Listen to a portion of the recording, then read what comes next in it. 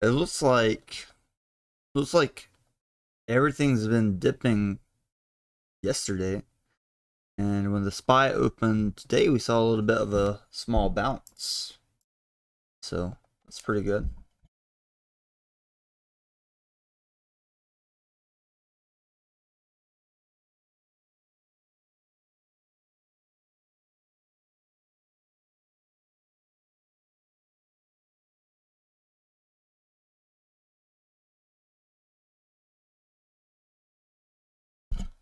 Right here, just watching Bitcoin and Ethw. I see Ethw. It followed Bitcoin on the pattern, so I suppose the moment it started following Bitcoin, that was the moment it stopped that big pump and burning by itself. So I think around $13 was that price, sweet spice price, and now it's following Bitcoin on the way up. So it's not really bad.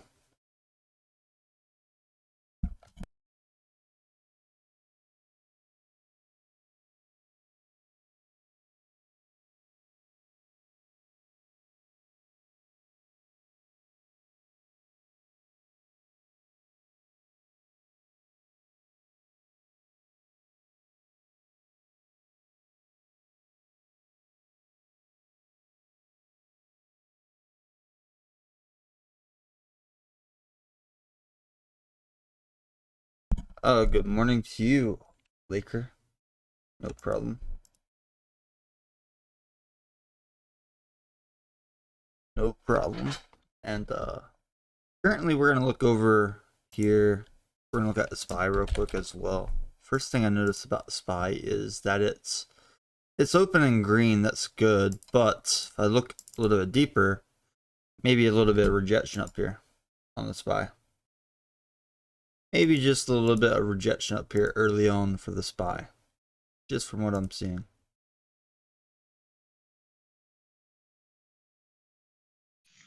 Good morning, Tay. Good morning. You in any positions, Rob? I don't want to talk about it. Maybe you got in a position before you went to sleep. A BTC short. The devil's rule.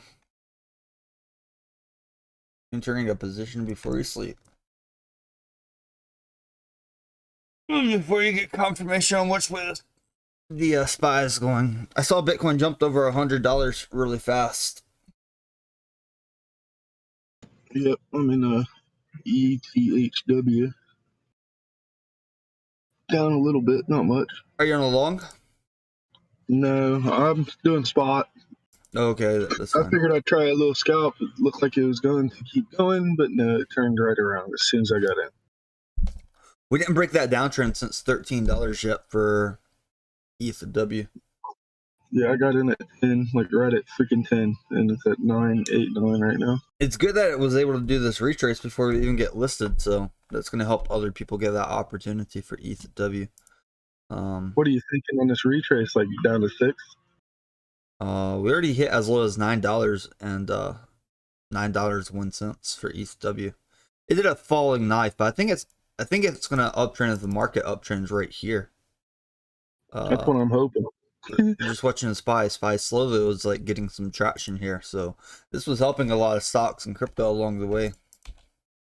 Yeah, I thought I seen it may bounce. Like that's why I got in. Like normally I don't jump in like that. But it definitely pushed us away from this breaking downtrend. So let's map it out real quick. I think it's like 13. Let's see the last spike at 1280.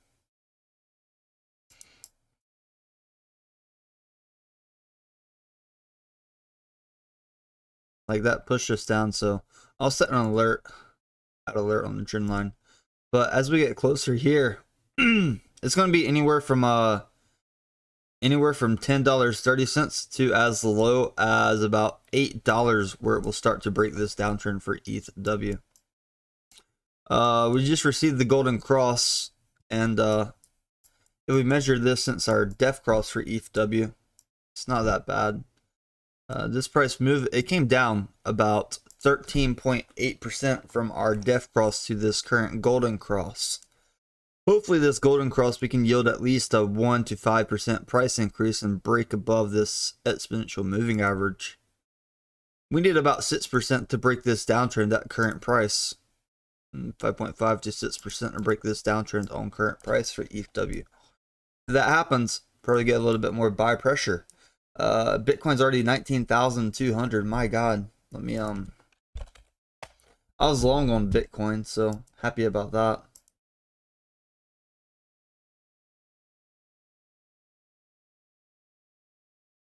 Remember, the SPY was oversold, so a lot of people were expecting a little bit of a bounce. Anytime the SPY is oversold, you have to take that into consideration. So we may be getting another bounce here for Ethw.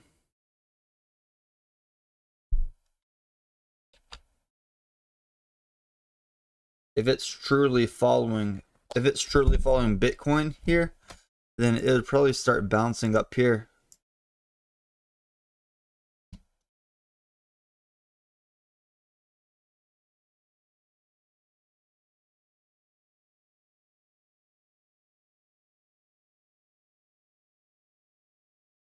Ooh. I put the link in the chat for people that still haven't been able to trade Ethw yet. I think eventually when this is on exchanges, we're going to get pretty decent trading volume. By the way, I put a big announcements for you guys. Get ready for 27th on Discord. It might be actually like tonight for us. So I got to convert the time. Somebody wants to convert time, but I'm going to use a calculator to check.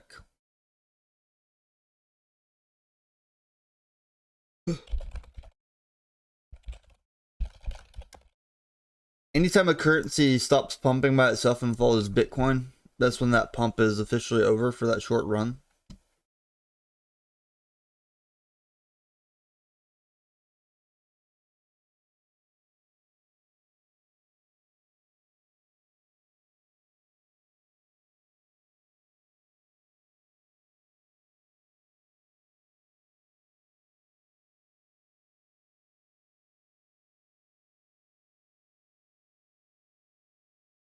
God.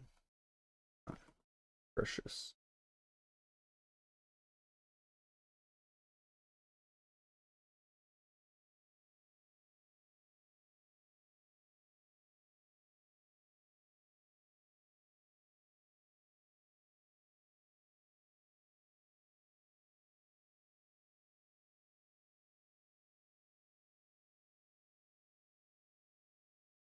So I think maybe around here it could break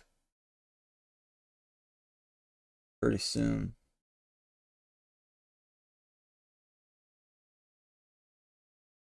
But we'll see. We'll watch it a little bit closer. I can already see we're getting a little bit overbought on the shorter time frames.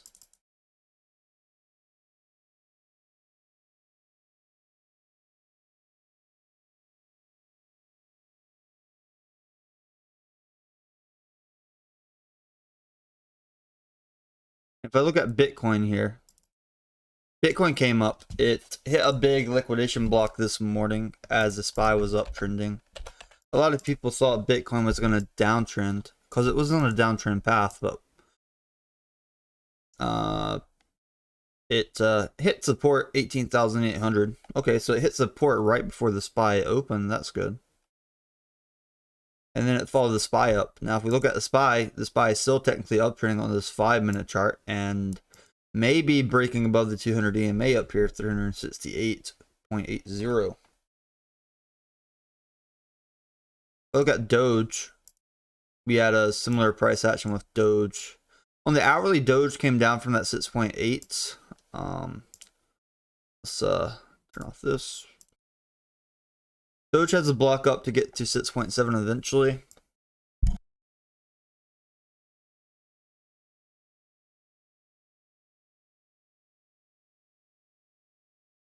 On the short time frame, because Bitcoin followed the SPY so close to there, it became overbought. That's why Bitcoin is dipping on the short term, and it's almost out of these liquidations. If I look at everything together, we see that Doge is following Bitcoin a little bit closer here. and ETH, but the XRP still doing a little bit more price movement on those pushes.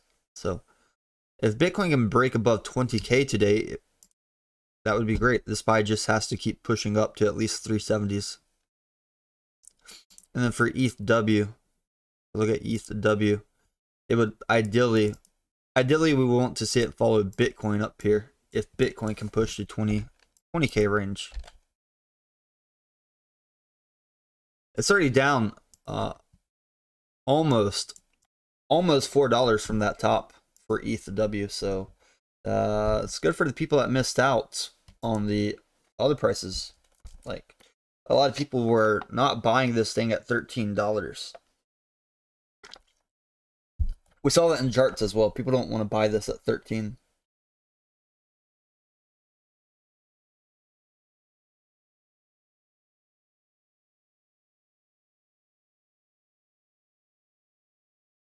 Yeah, I'll let everybody know we're online as well.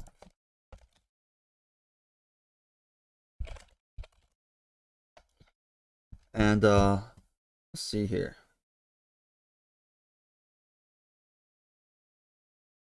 For the SPY. On the 5 minutes, still parabolic SAR uptrend for the SPY. If I look at this volume, it looks pretty decent buy volume this morning for the SPY as well. If I look at NASDAQ,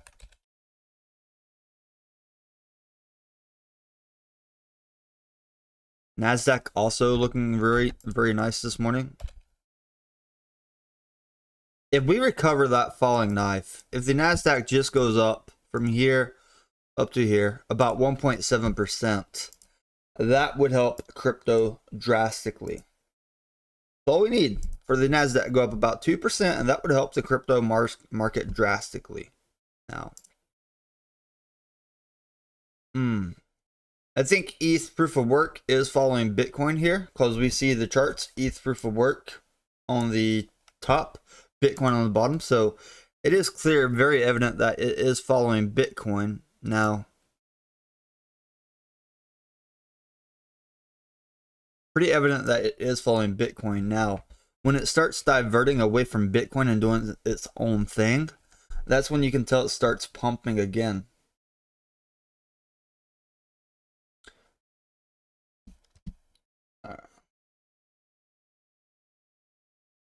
People scalped at 13 Laker Ice. People bought at 13 and sold at 13.80.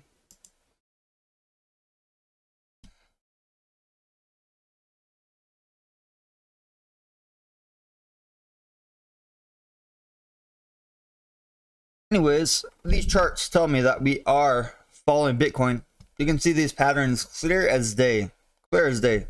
Bitcoin's up, ETHW is up. Bitcoin's down, ETHW is down. Following Bitcoin clear as day, and Bitcoin is following the market clear as day. If we look over here, we can do the NASDAQ.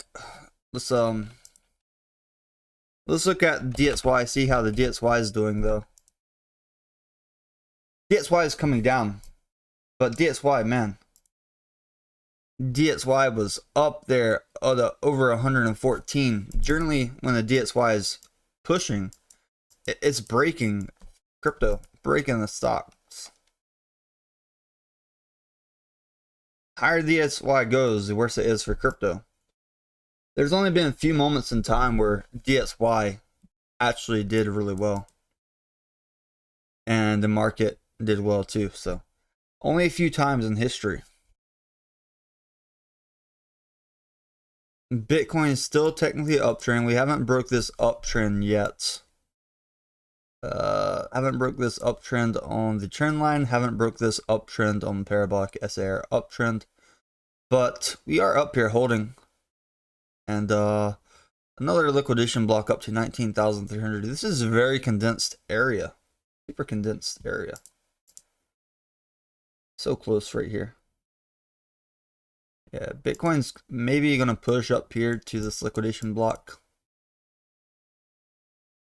By the way, I'm just letting you guys know what I see. There's a lot of people out there not watching their charts. And Bitcoin's still technically uptrending here by But look at Doge. Doge is probably going to outperform Bitcoin because it has more gas up here. Doge is probably going to outperform Bitcoin.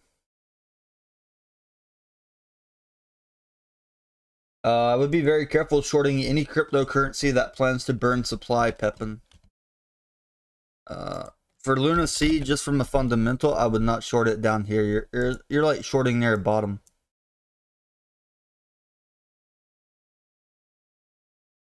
I would be very careful. People didn't want to buy Luna C yesterday when we broke the downtrend.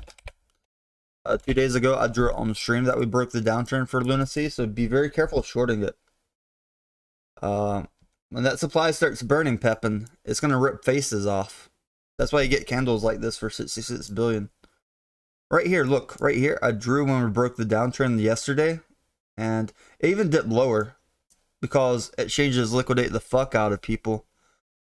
But look at this. After we broke the downtrend, the price dropped drastically. Price dropped like 25% just to liquidate anybody that wanted to do 5 times and liquidate those people. And boom, after those people liquidate, we're already up over 80% for Luna Classic. So it's a very brutal situation. This is why I did it on spot bag rather than futures. Like after I got out of futures before, I was like, let's just do this on spot. So it's very brutal. I would be careful shorting Luna Classic. Because once they burn that supply, we're going to be starting to shed decimals. And for Ethw, Ethw is still following Bitcoin up here. And I think Ethw will break this downtrend. Now, if that SPY and NASDAQ continue up here today, then great.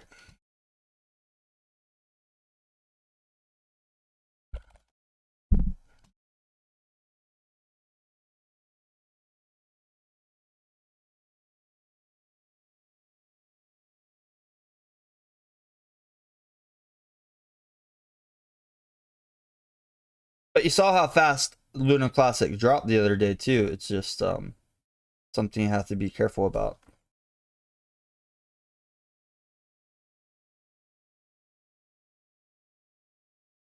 And if we're going to break up here, I'd be very curious to watch Doge. Doge right at this block up here. I mean, we're already climbed significantly. But I would be watching Doge.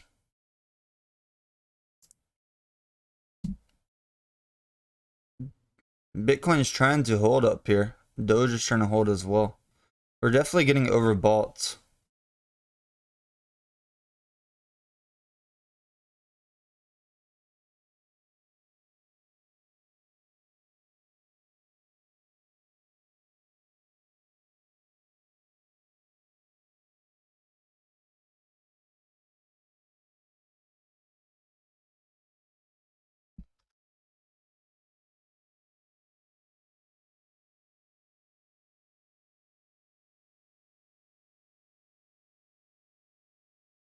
Look at Doge right here. I feel like next time Doge recovers, people are going to go long again on Doge rather than Bitcoin.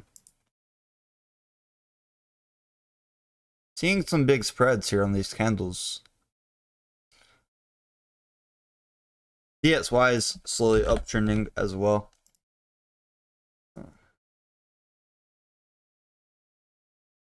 Already getting some sell pressure on the SPY.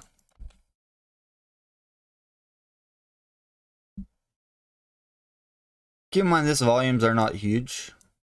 Volume's not really huge right here.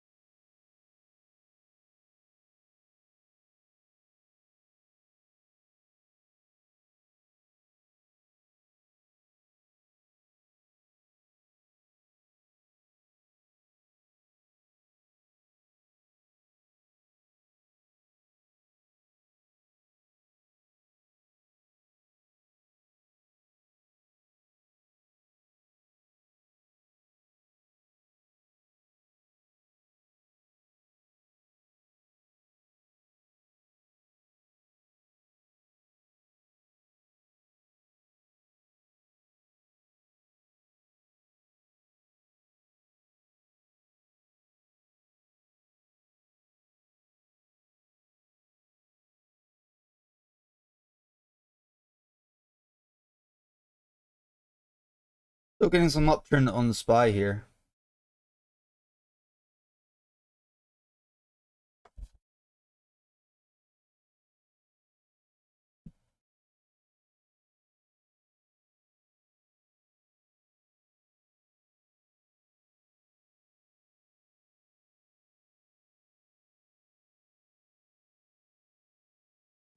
And let's see what's happening with Doge here. Is it getting close to that liquidation block? A little bit closer. A little bit closer for Doge.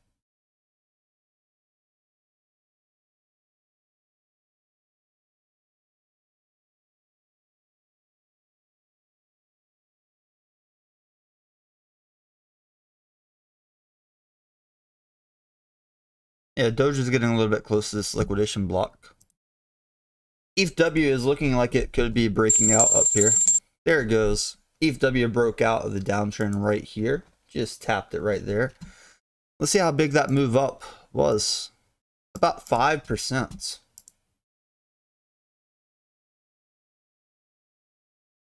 There's a 5% move up. Not bad.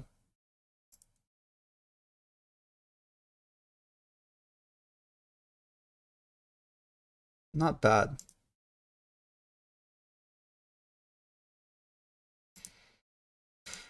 It's already at $10.30 again for Ethw from this area.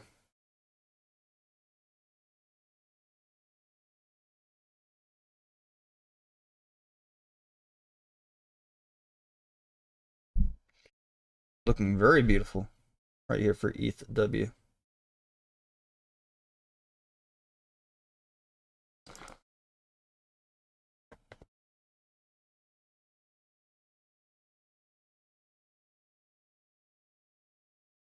You're fine.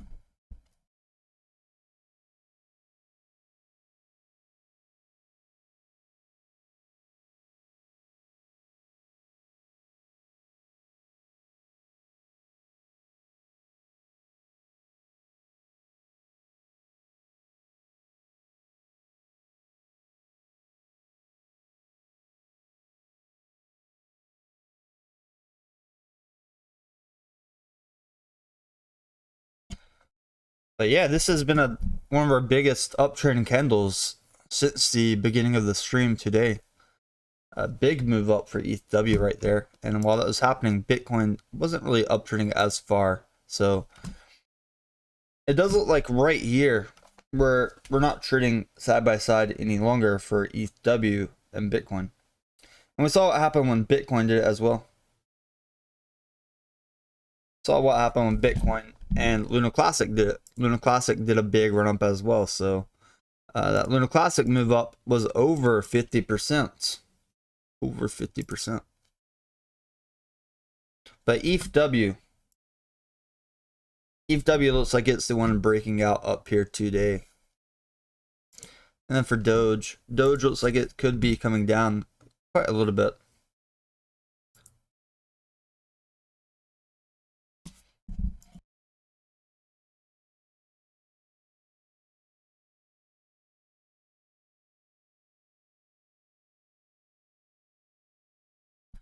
Doge looks like it could come down into this liquidation block.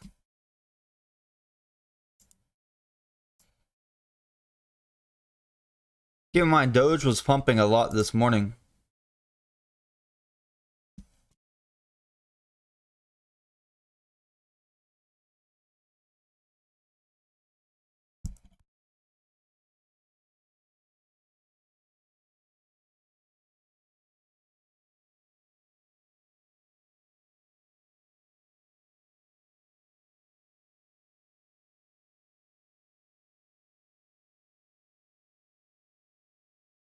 So that's what we're seeing this morning.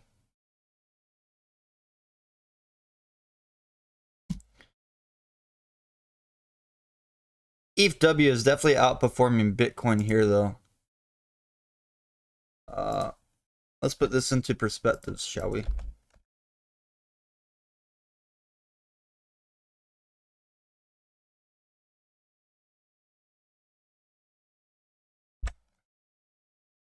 Like, look at this difference here.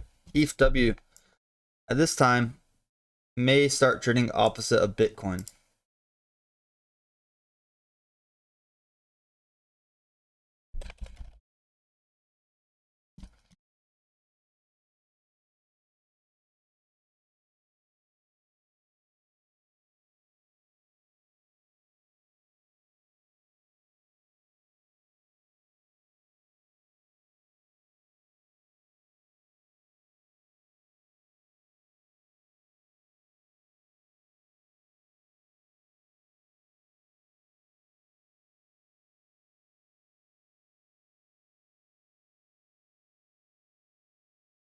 I think Ethw go up while Bitcoin's coming down. That's actually good for a lot of people that are doing these scalps. Like if you got in right before it broke the downtrend, you're already up in profit. You can take profits if you really want to. I mean, you're up about 4%. It's not bad.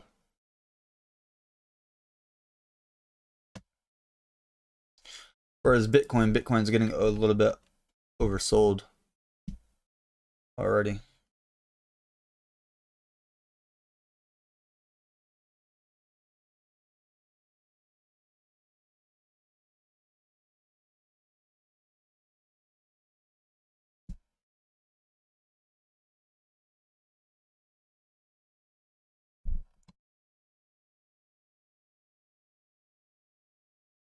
Let's see this Ethw though. Yeah, Ethw is breaking out up here. Are you still in your short, Rob? If so, what was your entry on that short? I think Rob's off right here. Ooh, that was a big run up for Bitcoin.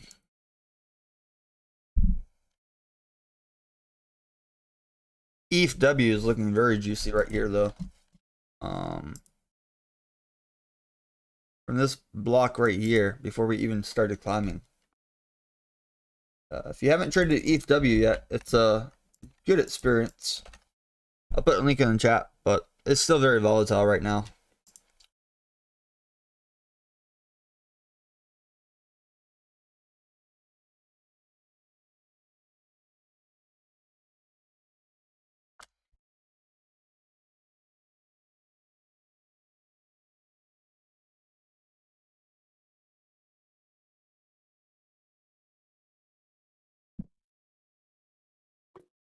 Hey, Jane, Hey, what's up? what is the name of the indicator you use to see the liquidation? It's Liquidations by ML Applications. Cool, thanks. You're welcome.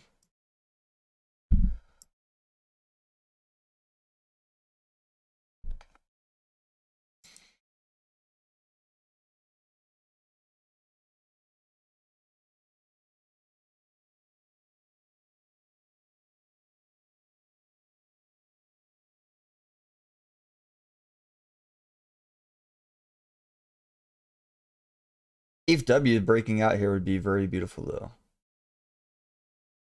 Look at this breakout for Ethw YouTube. Man, that's crazy.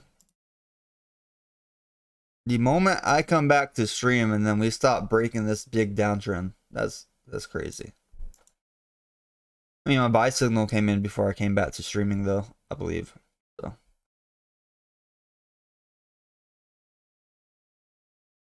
yeah, my buy signal was already here before I came back. I just noticed it right down here. We're getting the golden cross and about to break the downtrend, so feels good. Feels great. My God.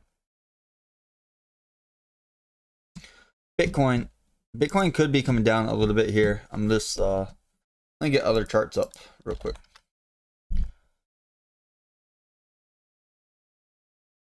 Oh, the SPY is still pumping. The SPY is still pumping. So that's good.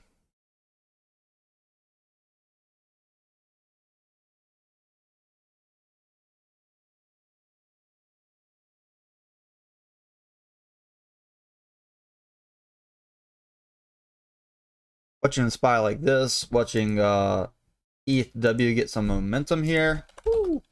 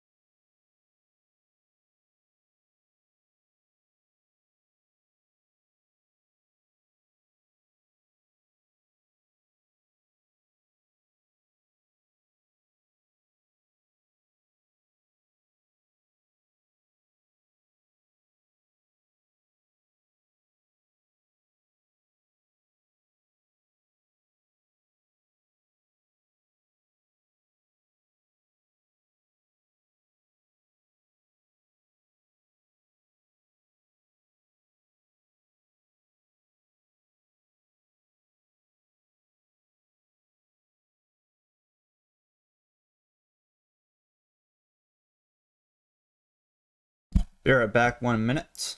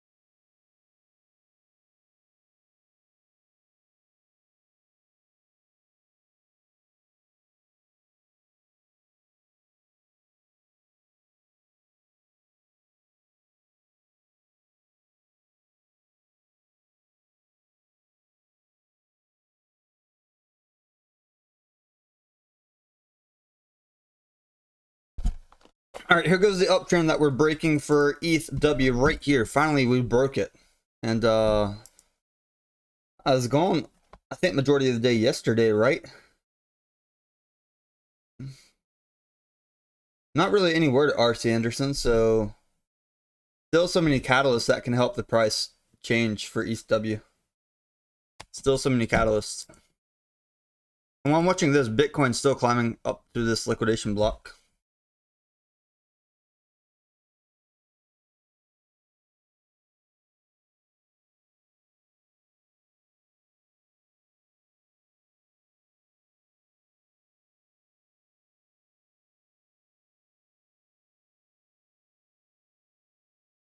So, it's good morning so far.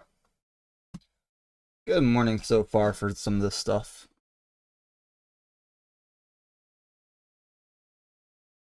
Yeah, Bitcoin's up in this liquidation block. So Bitcoin's pushing up following the SPY this morning.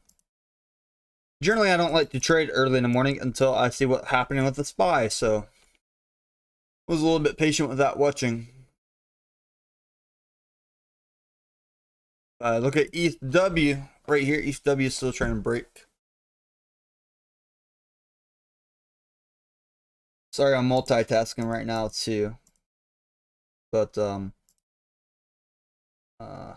was warning my Discord this morning about an event that could create a squeeze. If you're not in the Discord yet, definitely should join. This could be a miniature squeeze. We don't know exactly which coins. Could be a lot of coins at a short time for a squeeze. So definitely interested about watching that.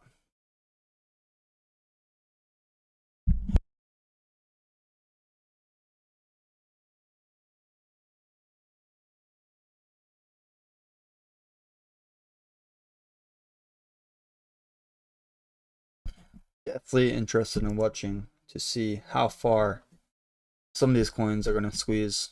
Ethw is still trying up here. It's possible we get rejection at this 200 EMA around $10.50. But if the SPY keeps going, great. Why is Lunar Classic pumping? Because supply is being burned. Simple economics. Simple economics. Supply burned, price up. I try to tell people, they don't want to believe me. They're afraid to buy it at 23 when it's dipping, but then it goes back up to 30s. So eventually this thing, when they do burn the supply they need to, these decimals are going to be gone. So be careful. Be very careful trying to short Luna Classic. Be careful trying to long it on high leverage. Even 5 times leverage at the downtrend would have been liquidate right here, because as Bitcoin dipped, it still kept following Bitcoin. And then right here, this is when it traded opposite of Bitcoin on this candle right here. So be very careful trying to leverage it.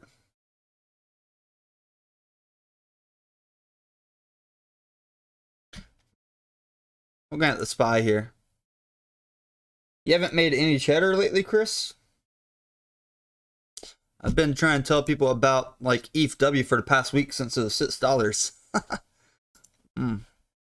Hard. It is hard to lose money for me this week. Like, it'd be really hard to lose money unless you're YOLO in gambling. Even if you're using like spot trade, you could have potentially 200% a bag this week and just be on the sidelines if you really wanted to.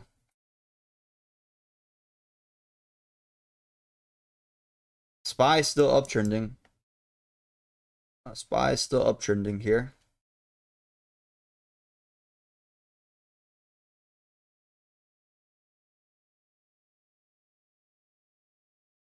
For the indicator for liquidations, you just go to liquidation levels by ML applications. That's going to be that indicator of liquidations, and then you can customize it for your own view.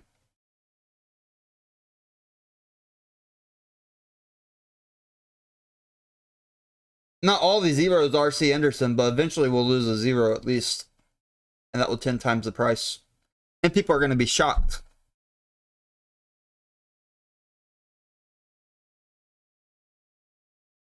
So I'm waiting to see if Ethw is actually going to break and hold here. Like we're already bounced out of the downtrend a little bit, but we didn't like break and push all the way. Didn't break and push all the way.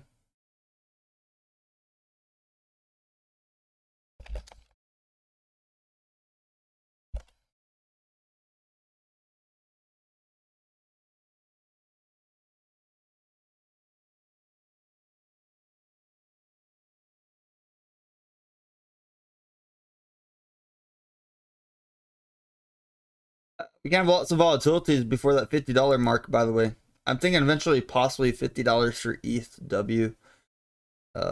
Spike up to 50 if it's listed on some of these big exchanges.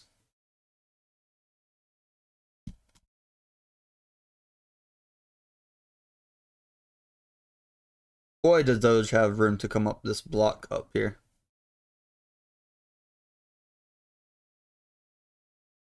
Doge has a lot of room to come up in this block up here. And watching Bitcoin as well.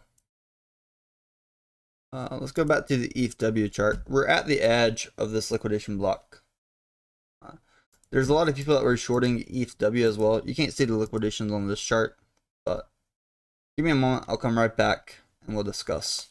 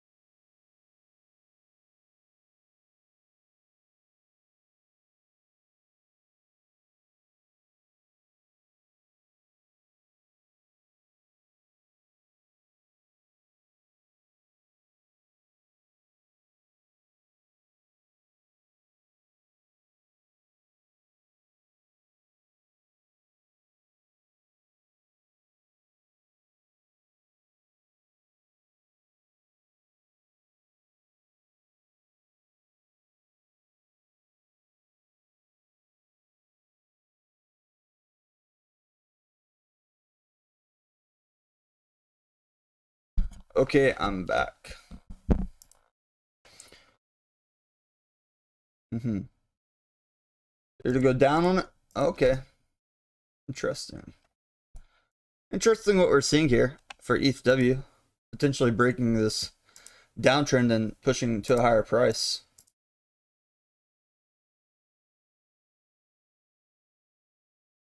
Woo!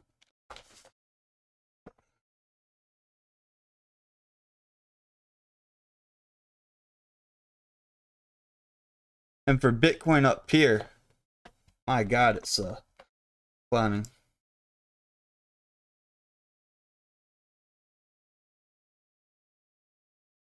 Bitcoin was climbing today. Let me rephrase that. It was climbing today. That was a big push. Let's see how big Bitcoin did since 26 to now. It's about 2%. So that's a big move for Bitcoin, 2%. And while looking here, ETH is still up here while Bitcoin slowly coming down. And Doge potentially coming down as well a little bit. For Ethereum, Ethereum hit this liquidation block and ETH under 1400.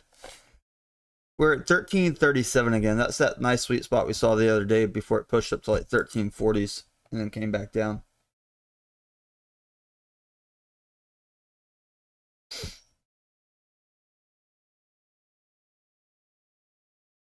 Yeah, the burning of Lunar Classic removes supply. Will increase the price.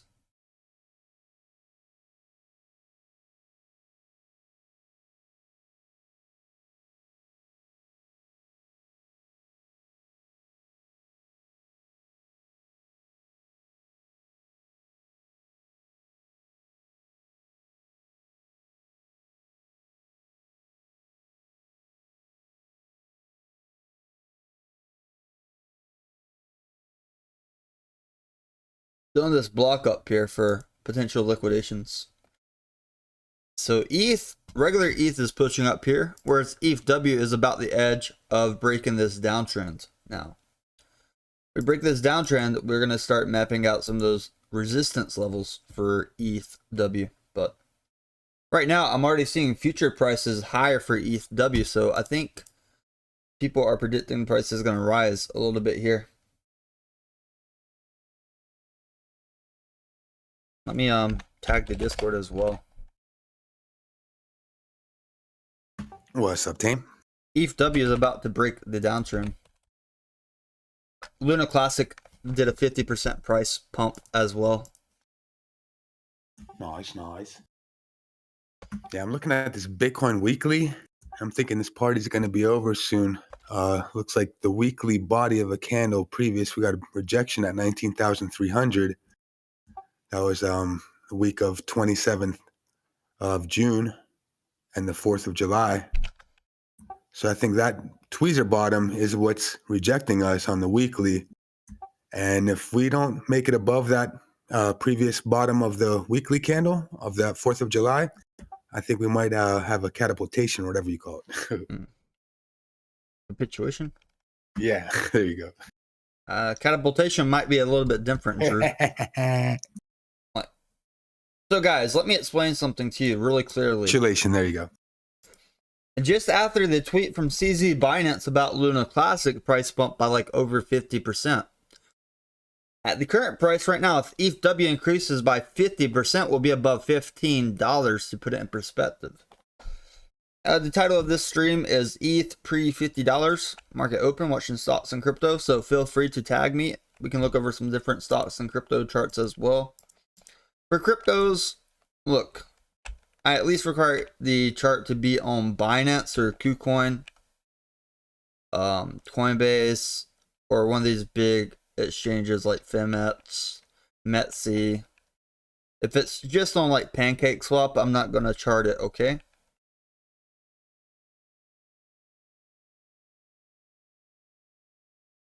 My God, Drew.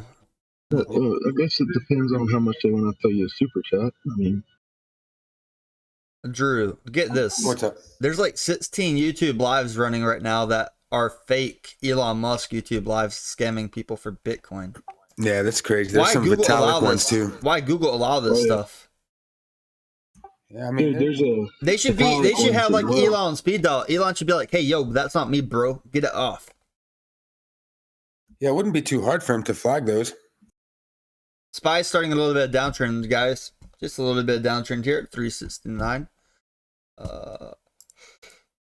Yeah, it's a mess. I'm wondering if it's to their advantage because statistically, it's going to say more interaction on Google and things, and say ups their numbers. So I don't know if they're just No, like no, it's not to their advantage because people are getting scammed.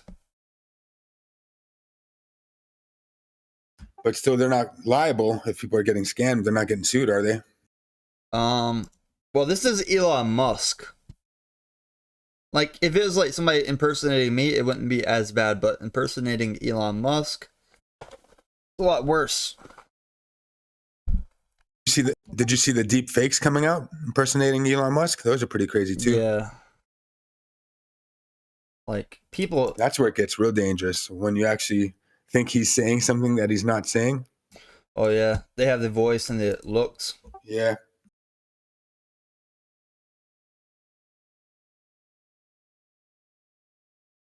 We just broke up a little bit higher for Ethw right here. Another higher high on this 5-minute chart. All right, YouTube.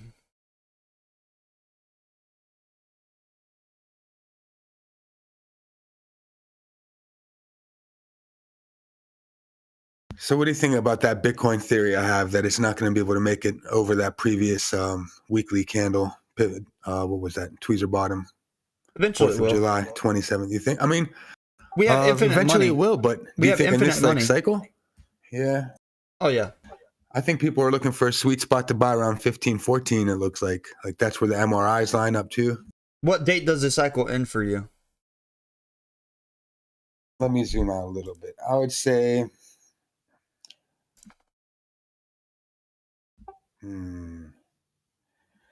I'd give it like May 2023, June 2023, but doesn't mean we're going to blast off there. I think there's still going to be accumulation till probably the end of 2023, early 2024.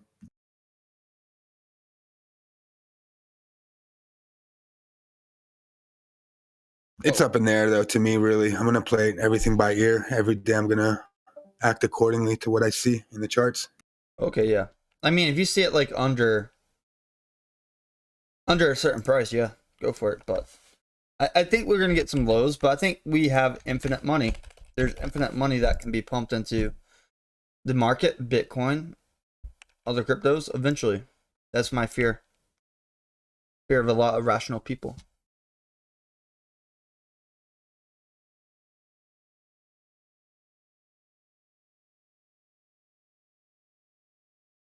I'm glad that Ethw never came back to my entry of $6. I didn't take profits.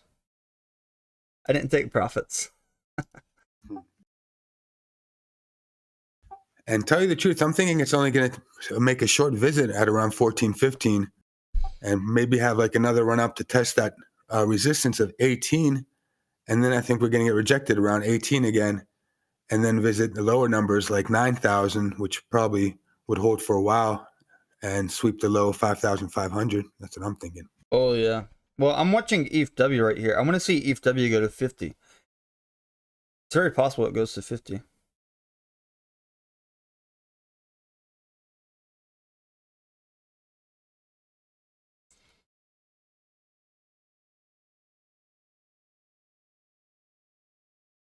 I have my trading view alert and everything set up for this downturn and break, and man, we didn't break it until I started streaming today. When I was looking at this, so happy to see that the downtrend finally started breaking.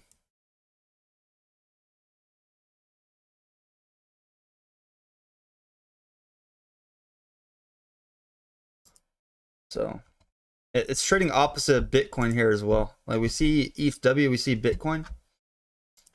It's finally doing its own thing. It's going up. It's at 1050 again, while Bitcoin is trying to come down from that pump.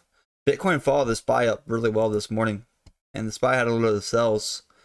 And we'll see if this SPY can continue uptrend. It's good for the stock market today. A lot of people's portfolios will be doing a lot better. Yeah, if you're Ethw, you can hold that $10 for a while. I'd be pretty bearish for it. Yeah, I'm sorry, bullish. I'm sorry, bullish. Ethereum outperformed Bitcoin on this pump up here. Look how steep that was. Ethereum outperformed Bitcoin. Let's see the measure move from the bottom to the top up here for ETH. About 3.79. From bottom to the top measure for Bitcoin was about 2.5. So over 1% for there. Cinegame says your trend line is a little low. Tame Dark, where your charts from? All right, I'll show you real quick. So my trend line goes all the way back to the 25th of September, and it's at that peak at $13. And then at $13, that's when we started our recent downtrend again for Ethw, and we didn't break that downtrend until right now. So from the 25th of September until now, and then we had a huge sell pressure, which us down under $9.40, and then as low as $9.02 for Ethw. So it's also this bounce out of the downtrend isn't that high currently. Not that high currently. It's very possible that we retest this downtrend line and maybe come back towards this 980. But I'm hoping Binance or When Exchange will list it this week. If Binance or Coinbase or Robinhood list it this week, I would be happy. Very interesting seeing games. Your chart didn't break. But definitely we drew different trend lines than in games. And since this move here at the Golden Cross, we're already up over 6%. So I'm using OKX perpetual contracts. I'm just using OKX perpetual contracts for this chart.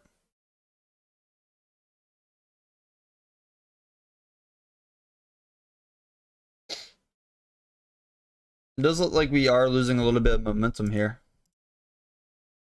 Bitcoin's coming down a little bit here. The big and decisive candle right here. I want to highlight that. Big and decisive candle could be forming on this 5 minutes for Ethw. Yeah, Bitcoin's getting a little bit of sell volume here. My price is 20 cents above yours. Wow. It's crazy. Yeah, you're gonna have big price spreads sometimes.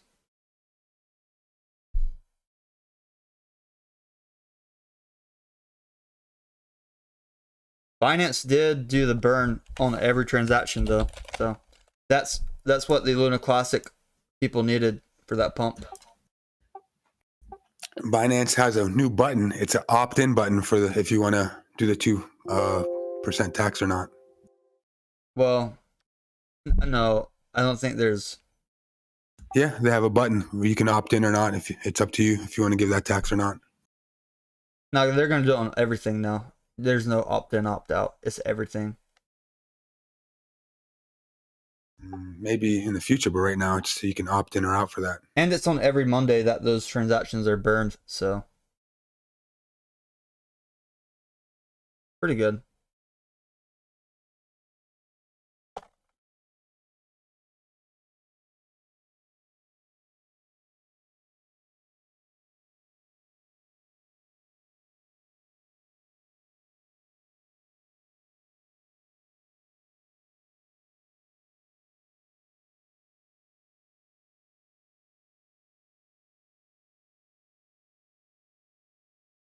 But this is gonna help the burn happen a lot faster. It's gonna help the burn happen a lot faster. So happy about that. It's definitely gonna help my spot bag out drastically. Did you notice how bad Lunar Classic dumped before this as well? 25% drop down to kill all the people trying to 5 times long it before this news. They were liquidate. And boom.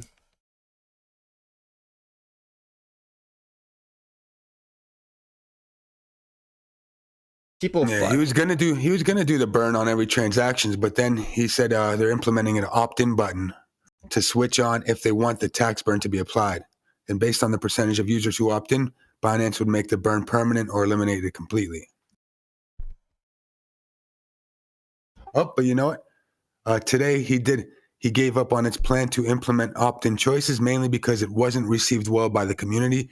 It would take too much time to develop. Right, yeah, So he he's did give forcing. up on that. I put it in the Okay. chart channel if you want to read the exact article. Like, they're going to tax every single buy and sell,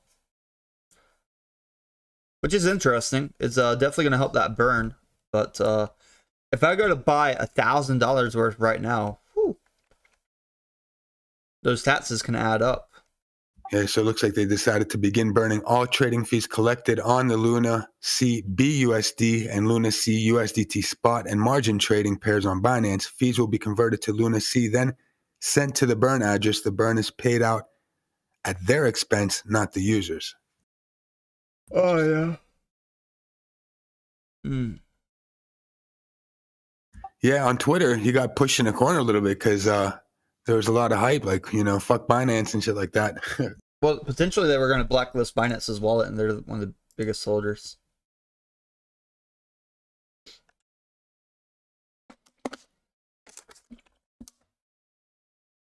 I think before this happened, though, because the article came out 5 hours ago. So if I put this on a 5-hour chart, 1, 2, 3, 4, 5.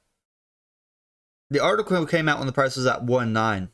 Look how bad it dipped before then. Look how bad it dipped before then. I think as retribution before Binance made this decision, either Binance or some firm sold a bunch to liquidate everybody that could benefit from this on high leverage, or even 4 times leverage. Like, if you bought in anticipation on news, you would be down 38% before it ever went back up. So even 3 times leverage would have been liquidated right here. So pretty dangerous for that Luna Classic.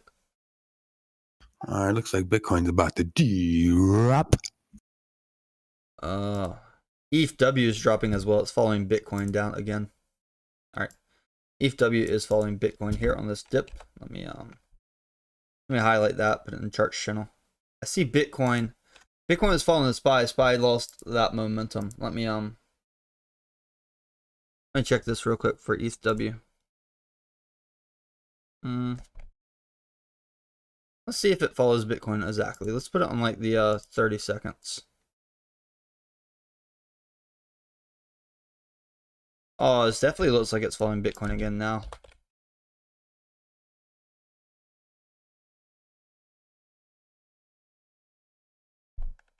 What do you think, Drew? I think it's following Bitcoin.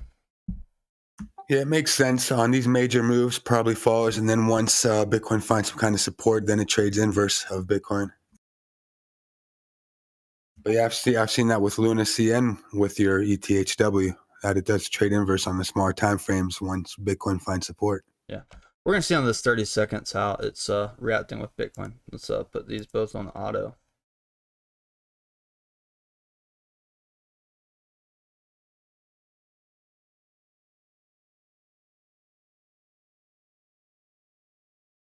Bitcoin doesn't have as big of a fundamental catalyst that can cause the price to increase, though. Yeah, I'm waiting on the sideline today to profit late last night, very late, like 4 a.m. So in the very short time frame, it does look like sell signals. Let's see what candle this was. 4130. 4130. So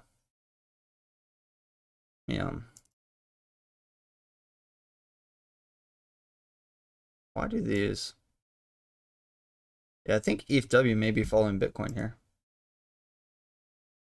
Not exactly to the T, but very similar, right? Yeah, and if Bitcoin breaks 18,833 on the downside, I think it could pick up a lot of speed down. Start gaining momentum on the downside. Right. At 18,830 area, that's the bottom of the body of the weekly candle that we're in, of the tweezer bottom.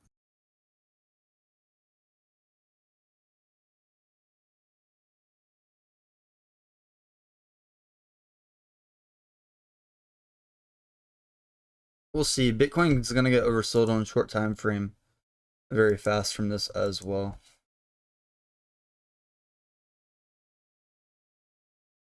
The SPY just received the death cross on the 1 minute.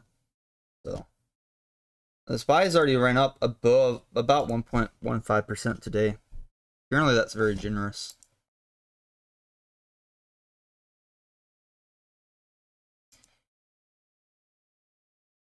So Bitcoin may be getting a little bit of buys up here in the short time frame, but we also have this liquidation block that can shove us down another $100 for Bitcoin.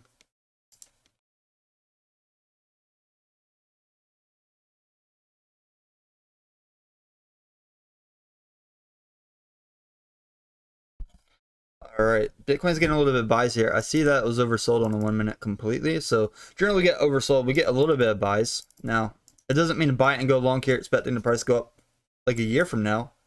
Like you buy it, people buy it here, expect the price going to go up for like maybe like 10 to 30 seconds, maybe a few minutes. Other than that, like we're overbought still in the longer time frame. Yeah, and Bitcoin gave us a lower low on the 15 minute. I mean, a lower high, I'm sorry, on the 15 minute. Mm-hmm.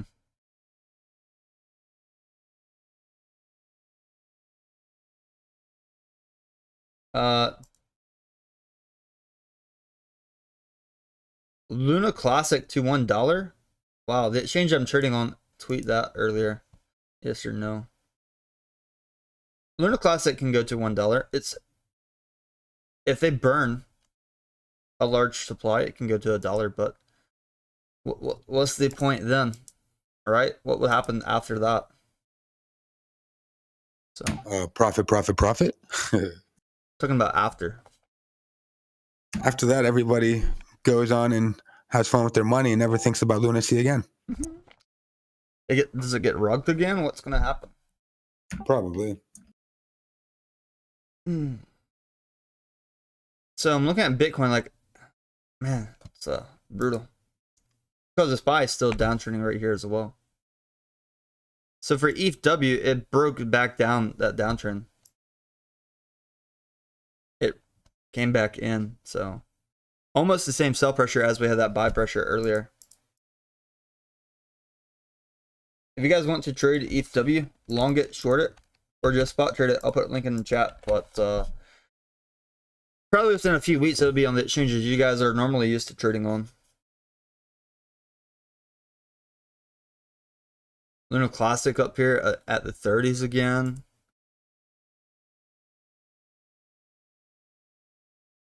I think after this cools off again on Lunar Classic because it's on the hourly, it's completely overbought. But man, that's a big pump for Lunar Classic up here.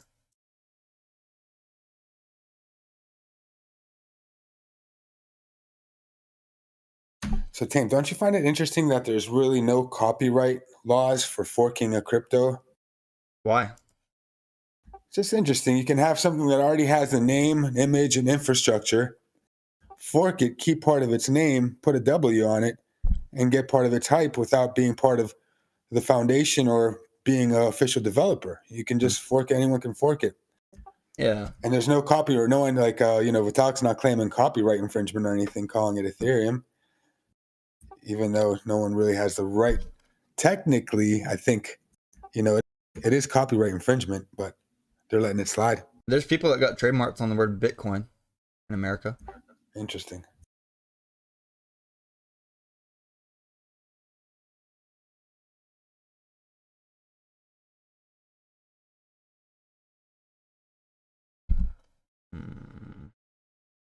Okay. Anyone right now, they can fork whatever they want to, keep the name and just call it, put an extra letter at the end. So from the SPY to sell signal on Death Cross, it's about 2.6% price move up. That's what Billy Marcus did with Doge. Oh yeah. But he didn't keep any names. I mean, he just forked it pretty simple. Bitcoin was a simple fork he did, not too complicated. He didn't fork Bitcoin, he forked Lucky Coin. Yeah, but the original was like, after Lucky Coin, Litecoin went, it was all originated from Bitcoin. A lot of these coins are derived from other coins. Yeah, Litecoin forked from Bitcoin. So let me explain something to you, Drew. Nobody copyright the internet. Nobody trademarked the internet, right? But we can all make our own servers. We can all make our own hosting. Right, but when you have like something that people are buying and selling and trading, not using, basically, just like cryptocurrencies, We see people. I think there should be some copyright laws. Like nobody can just call something, unless they have proper permission to fork something. It's an algorithm. It's an algorithm, Drew.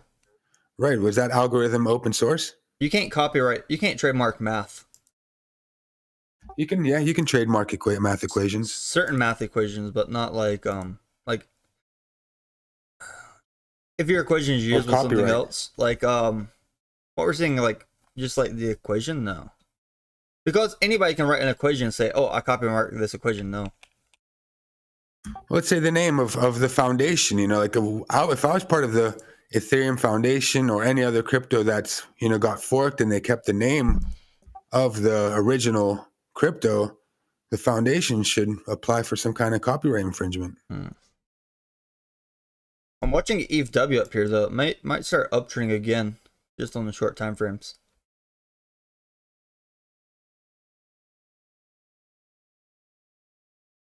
What is this? I did a Bitcoin long at let's see. I can add to it, but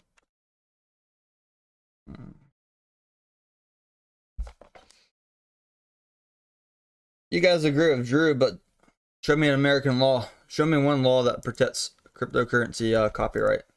Well, that's what I'm saying. It's funny that there's no law yet.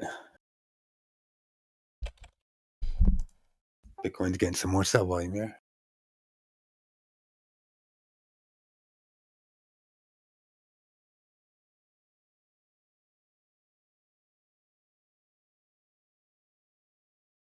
It's like somebody, let's just say with the market that I'm in, like, with the cannabis market, somebody could manufacture something that's similar like mine. They could kind of fork our concentrate. They could find out exactly how we produce it to get the taste, what procedures we do. But they can't call it Cali Stripe X or something. I think the same should apply for anybody taking cryptocurrency technology. Nope. They should at least switch the name if it's a new fork. Nope, you don't have to switch the name. Let me explain why. Oh, I know you don't have to. I'm just saying that those laws should be applied, I think, to protect the original creators. So I can copy the name Nike if I put it on like perfume if they don't have a copyright for perfumes. For blockchain technology is I think public domain in a way. Yeah, but that's what I'm saying. Things might change. Doesn't seem correct. I'm looking at Lunar Classic up here, and my God, that was a big push it had today.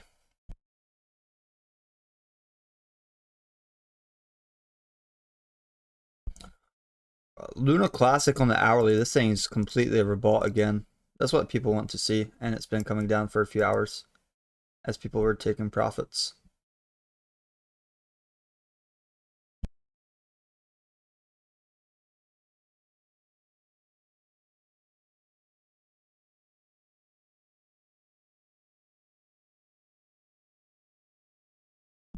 I think if it spikes up again, great. If not,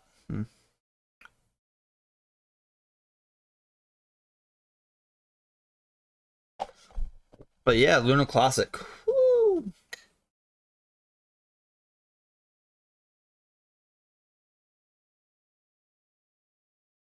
Let's look at Ethw real quick. I think I got. I'm gonna use the OKX chart. Oh man, big sell pressure on Ethw when I looked away. Well, we did hit the sell signal and the def cross together. Pretty good sell indicator right there. And then after both the def cross plus sell signal, let's see how far we fell down from that sell signal. About 2% roughly before.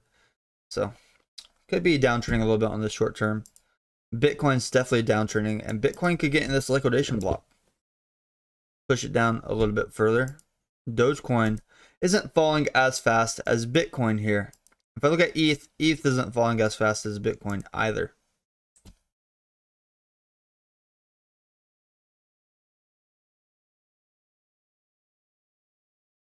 If I look at Lunar Classic up here,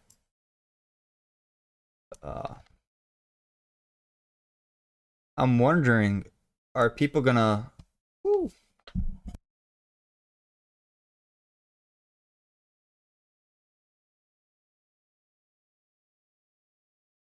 If this thing was to go to $1, they would have to burn like almost the full amount until there's only 10 billion tokens left. Or actually not 10 billion, but they're going to keep taxing until 10 billion. So Lunar Classic up here is interesting as well.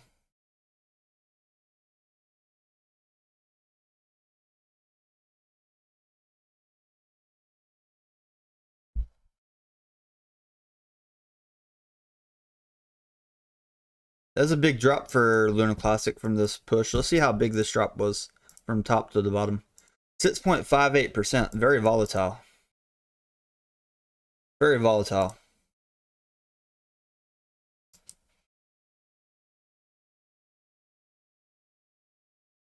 And then for Dogecoin, like this is a big indecisive candle, like right here for Lunar Classic on the short time frame.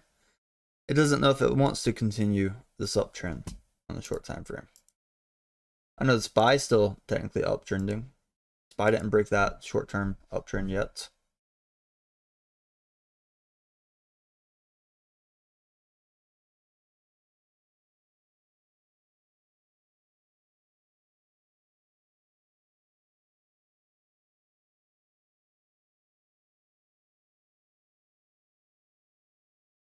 If I look at this on the broader time frame on hourly, people would probably not buy into Lunar Classic up here.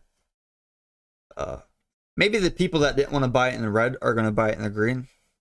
Just how the brain's hardwired for some traders.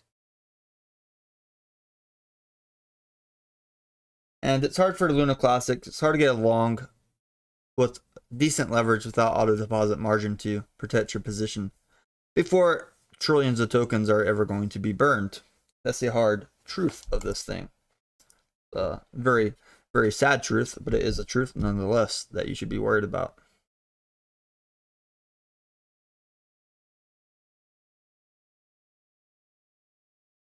It's like on the hourly, this is like a nasty head and shoulders that could be forming for Lunar Classic up here. Very nasty head and shoulders that, like, before trillions are burned. We have the tax rate, we have supply going down, but now people are going to be calculating how fast is that supply going to go down.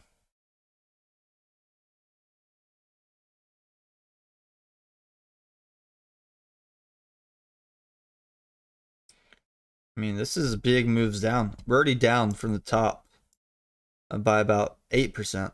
I think at least 30% at least, which would bring us about to 23170 again. That would be a big move down. 30% move down. Lots of liquidations would happen. But these liquidations are the people that just got in recently, not from before. Because people that were long at 30 before have already been liquidated on this coin.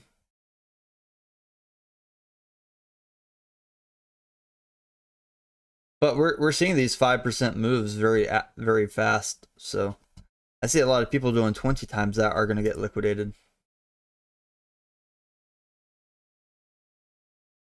Let's take a look at Doge. Doge is still in this choppiness block right here after the uptrend, so it didn't do a full retracement yet. It's given people plenty of time to decide if they want to take profits or they want to stay in. Like, been over an hour, so Doge is leaning closer, definitely closer to liquidating longs down here, and price could push down. We had the def cross and the sell signal most recently. After that sell signal, we spiked down 0.2% for Doge. 0.2% is pretty big for Doge and Bitcoin movements. Now, Ethw may be uptrending a little bit here on the short time frame, but on those hourlies, like, we might have to wait a few hours for other things to be oversold. And then Lunar Classics right here.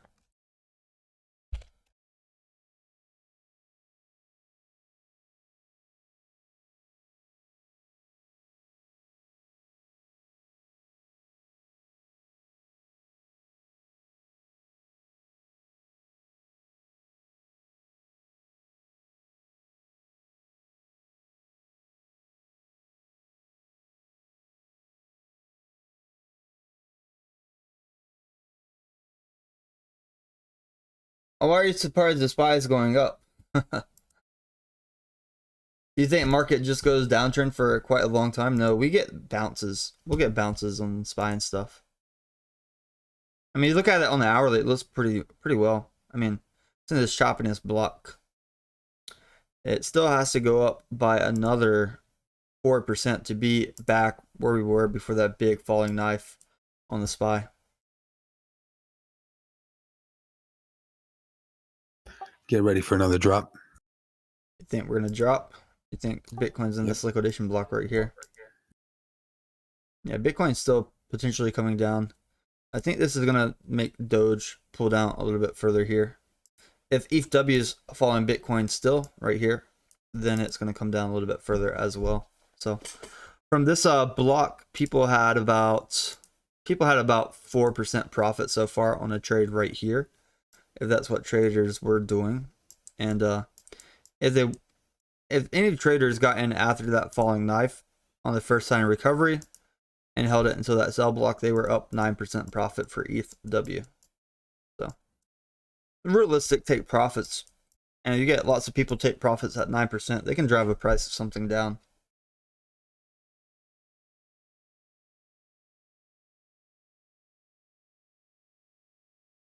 Eventually, this TA won't matter as much for Ethw because once it gets listed on an exchange and the news comes out, it just goes parabolic. And these short-term scalps that these guys are doing won't matter as much if the price goes up like 2 times. Like they're taking a 4% profit, but if the price goes up 2 times, my God, I can only imagine. I'm gonna use the restroom real quick. Give me a moment. Let's put this on auto for Lunar Classic here. And when I go to the restroom, we're going to look at the Bitcoin chart, because Bitcoin's getting real close to these liquidations.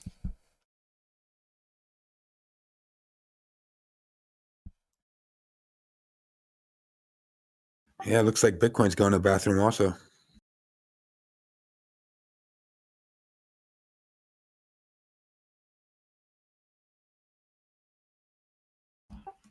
Dump it.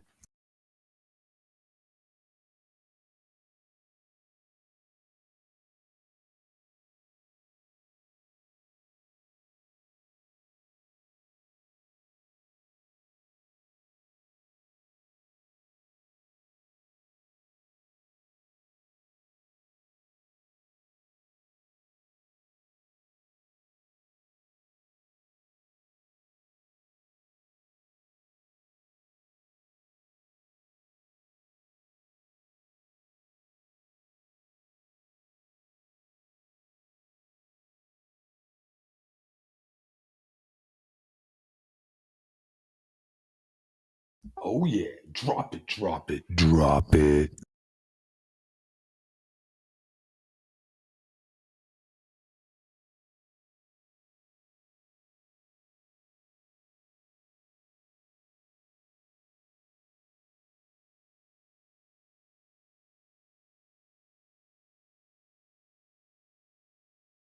Yeah, I don't think this 19,000 is going to hold. This 19,000 was psychological support anyways, no real support. We did have some price action bouncing along here, but in larger time frames, meh, I don't see enough support here. I don't see enough support here. I don't see enough support at 18,800. And I definitely don't see support at 15,000, 14,000, where people were thinking they're going to get a good bounce. If you look at the weekly, that's no man's land.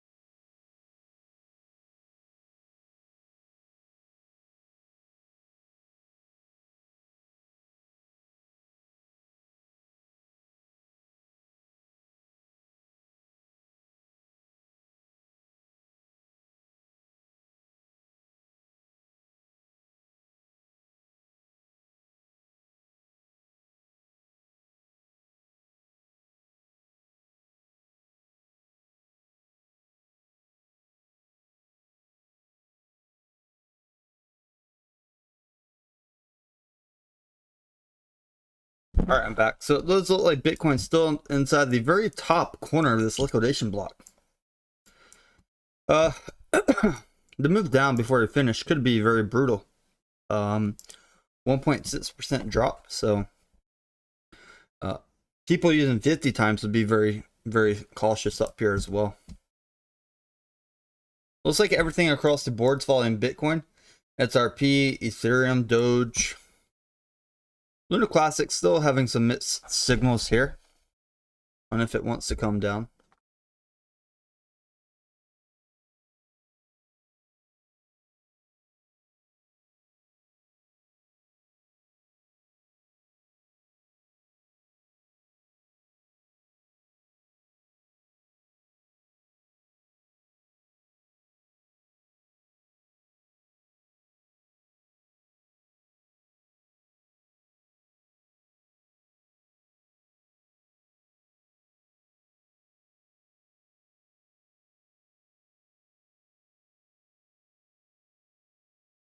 That 305 push up for Lunar Classic was very nice.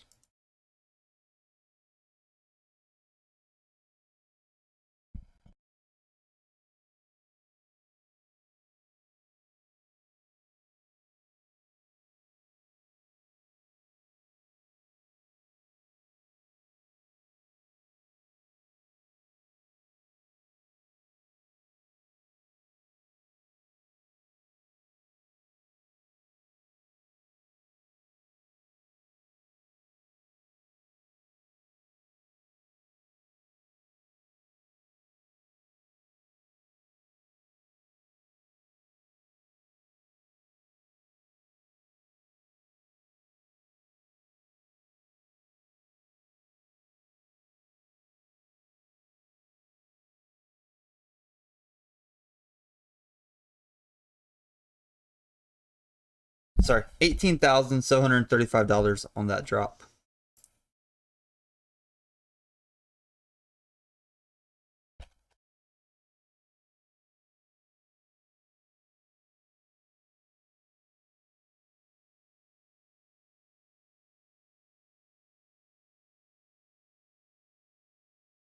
Lunar Classic still trying here. Doge is trying to uptrend here. But look at Ethw, it's still trying to bounce around the same price level. Like, look at that. Same price level. $9.84 trying to do a bounce up. So, very interesting. Looks like it's trying to follow Bitcoin here. Yeah, Ethw is trying to follow Bitcoin here. You guys see that? So, it's not running on its own like we thought. Maybe did a little bit of pump earlier than Bitcoin, but still.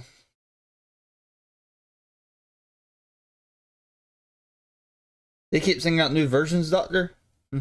That's crazy.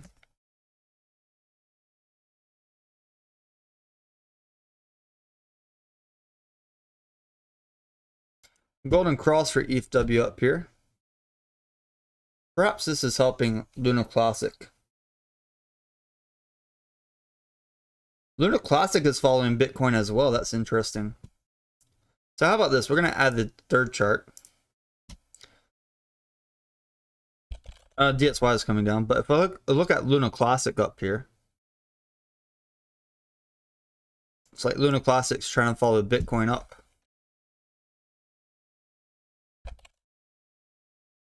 Interesting.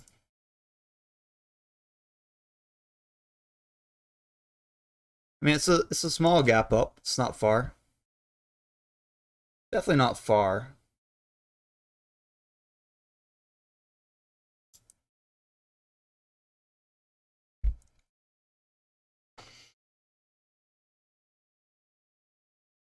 Yeah, if you want to send one to me, I'll give you my MetaMask address or one of them.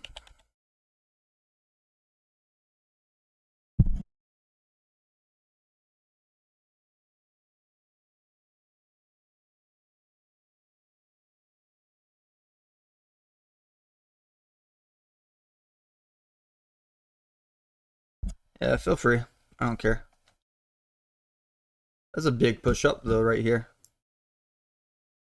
So from this bottom to current price for Bitcoin, that's 0.29% price swing. compared to 1.6% for ETH and compared to 1.3% for Lunar Classic.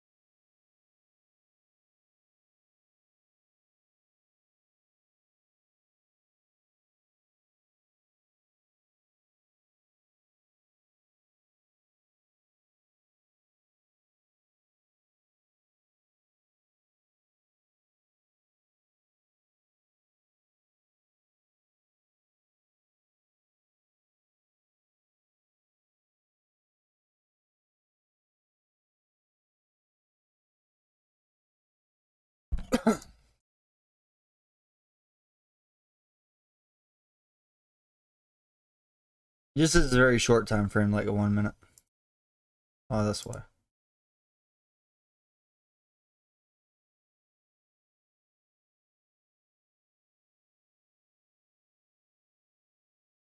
So Bitcoin was getting a little bit of sells, but Lunar Classic's getting a little bit of buys right here.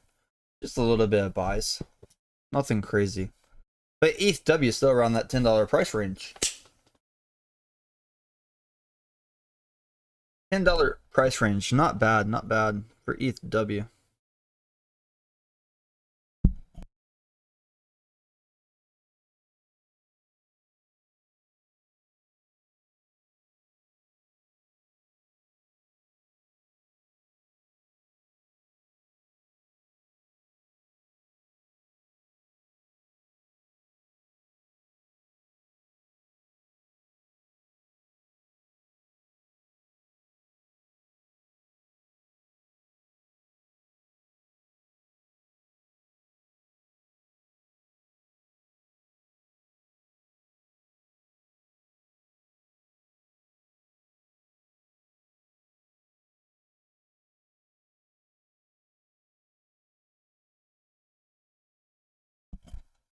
And I'm looking at SPY. SPY is still getting sell pressure here as well. So it's a very delicate situation. People may be waiting on the sidelines until the SPY calms down.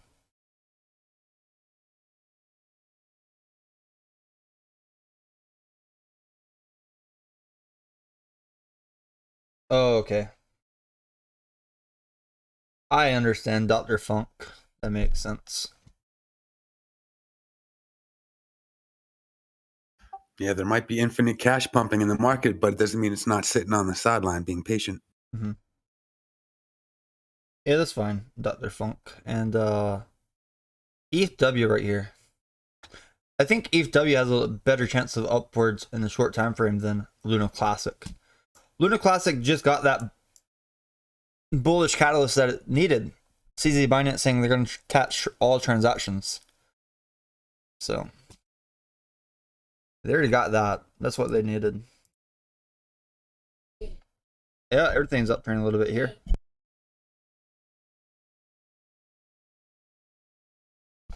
We are getting some buy pressure for Bitcoin here. Lunar Classic's not feeling all that love though.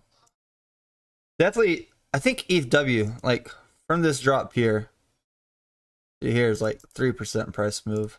Lunar Classic from like there's also about 2%. So we'll see. I like ETH trading more than Lunar Classic trading. Lunar Classic, these taxes could eat up your profits potentially on short-term scalps. So people are gonna have to be doing more long-term swing trades for Lunar Classic up here. But we switch over to the dedicated Lunar Classic chart. We can see that we are breaking the short-term downtrend. Like we're downtrend on the short term and start breaking it for Lunar Classic right here. It's a big candle, over 1 billion volume.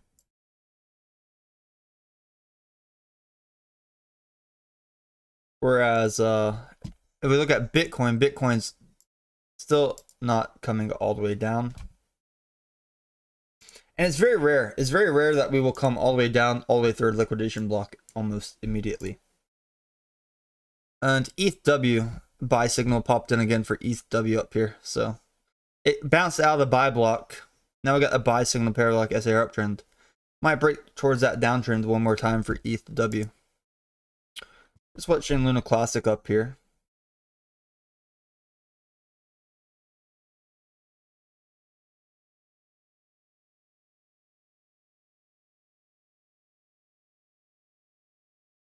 That's a big move up for that's a big move up for us.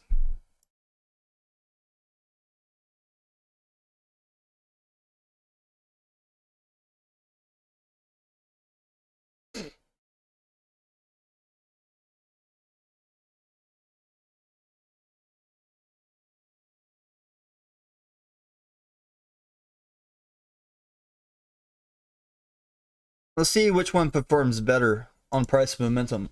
XRP, Lunar Classic, Bitcoin, or Lunar Classic? I think I said Lunar Classic twice.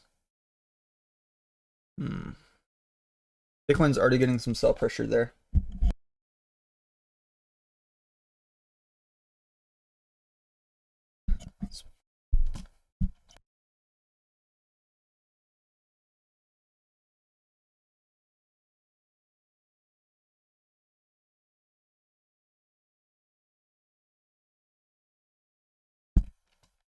Let me delete the camera real quick, hide it. We're gonna look at XRP's price movements. So XRP, from the dip down there at the def cross to the run up, that was about 1.2% price movement. Not bad. Doge over here still looks like it's uptrending. And Bitcoin is like, we're in a situation where like if we break this uptrend, it will drop way faster. I mean, we're already down significantly from 19,300 for Bitcoin. So even from this like top of these candles, we're down almost 1%. So big movements. Big movements. Let's go back and watch Lunar Classic and see what's happening there. On the very short time frame, we had the golden cross. On 5-minute chart, definitely helped us change paths from that downtrend. Definitely change path, but we still have this more like broad downtrend since today's run up, and we have enough data points to start mapping this out. Lunar Classic's in a delicate spot here. We're teetering along the area that would give us a def cross, and if we get the def cross, price could drop very, very bad. Let's go back before I look at Lunar Classic. Last time it did a big run up on some of these charts. Get a def cross on a time frame like this. It's potential to come down hard. We'll say that.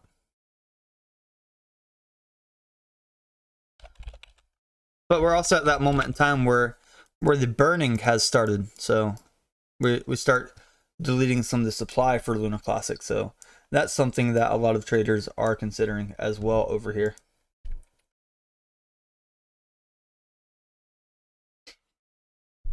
So I don't know if we're going to see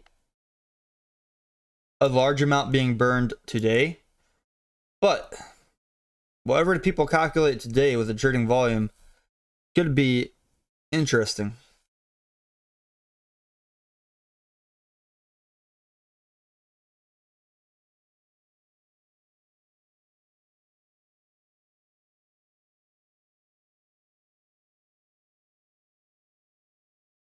So still watching Lunar Classic here. I think eventually we'll be 10 times higher price. Big sell on Bitcoin coming. What do you think, Drew? You think we'll be 10 times higher price on Lunar Classic if they can burn it? So I've been trying to study economics of the whole burn thing, and the burn helps the tokenomics and economics of the coin for the price action, not as much as the hype. It's the hype that the users want, you know. Hype combined with a burn, that's a recipe for a moonshot. But I think one needs the other, you know. You can't just have the token burn without a lot of hype. Right. So it has hype though. I give it to them. They got the hype. Bitcoin is dumping a little bit here. Lunar Classic still getting some buys. But keep in mind, keep in mind this 3-0 price range that Lunar Classic's at. It was around this price level when Bitcoin was 19,000 last week, right? So we're still around those same price levels. So maybe Lunar Classic won't dump as bad if Bitcoin's pulling down here. Whereas Ethw is like $4, now it's $10. So it can have a bigger pullback. And another question is, do you think Luna Classic or Luna or any kind of Luna protocol is still attached to what happens to, what's his name, Do Kwon? Right now, the International Police, Interpol, they issued a arrest warrant for him. Not really. He's been telling people he's not on the run, but he's not telling these officials where he is either. Not really. Yeah, I think it's disconnected now. People don't even care anymore. Like, whatever happens over there doesn't really affect what happens over here. That's like saying Steve Jobs and Apple. He's dead. We still have Apple, right? Bernie Madoff. Bernie Madoff's in prison. We still have some of these funds. Lehman Brothers are still kicking around. Even they lose their company and stuff. Like these guys doing other stuff.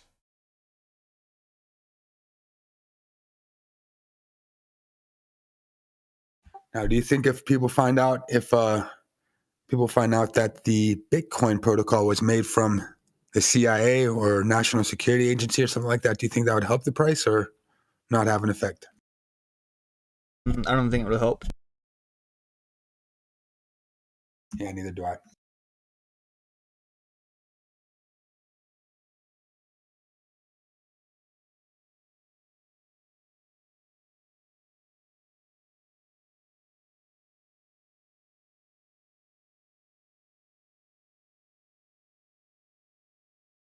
I don't know, I just feel like Bitcoin's going to shatter a lot of dreams.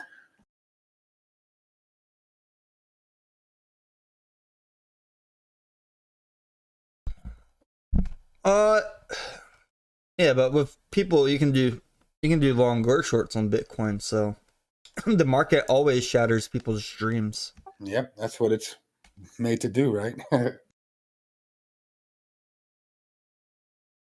The market shatters dreams all the time. Look at Wall Street. Wall Street shatters more dream ever than Bitcoin could imagine. It's not that much money in Bitcoin.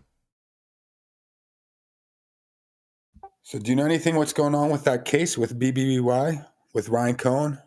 They found him guilty of anything? No, it's not that fast. Takes a while, huh? Okay, Bitcoin's making a lower low here, I think. Yep, Oh it yeah, is. Bitcoin's definitely taking a lower low.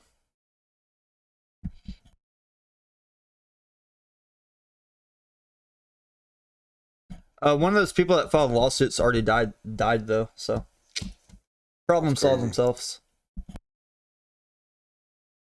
Yeah, one of the defendants jumped off a balcony. No, I'm joking. People that tried to sue that one actor, Kevin Spacey, like, man, they all like ended up dead. Both of my girlfriend, both of her ex-boyfriends are dead. Just coincidence. People will look at me and be like, you're guilty. It's just coincidence. Yeah, Kevin Spacey, he's got friends in high places. He can have you Bill Clinton if you don't talk right. Not him. Have you Bill Clinton? Does that mean I'm gonna get a Monica treatment? Or have you Clintoned?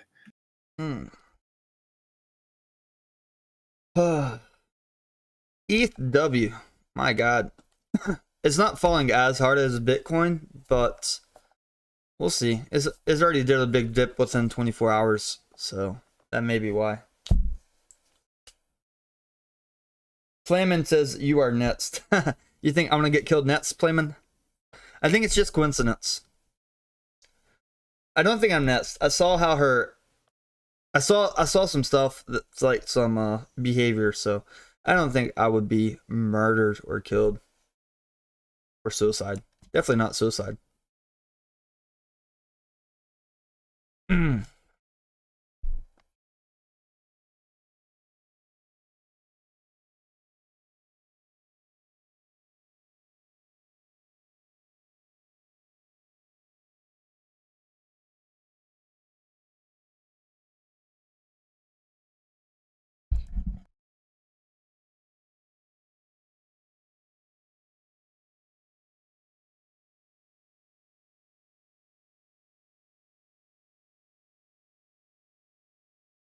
Oh yeah. My God, look at Ethw while Bitcoin's doing this dip. A little bit inverse here.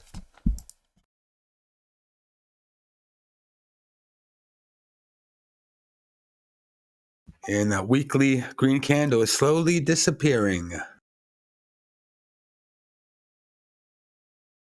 People were expecting an engulfing bullish candle on the weekly, but looks like they fell short. Just a few $100. Oh yeah, definitely. Oddly enough, my Bitcoin long is still in the profit that I've had since $18,970. Thinking about closing it. Yeah, I'd be careful with that.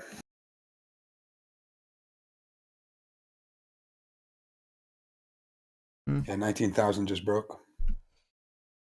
Yeah. So look at this. Ethw wants to uptrend a little bit while Bitcoin potentially downtrending. That's interesting. That could be very good for Ethw if it catches a nice pump while this big dump happens, because I think a big dump's incoming on Bitcoin. Well, we saw that it was falling Bitcoin. It diverted away from Bitcoin one time, but then after it did a small pump up, after it broke this uptrend, it followed Bitcoin again. So we're back down in this area.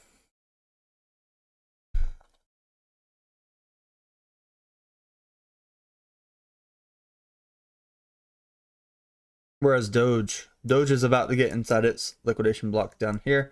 And if that happens, Doge is going to do a big move down as well. So Bitcoin just received the sell signal. ETH is coming down. Doge is coming down. The whole market's coming down together. So let's see, is Ethereum W and Lunar Classic going to be affected? Lunar Classic is a coin that had the most, like one of the biggest pump in the last 4 hours. I feel like Lunar Classic could suffer a lot. I feel like Lunar Classic could suffer a lot up here.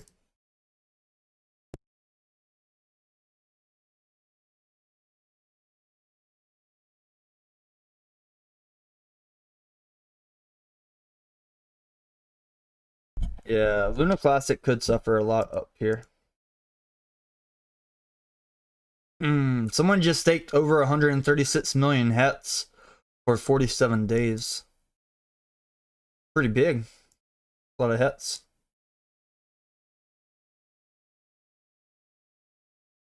$47 days. That's an odd amount of time. It's an odd time to start staking also, I think. Not really. Price is down a lot. You ideally stake in a bear market. Like if you're not good at scalping, hopefully people when stake. the bear market's closer to the end, I think the bear market's still like not even halfway up. Not really, Drew. It's my opinion. You want your stake to end when the bear market's ending. You don't want to start your stake when the bear market's going to end. Exactly. Like you want to have your stake well positioned, because it's not about the price, Drew. You're getting that. Like if I start my het stake when it was 40 cents up here, depending on those people, how much they started staking with, they how much return they'll get when they enter the bear market. Some people think the bear market's going to be 2 years. Some take 5 years. Some take 1 year. So. Yeah, but is the API more than enough to cover? Let's say if you fell 50% in price. What? So if right now, what's Hex at right now? It's like at 5 cents, 4 cents. Yeah, it's very cheap. So let's say that you start staking right now at 4 cents, but then in a month when you're able to take it out, it's only at 2 cents. Right. Is that reward you're getting worth? Is it more than the amount you're losing because of the price depreciation? Probably yes, but it's not about that. It's about the T-shares from 5 years from now. So it's hard to really calculate. Yeah, but for someone doing 47 days. 47 days. That's weird. Yeah, if the market drops like another 50% and they pull out, I don't think they did too much. All right, so Bitcoin's getting a little bit pumpy after that dip right there, so that's good.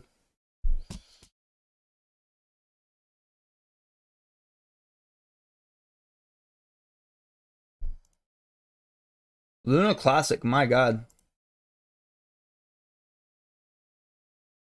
Look at this pump for Luna Classic here.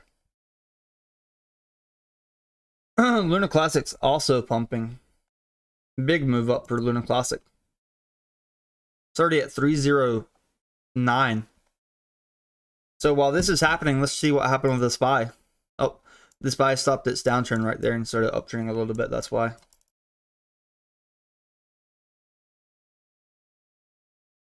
All right, so Bitcoin found some support, 19,000 down here. SPY's uptrending a little bit. Doge is also back above 6.1. Lunar Classic, Bitcoin, and Ethw are still uptrending a little bit together here.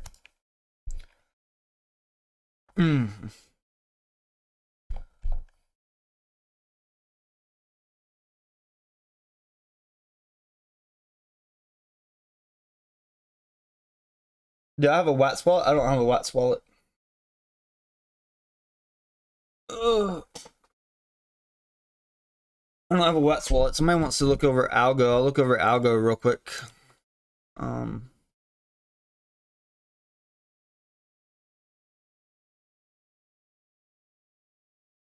Lunar Classic's back above the downtrend.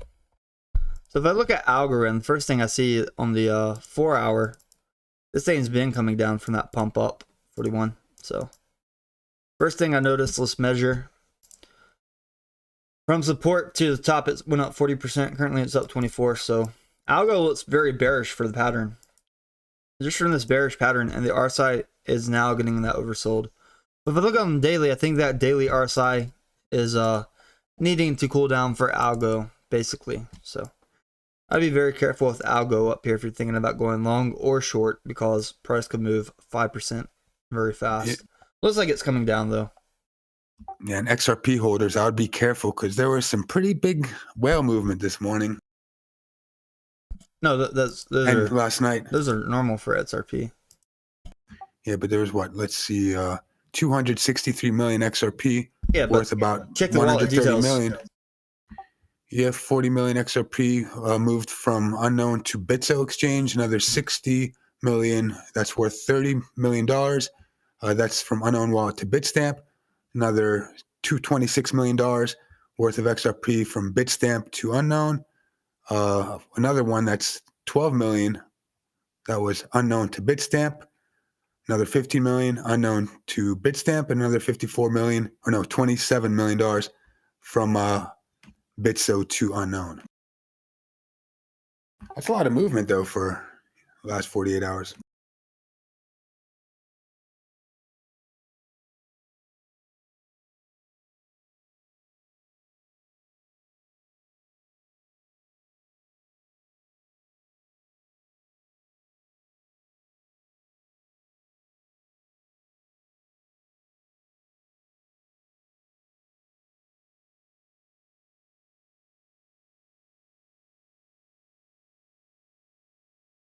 Sorry. I think we could bounce up to 1039 right here. If we break this downtrend, YouTube, we have the golden cross. I think it can be at least, maybe even 2% to $10.40 on the short time frame for Ethw. I'm going to go take a shower real quick, then I'll come back. So, and then eventually I'm going to go out, do my jogging and stuff. But I think we're going to bounce up to $10.30. And the SPY is uptrending as well. Yeah, I'll be right back also. What's this bots for? Cocaine? This is a bots I drew earlier where people were buying right before it broke the original downtrend if you replay the stream. So I think this bots has been a decent spot for people that's been buying and then taking profits for Ethw. I'm gonna hide my camera. I'll be right back.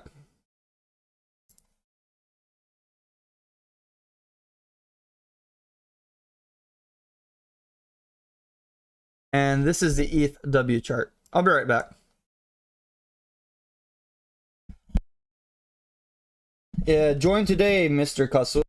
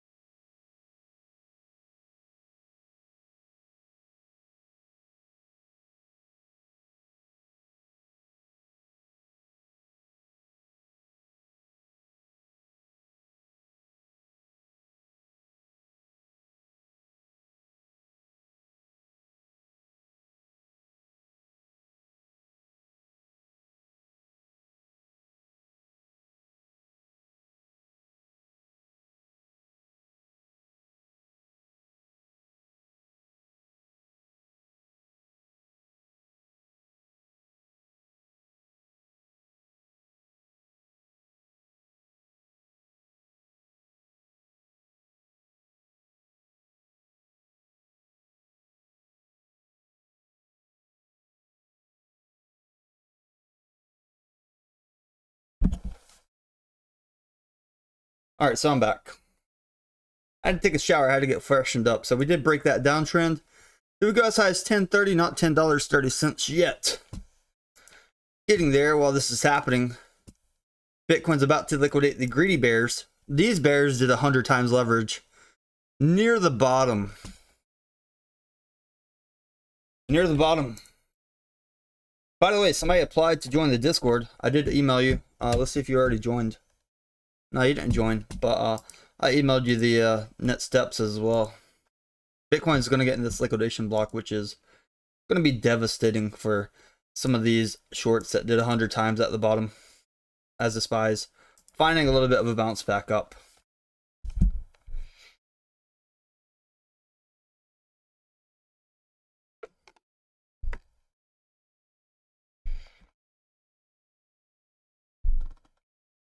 So as Bitcoin's breaking through these liquidations, let's see what's happening on the other spectrum. So Lunar Classic's here. So it's not pushing as far, but it's up here. And we have Ethw up here as well. If you missed out on trading Ethw, I'll put the referral link in the chat for METC. I think it's on METC and it's also on FEMETS currently. So definitely would be fun to trade it before it gets listed on Binance, Coinbase, or KuCoin. All right, Dr. Funk.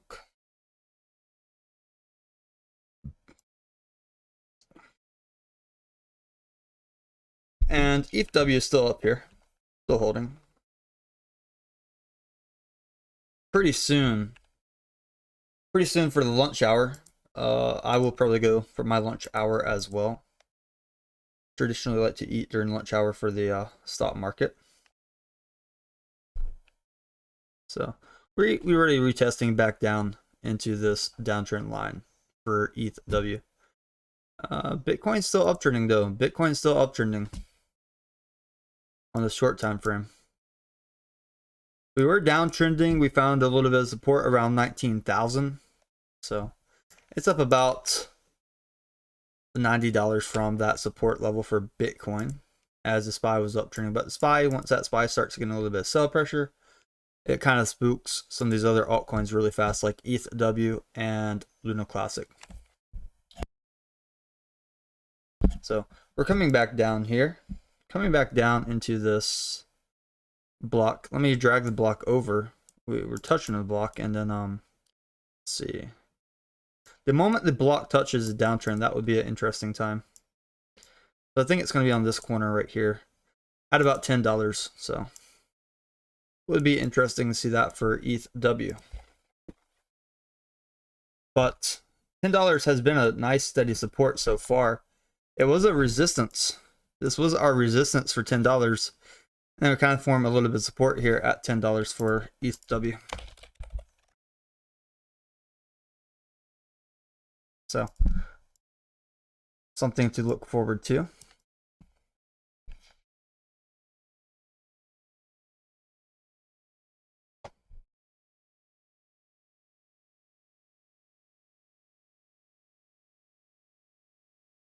And for Lunar Classic, I'm going to go back to Lunar Classic real quick as well.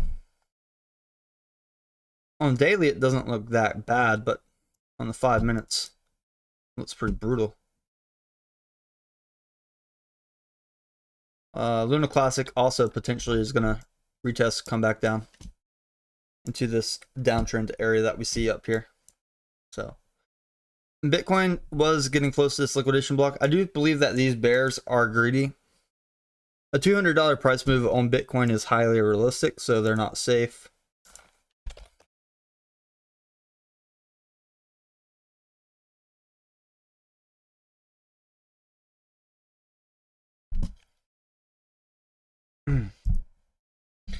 All right, welcome to Discord, Mr.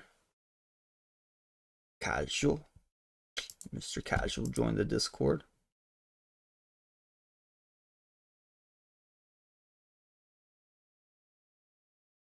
And for Ethw, like, we're still in this we're back in a downtrend for Ethw, but plenty of choppiness up here. Plenty of choppiness up here. You were on 1 minute in games. The 1 second or 1 minute chart, yeah, you definitely see like a little bit of scare.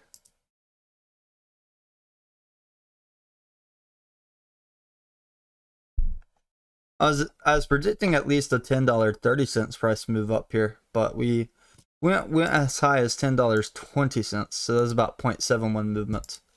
It wasn't as big as we were hoping for with Ethw right here, and we found some support at $10, but this support could break and stronger support around 970.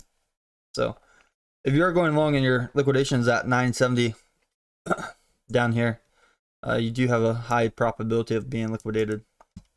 With that being said, looking at Doge. Doge is holding pretty well compared to that Bitcoin. Doge is actually holding pretty well to Bitcoin. This is why I prefer long Doge rather than Bitcoin. If I short Bitcoin. Just my perspective with the markets. And then for Lunar Classic, it's actually pushing up here. It's broke the downtrend and it's holding and pushing. So Lunar Classic has that move that we wanted to see. It's already up about 3% from the downtrend.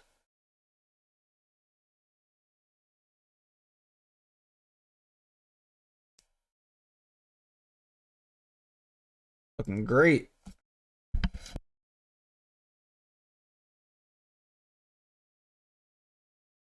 While Lunar Classic got that big swing up, Ethw started coming down towards $10. So Lunar Classic's trading opposite of Bitcoin and Ethw up here. Lunar Classic is actually pumping still. And we may get more pumps like this as supply is burned for not Ethw, but for Lunar Classic. Man, if they have a burn for Ethw, that will be crazy. If there's like a big burn proposal for Ethw. But yeah, seeing these big price spikes up on Lunar Classic does show that maybe people are getting in before the big burns take out. But yeah, you call it a fake out on the short time frame. It could be a fake out on the short time frame, but ultimately in the realm of this, my God, I can only imagine how far it will run.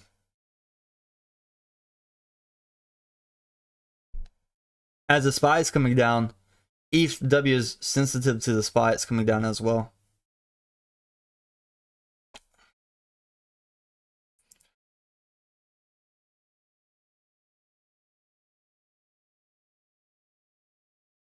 Wow. Definitely getting a lot of sell pressure for Ethw right here. That's a lot of sell pressure for Ethw. Huge sell pressure.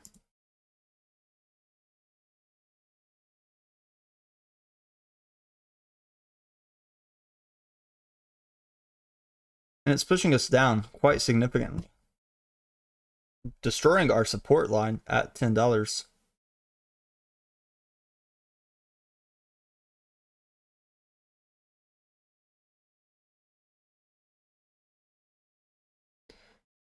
The referral link, I'll give you the referral link.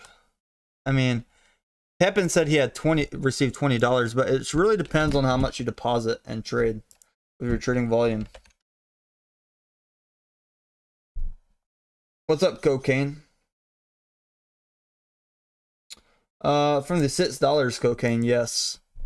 But seeing stuff like this, if I think it can go back to my entry, I would probably be considering closing. So I'm just holding a little bit longer. I did mention before, the Ethw bag I had wasn't that big, so even if it does go back to $6, it's not that devastating. I would be more devastated if I closed it with this small profit rather than closing at 50. So hopefully it will go to 50 before back to 6, but it's been downtrending for quite a while on the hourly for Ethw. And Lunar Classic still in this uptrend. I think Bitcoin's going to come up, get one of these blocks. It's either going to liquidate the shorts or the longs here that are greedy 100 times. I don't use 100 times. I know how dangerous it is 100 times. So Just watching up here.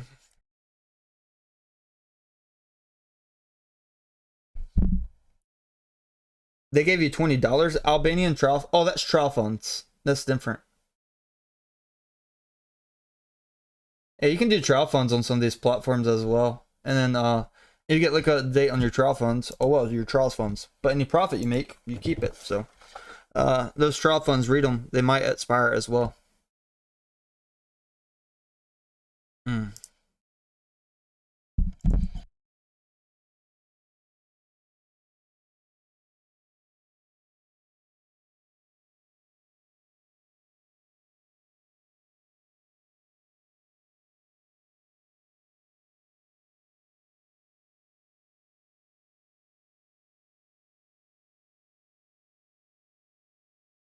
Definitely downtrending for Ethw though. Keep in mind we have like really strong support down at $9.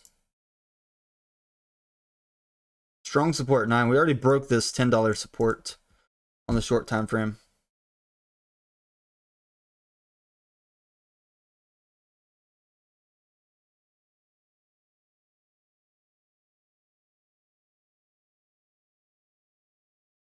Looking very devastating here. Looking very devastating here for Ethw. Look how far it's pushing down. And some of these candles are like over 500,000. I'm just curious if Robinhood is going to actually list it and give their clients their copies.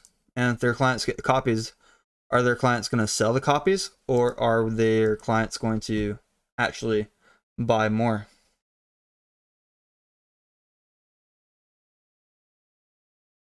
So, very interesting. By the way, if somebody wants to look over some of these charts and get a little bit more data, there's a website you can use called nomics.com. If you go to nomics.com, you can just filter coins by like 1 day change up here. And you see number one's like Lunar Classic. It did the biggest 1 day change, for example. By price, obviously Bitcoin's number one. And then wrap Bitcoin's a little bit cheaper, ironically. But yeah, Bitcoin's trying to hold here. Around this 19,000, that was our support. And maybe we will get a little bit of a push up for Ethw if following Bitcoin. So let's take a look here. Is it following Bitcoin still? Well, Bitcoin's up here, Ethw's right here. And it looks like it may follow Bitcoin right here. And then Lunar Classic was doing its own thing on the pump. But sometimes it can do a pump and then dump a little bit deeper. So always be mindful about that.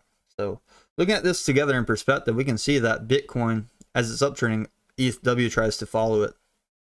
So if it uptrends, this will push Ethw back above this $10 support. That was a big wick down on those part of the positions that were liquidated.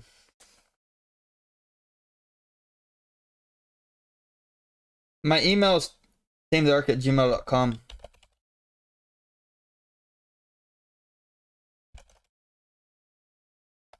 My email is tametheark@gmail.com, Dr. Funk. My email is up here. You just have to scroll through the stuff. Why do you need my email, Dr. Funk?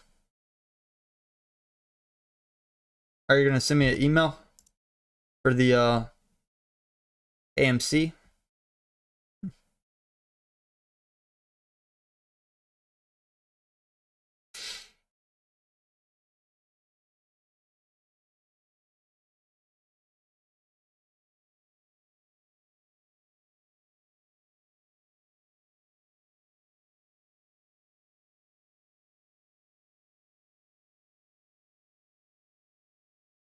Yeah, I think Ethw is following Bitcoin pretty clearly.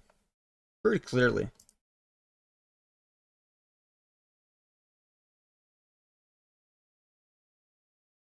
We are going to see big price movements on these things. I think even 5 times leverage is not safe unless you have auto deposit and a ton of cash backing it up. So If you're using 20 times leverage, probably have 20 times that cash to back up your position with auto deposit margin.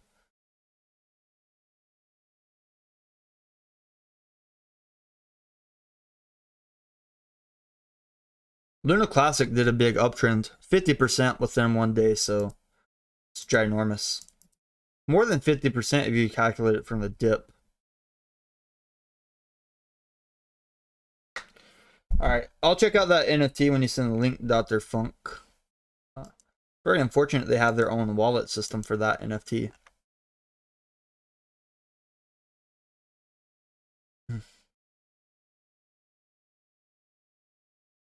Today's Monday, September 26th. We're at 12:13 p.m. Currently, Bitcoin is still trading above 19,000 US dollars. Lunar Classic is technically downtrending on a short time frame, but the next bullish catalyst is the burn calculations that users are doing.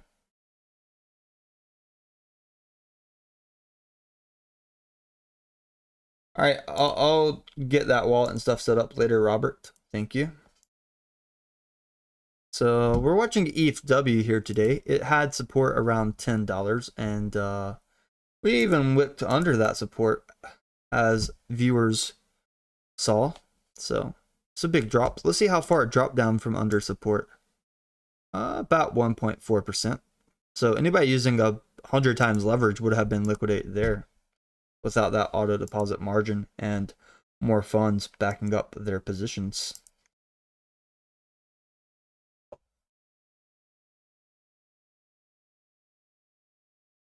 Yeah, I'll let you know. I'll set up the email and stuff later on another machine, Dr. Funk.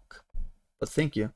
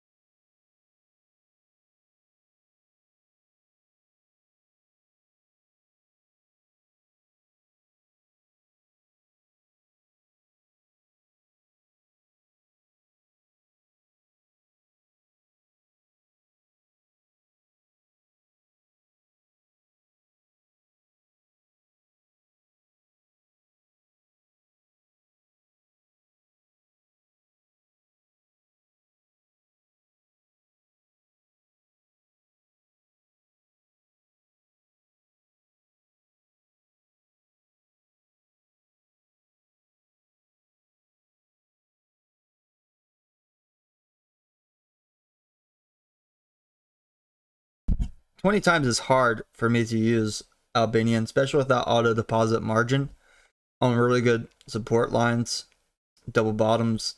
Without that, like, I think potential of drop is huge. I'm looking at the SPY. SPY's like trading sideways here, and need another chart up here.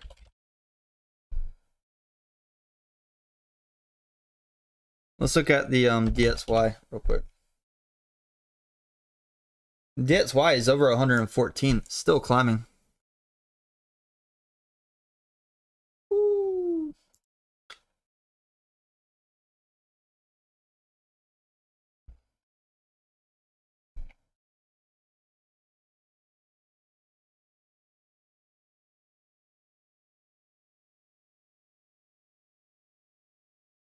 Like, see how fast we do a 10 cents move up?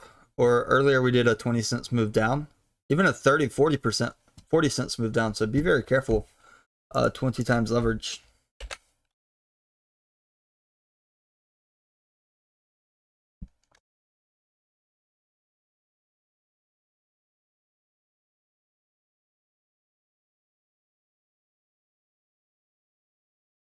Twenty times.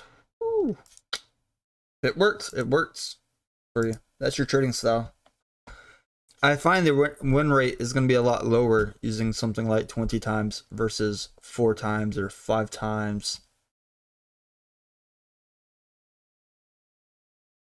So we bounced off that support, $10. See if we can break the downtrend. But 20 times, people have high win rate 20 times if they use that auto deposit and they have a lot of cash backing it up. I'll be right back.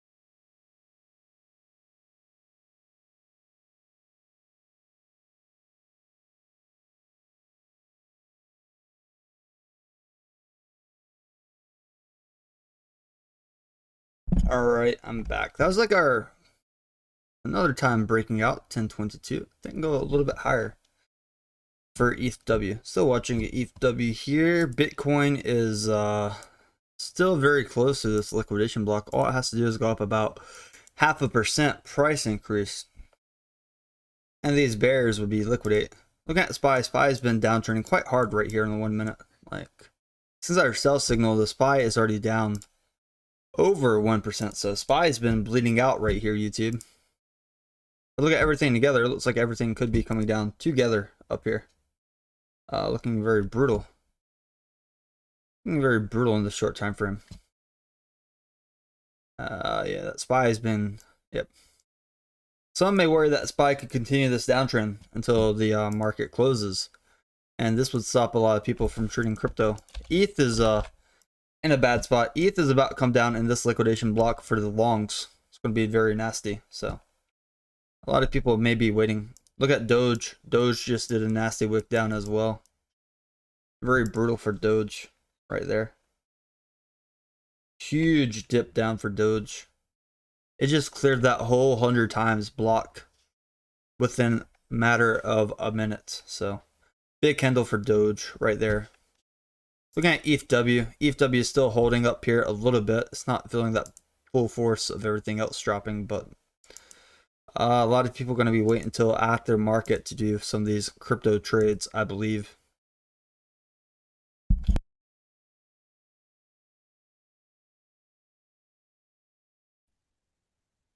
Hey, team. Thanks for the invite, man. Hey, you're welcome. How are you?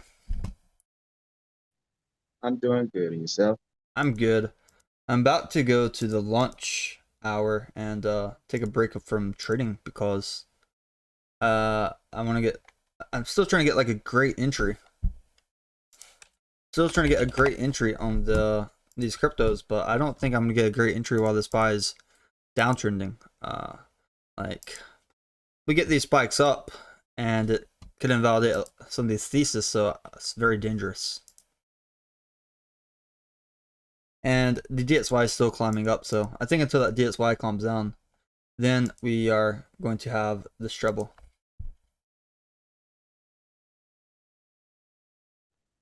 Yeah, I'm with you on that one. But yeah, I'm gonna go out, exercise, have a. It's starting to become fall here, so it's starting to be a little bit colder.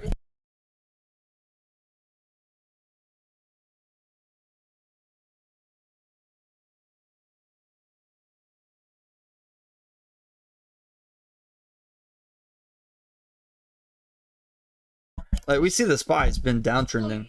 Generally, Bitcoin will follow that SPY, and we see that Bitcoin, Dogecoin, XRP, ETH, some of these things did a big pump this morning as well. So that hourly RSI that I was talking about beginning of the stream, it will take time to cool down. So I don't want to sit here waiting. I'll just set some TradingView alerts on my side. Speaking about alerts, I'm going to turn like these off on this account, but it's going to take hours. So maybe crypto after dark session would be a lot better time for trading than crypto while markets open. Unless you're shorting, right? Unless you're shorting. If you're shorting, you're not as worried. But for something like Ethw that also has a fundamental catalyst where it could be listed on exchange and price could go up by 5 times. Some people are just going to buy it on spot. They're not going to try to risk it on futures trading. Whereas something like Lunar Classic, that burn mechanism is going to reduce supply. People are going to be very comfortable just using spot and not trying to gamble on futures, because if they use futures, they may be liquidated. Look at Lunar Classic up here. Let's look at Lunar Classic. I already have the chart over here. Like Lunar Classic was in an awkward position. Let's see here. Like if you're in a 20 times position on something like Lunar Classic, be aware. 20 times short or long, be aware the price could go 5% either direction and you could get liquidated. So be very cautious of that.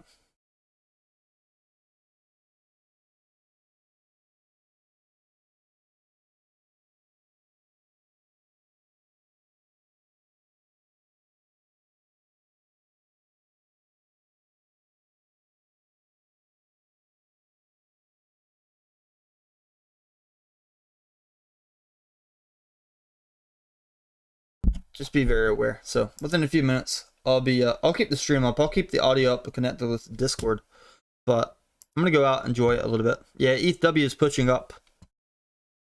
Like for Ethw, I'm not too worried about it.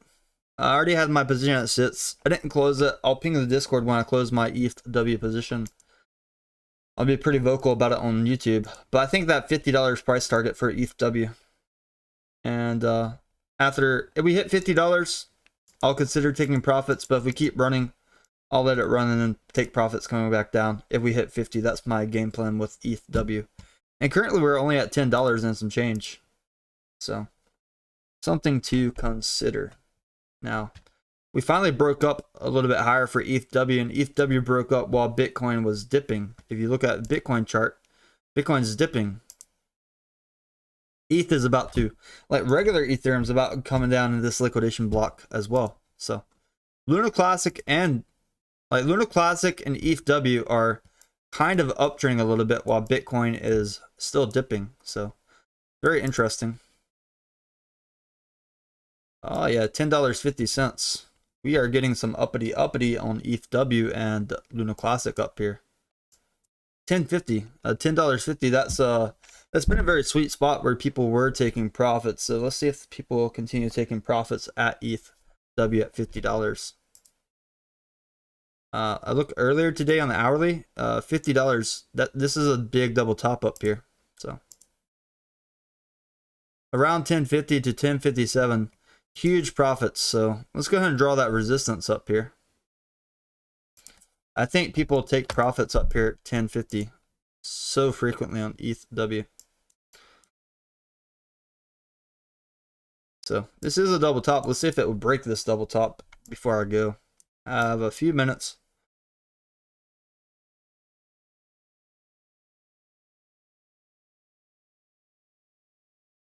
Just a few more minutes watching this. Keep in mind, this is the 15-minute charts for Ethw. Just want to see if we're going to break this double top. If not, I can see like people taking profits. People love to take profits on this price level here. And DXY is still bleeding down. Not DXY, SPY is bleeding down. So let's put it on a shorter time frame. This is our double top for Ethw. In a previous stream, we had $10.50 as a resistance, and slowly it formed as a support line for us. So $10.50 has been very critical for Ethw. $10.50 is very critical for Ethw.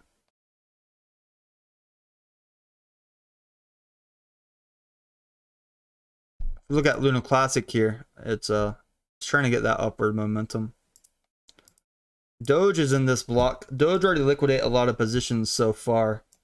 Doge looks like it's still coming down quite hard right here. Quite hard. SPY is coming down. Bitcoin's following the SPY. Ethw just had a random push up here for over 1 million volume. So I think $10.50, that's a big resistance for Ethw. If we break it, great, but if we don't break it, like I already see, people have been taking profits. Generally, you want to break it in one big push, not tap it and then try to break it. So the DXY is still uptrending here as well, as that US dollar is becoming worth more and more money.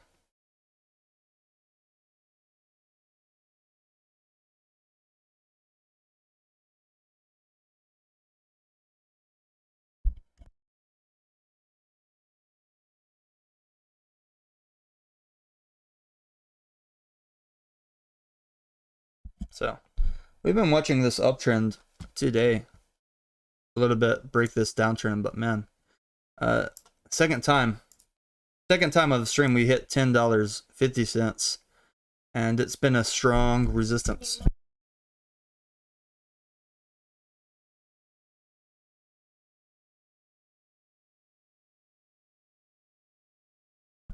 All right, so looking at Doge here, Doge looks like it could come down.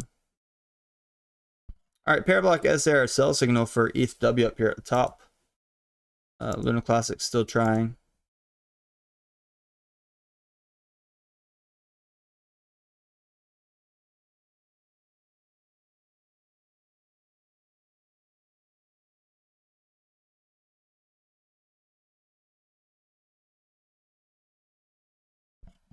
Lunar Classic may be getting a push down as well.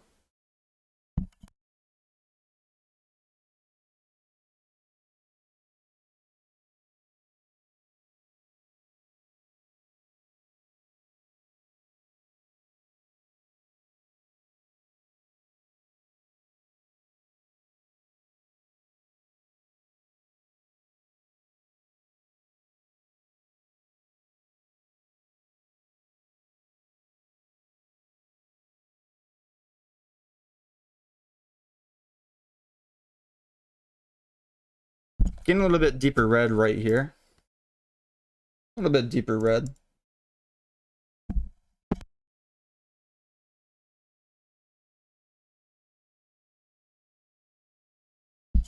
Definitely a lot deeper red coming in here for Bitcoin, Ethw.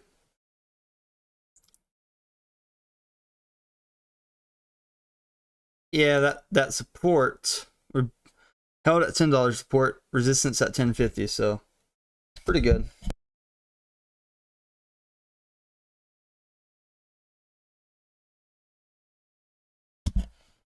And looking at Lunar Classic just did a big wick down.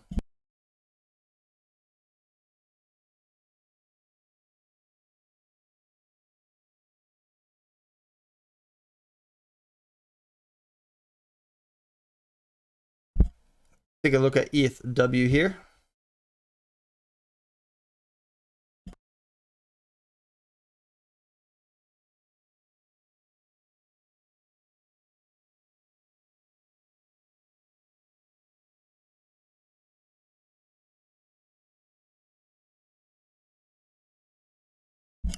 Ethw still looks like it's trying to push down here. It's not completely oversold.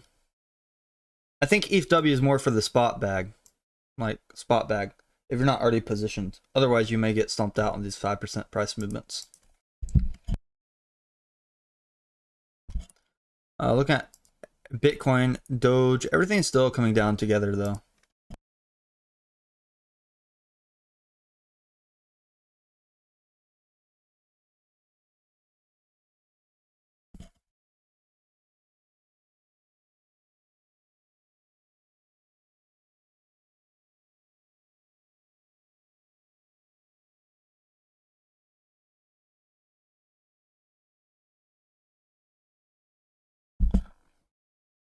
Let's see.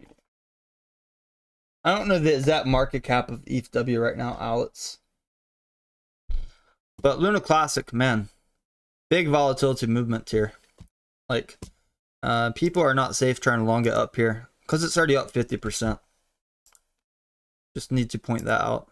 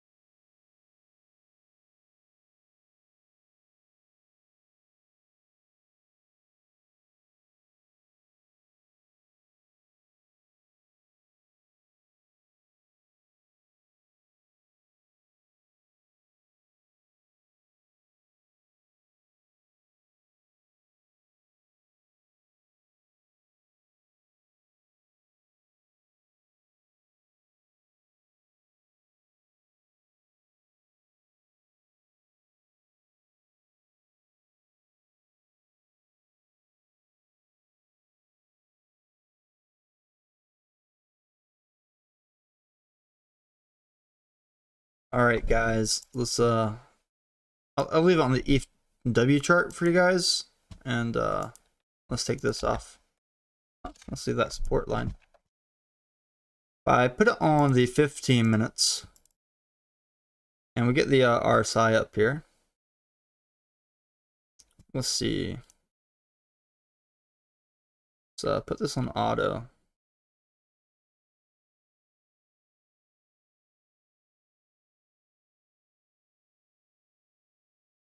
So this doesn't look that bad. Let's delete everything. stretch it out just a tad. All right, let's delete the camera real quick as well, because I'm gonna go have the lunch and then I'll come back and look at everything in a little bit. And I'm gonna put this on auto.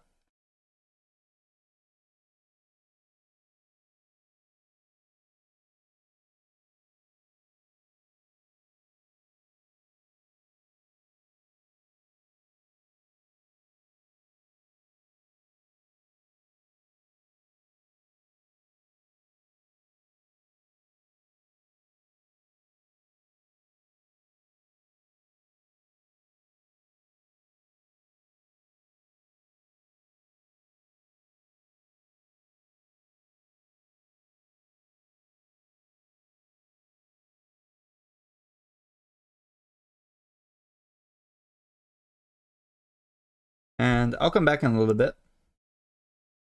Let's put something up here.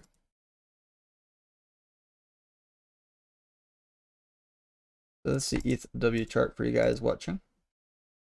And I'll come back after lunch a little bit later today and we can go over some of these things.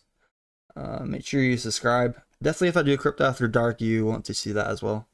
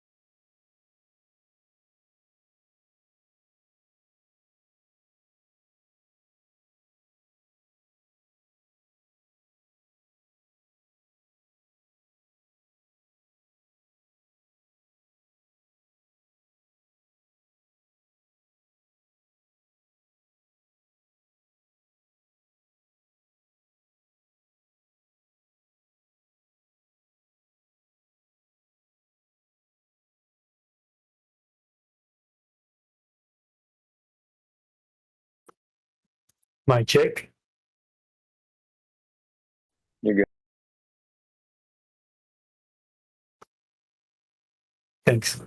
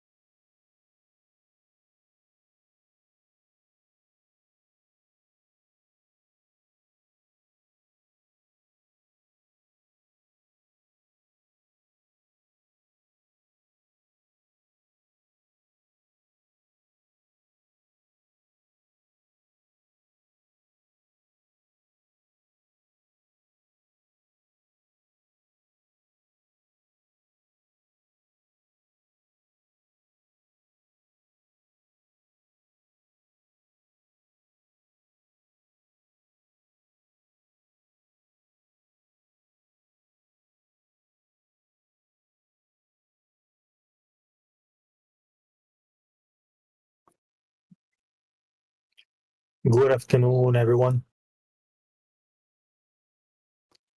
Mr. Robert, you there? While I wait for you, I'm imagining a genie coming out of a bottle. Like right now, it's just like the smoke. It still hasn't formed yet. And it's now kind of like forming you a little bit. And just like, What's up, Fenris? ooh. Man, I sent you two pictures. You got him? Just a minute.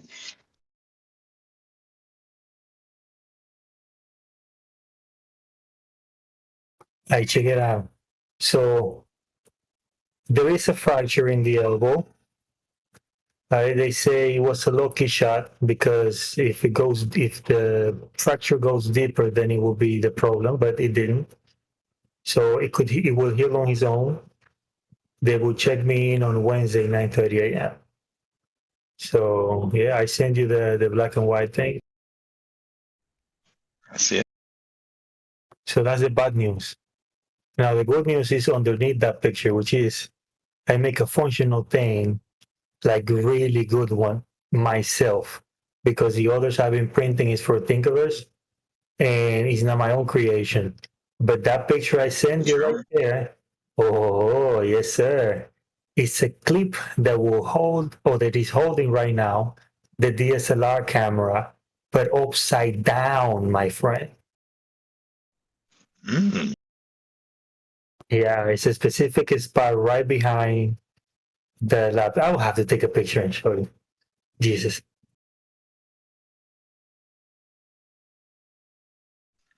That plate then.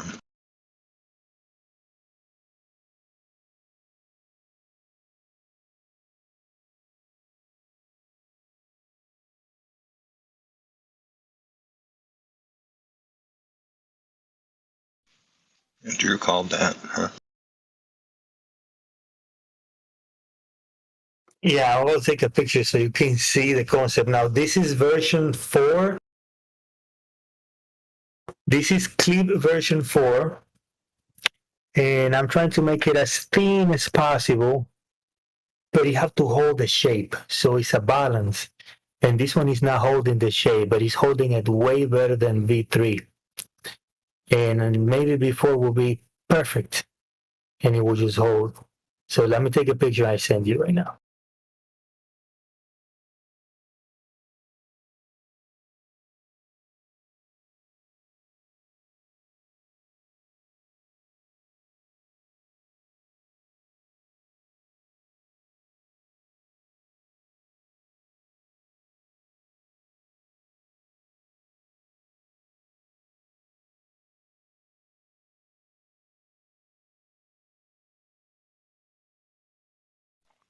That's a cool print, man. I've actually never made anything myself, so it's pretty cool.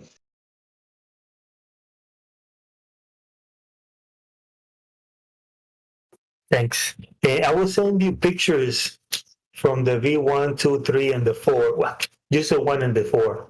So you can see the difference, how you see the difference. Not right now. Right now, I'm only going to send you the picture of the idea of where it's supposed to be mounted.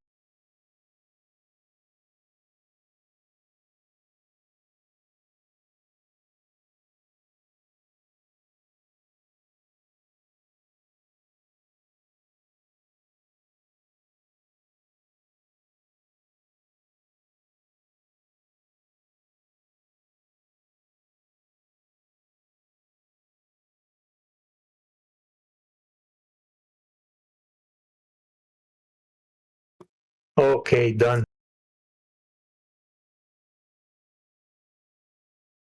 Yo, tell me if that is not a good idea.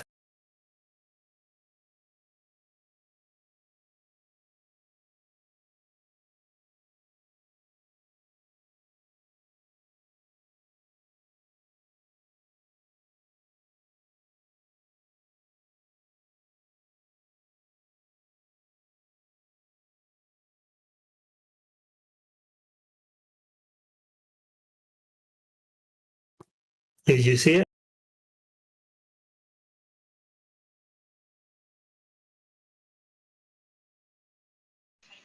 I do see it.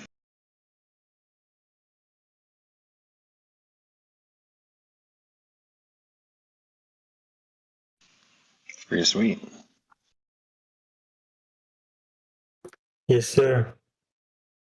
Also, So, how much is that part where you're like 10, 20 bucks and now you got it for free? oh, I can send you stuff for free, bro. Nothing is, you guys never have to pay for shit. I do them, man. They will look good. It will help me for practice, you know. That's what I'm saying. How much money do you save, you know? Oh, yeah. And in top of that, I have fucking fun. Like I have fun. I'm doing some shit, you know. One of one in the world. I make a thing that is one of one in the world. Mm-hmm. And it's actual tangible part too. It's not just like a drawing. Yes, sir. Oh, this is gonna be a functional thing, and it will be just nice. Also, I've been thinking. You notice how sometimes people just put what it seems to be just garbage together to make art, and it look like a big mess. But because it's together and kind of tall, it kind of look like art. All right. So I'm planning into making a structure. I went in YouTube Live. Let me see.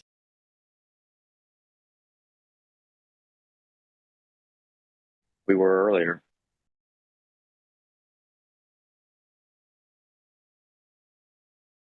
Okay, give me 1 second. I need to make sure.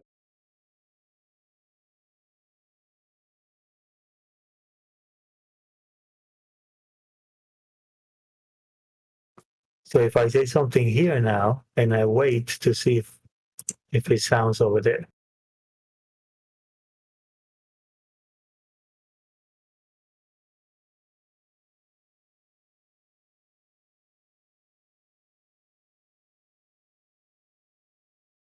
Oh my God, it is. I'ma shut up.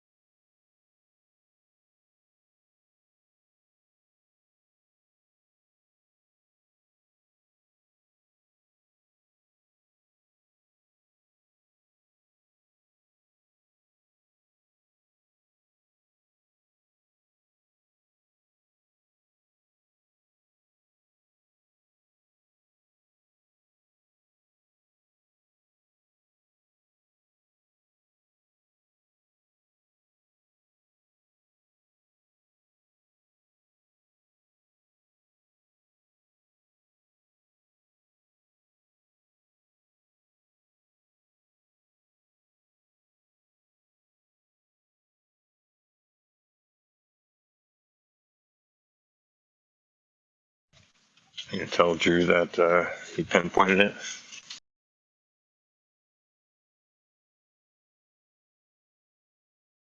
Let me see if I send him a message.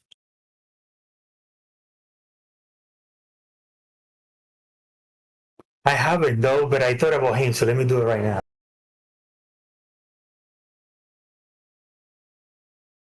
Yeah, I thought about sending a message and all that.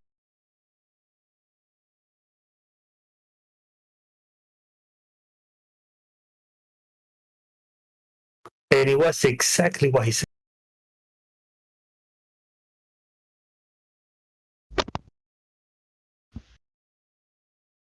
Yo, Yo, what's good? I just finished typing something. what's going on, gentlemen? Yo. It's fucking nasty out here, boy. You gonna ride it Yeah, out? we're just talking Artemis 1. Woo! Listen to Mother Nature tripping. Yes, sir. Did you say Mother Nature be tripping? Mm-hmm. She's on one right now. Definitely on one. Nah, there's a lot of water coming in. I got like 3 inches on my back porch. It's like all cemented in, so the water kind of stays. That's good stuff. Did they put the petroleum in the other side to protect it from the water seeping in, like through the years, like a roof? A what? I'm fucking around, bro.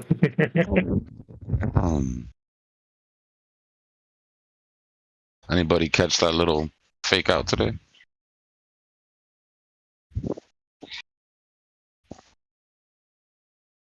Sure, do now. Once I make decent money in it.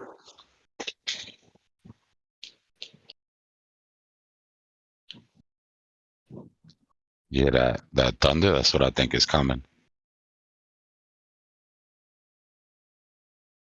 Bro, have a coin ever, I think just me, but have a coin ever take for a moment, like for a week, your ability of trading any other coin but that coin? But it's not like a revenge trade. It's like you see something in it. Of course. Yeah, I've got months just day trading the same coin. To the point in which the 4 charts setup, no more. Flip back and forward, but that's how serious it is.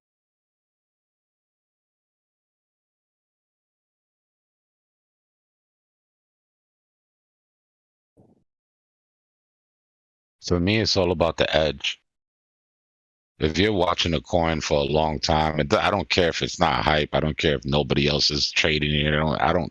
If you're watching a coin and you see the trend, and you see how it's breathing, and you learn how that coin operates, then yeah, just trade the shit out of that, bro.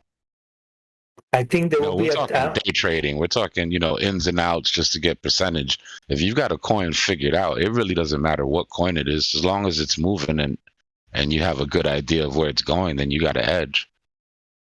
I have one of the 2 words. You pick. What will be the acronym or the word for this?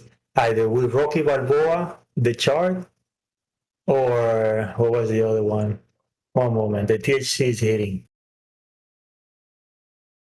Or Ultra Instinct. Yeah, Ultra Instinct or Rocky Balboa. When the chart beats you to, towards the edge, and then you realize, oh, I see what it is, and then you blah, blah, blah, blah, and you come back, and then you surpass and you win. Yeah, I hear you. On the hourly, we had 1, 2, 3 taps on the top of the symmetrical. We're still above the point of control, but that's pretty significant to me. Not to mention my girl's in the Uber on the way here right now. You know what that means. Of course I know. It means pick up all of that fish you've been laying around. I did that already.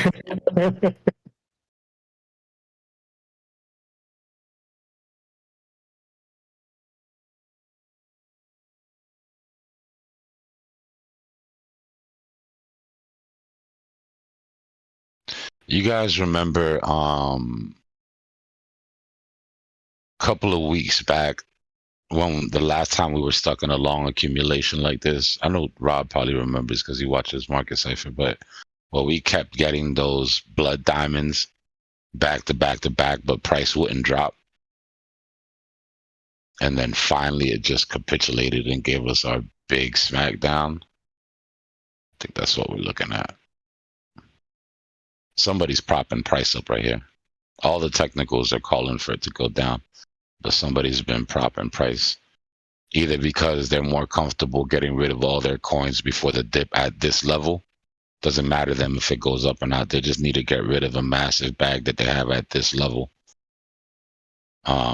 So they keep, propping price up, gets to the top, they sell, gets to the bottom, prop it up again. So are you using Ethereum or Bitcoin as a form of foreseeing the movement, but to trade another coin? Yeah, of course. Or which coin are you trading? It's not Bitcoin or Ethereum. No, I'm trading Bitcoin and Ethereum, but I'm trading everything but something else. other than Oh, Yeah, okay, okay. I don't wait for these other coins to make their moves. When Bitcoin hits support and I think it's going up, I automatically dump into the other coins. I don't care if they've hit support yet. I don't care if doesn't matter. Cool. So Bitcoin is the canary in the coal mine. Well, the Dixie, really. But that's another thing. You saw how the Dixie pumped today, the euro dumped, and Bitcoin's still stuck in this shit. It takes a lot of money to do this. Yeah, it takes a lot of money What to if do that. what if it only take a freaking button, man? Like a knob. And it's not really, it's like it's money is really not the thing. It's like the machine is like a knob. No, you need People money. decide. You need money to buy the coin. Let's say you've got 1,000 Bitcoin that you want to get rid of, but you know the sentiment is bad. So you know if you sell 100 Bitcoin, you're gonna drop price, right? People are gonna follow you on that. So instead, you sell 10 Bitcoin, and then when the price gets down to the support that you're trying to stay over, you throw a little money in, keep the price up. When the price gets back up, you take profit on that money you threw in, and you sell another 10 Bitcoin, and that keeps you keep doing it like that so that you can get rid of your wallet without spooking the market. And it's not that they don't want to drop it, is that they don't want the price to drop before they can sell all their coins. No, you don't ever throw money at anything. You gently put it in between the string. Nah, these fuckers are tossing money and shit. That's disrespectful to the lady. Don't throw money ever. You put it in between the strings gently and make eye contact with the ladies. You got to bring the money gun with you to the club and just. You won't be able to even see them. You won't be able to see them. You will just see money falling. You will not see what the heck is going on. Nah, that's the best. That's the most. If you're gonna go to the club and spend money, anyways, take a little Supreme money gun with you, load it up. And whenever you see a bad one, you're like, put your hands up. I'm be honest. Like the habit of the chart, sometimes I take it outside and I try to get the lowest, the best deal. But I know it's not good. I have to have boundaries. Of course. I was in an argument with my girl the other day, and I told her that our conversation had double topped. I'm hitting resistance. Yeah, 100%. I was like, look, yeah, we're at a strong fucking resistance right here, so I'm gonna just go do my thing, and Oh my god. yeah, I'll come back when you retrace a little bit because you're tripping right now. It would be nice if you understand, like if you know about crypto. The sad thing is she does, bro. She does. Oh, She's getting it. Yeah, she's getting it. I'm not saying that you're using it for this, but for me, that would be a nice way to kind of low blow, but with a funny hint of something, so it kind of slide.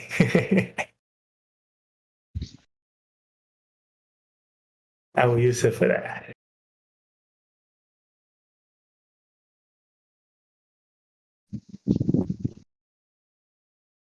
She spends a lot of time at the gym, them squats, working on them glutes. So I don't think it's that wrong to treat her as an asset, right? No, definitely. See what I did there? Asset. I got it. What's good, YouTube? I'm guessing we're on YouTube. Damn, you remind me. Yes, we are. I can't read the chat right now, but salute.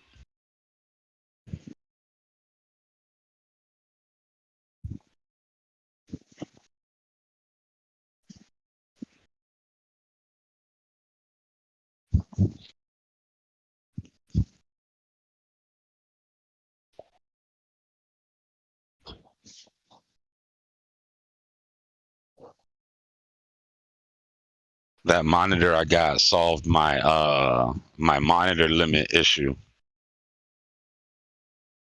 Rob, I'm listening. I might go nuts, bro. I got a Samsung M8, right? And this shit is like they call it a smart monitor, so it's a hybrid between a smart TV, a computer and a built-in. I mean, a smart TV, a computer monitor. Oh yeah. We were talking about this. Yeah. So this shit's got like 8 gigs. And it's got 8 gigs of processing, and then it's got it can remote connect to my PC.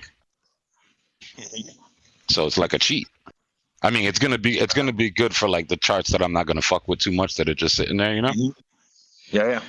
So I was like, shit, I can just stack up, you know, and those will just be the chart monitors. 8 gigs That's is more true. than enough to run some trading view, you know. Yeah. You're just doing a couple little things, just trading view. Yeah. You start not adding only in that, voice but and all that. And you know, I like to keep like my trading computer separate. So I mean, this way I can bring in all the socials. I can, you know what I mean? I can be on Discord. Yeah. Like I can keep everything air gapped. Ooh, that's nice. Mhm.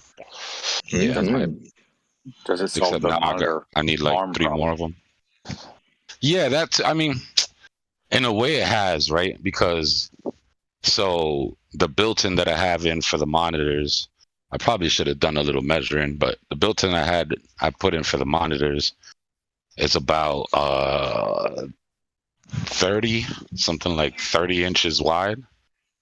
And the monitors are 34 inch, but it's only 29.3 inches. It's like literally, it's a perfect fit. You know what I mean? Yeah. But I'm thinking what I'm going to do is I'm going to put some wall mount monitors in the actual shelf itself so that when I want to grab those monitors and pull them out of the shelf and just grab them and pick them up or whatever. You know, they make step side monitors, like 13-inch monitors that you just plug in a Type-C to, and it's just a monitor. Yeah. Okay. I'll say you've probably done all this digging. Well, the reason I went with the size I was going for is because I had the limitation of the number of monitors. So I'm like, fuck it, let me get as much pixels per inch as I can. Okay, yeah, that's what you were saying. You know, but now with this, it's fine because I can just add 2 more to the setup and have them be standalones. Yeah. That's nice. Yeah, it's nice. Yeah. I was gonna spend some money on a TV to put in there too, but that takes care of that for me because it's got you got your Netflix and all your shit there. Yeah. Dude, that's nice. Damn, I have to see a picture of all this, man. I could picture it, but yeah, as soon as I got everything hooked up, right now I've got nothing in the office. The bookcases and everything are done, but I have to wait 48 hours for the conditioning, and then once I stain it, then everything's back in, good to go. nice. So everything's in boxes to the side. Yeah, bro, it's like Christmas. I love it. I love when it's like that. Everything's trapped. Everything's lined up like rockets. Yep. Had all the monitors stacked up. It was so nice looking. I took a picture. That's great. Well, cool, man. I'm excited Simple for you. pleasures. Yeah, if you don't get blown away. Yeah, right. Nah, it shouldn't be that bad. Neighbors, I don't even see the neighbors putting anything up or. No, the reason I know it's not bad is because we had a bulk trash. I called for bulk trash because I threw out 2 couches and a bunch of other shit I had in the house, and they haven't come to pick it up yet. Oh, you're good then. Don't they pick all? Don't they do like a mass trash pickup before the store? Yeah, usually when it's gonna be really bad, they're on top of it because that shit'll fly around. That shit'll end up through somebody's living room window if it was serious. Yeah, that or fucking plugs, drainage. Yeah, neighbors haven't been doing shit. Neighbors aren't putting up any walls. It actually looks like it's gonna. Danger. Oh yeah, 100%. The one dude on the right, that dude over exaggerates. Right, so like when I see him, then I'm like, oh, I should probably check the news and see what's going on. The neighbor next to me waits forever to put his shit up. So when I see the neighbor on the other side putting the shit up, I'm like, okay, serious. Nah, I checked the news though. It's gonna move. It looks like it's gonna hit Tampa, St. Pete area. Dead on. Yeah, we were looking at the SLS NASA rocket. They're pulling it back because Shit hitting the fan. Yo, Yeah, you don't want to take that risk. Yo. What's up, boys? Chill. Chilling. I just wake up here. So I was looking the news because I followed CoinDesk Discord, and they like pinging me every news. Seems like Disney, they just open positions for NFTs and crypto specialists. Yeah. They're gonna hit Web3 hard here. I mean, we saw the canary in the coal mine when Polygon, when they brought Polygon into their incubator. That should have been a heads up. Yeah, man. Bro, from the past months, I'm seeing like it seems like all the giants is taking like this as the bottom because everyone like seems like they start moving. I I hope 23 will be the year, bro. Yeah, we'll see.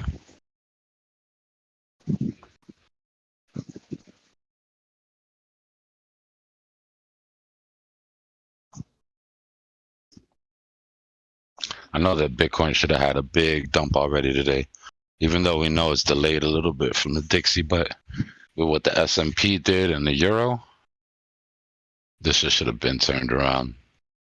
But it's probably just waiting for my girl to get here.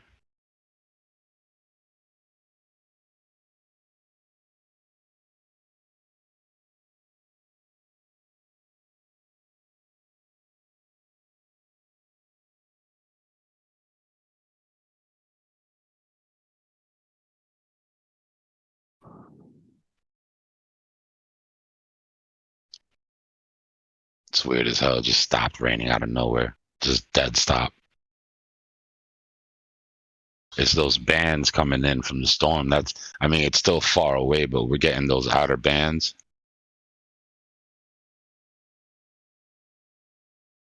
So it'll rain like hurricane intensity and then literally just open up blue skies.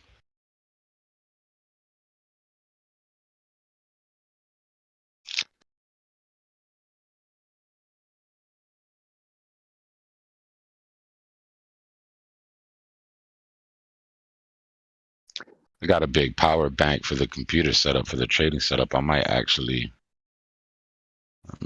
set that up just in case.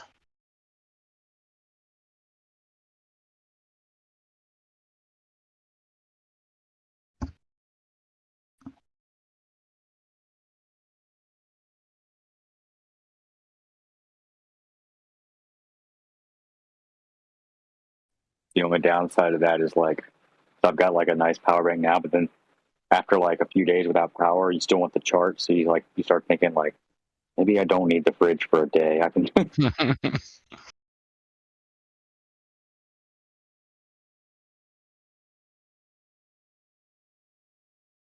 Good thing about Miami is no matter how bad a hurricane gets or how bad the power gets, there's always something open. There's always somebody selling plates of food somewhere. One of the little cafeterias or the bodegas or one of the smaller restaurants. Just pull the barbecue out. There's seasoned people that don't leave no matter what. Yeah. Not only that, they look at it like an opportunity. Right? Lights went out. Nobody's got food. We're making ribs all month. First tourist season. Yep.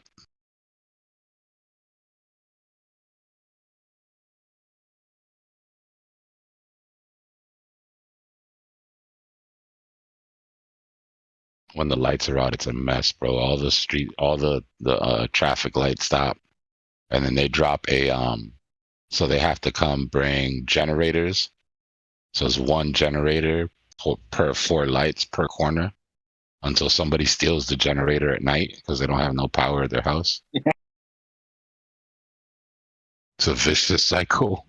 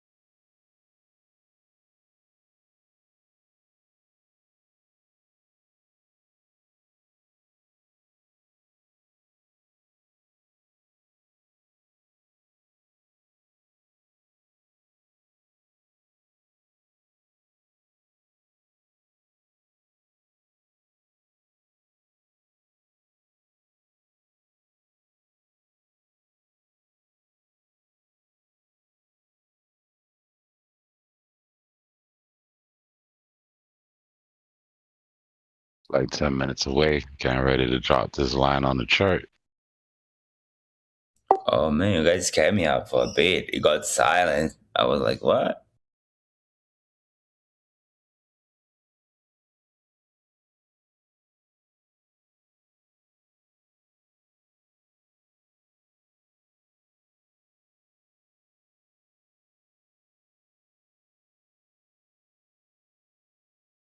Be right back.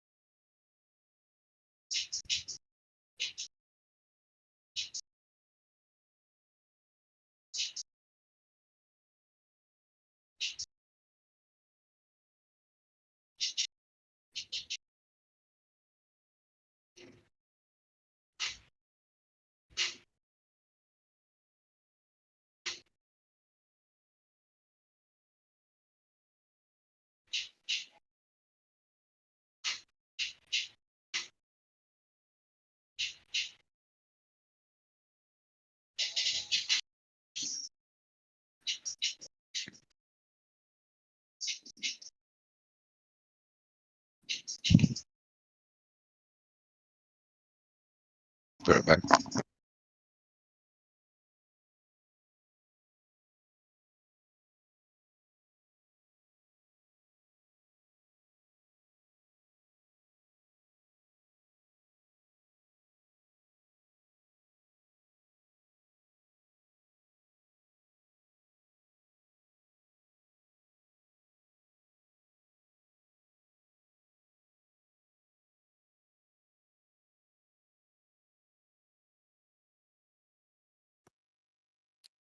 Cell phones have reached the pinnacle of performance. Now they are going to focus in form factor. Now the competition will be aesthetics, these foldable devices, expandable screens, but phones have reached the pinnacle of performance. There's nothing else they can do to this shit. Nothing. They fucked up. The demand was so great for performance, they reached the top. No, they couldn't hold it back, or they didn't calculate it. But it's not like other electronics that you can, yeah.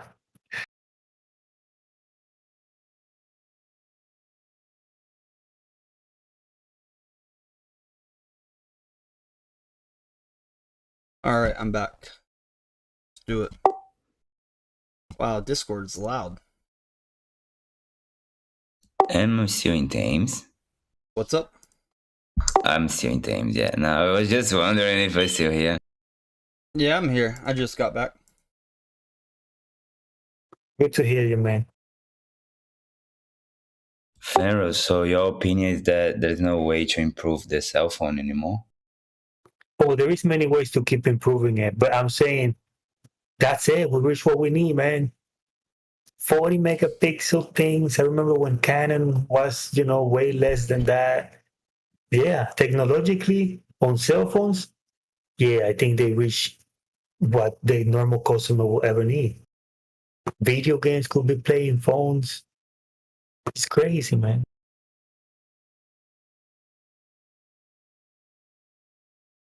What's happening, everyone? Looks like Luna Classics, not Luna Classic, but Ethereum proof of work is uptrending a little bit again. You keep finding support for this coin at about $10. One time it wicked down to like $9.06 earlier today. Keep finding support up there.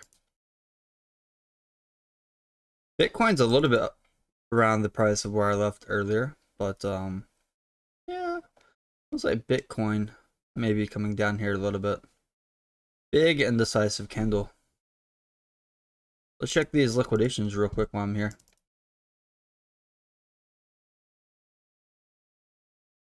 So this is the Bitcoin chart, and it's a nice little liquidation candle that we had right here. That measure moved from the top to the bottom there was over 0.38%. Bitcoin's not near any liquidations at this moment, but drop down would liquidate more of the longs.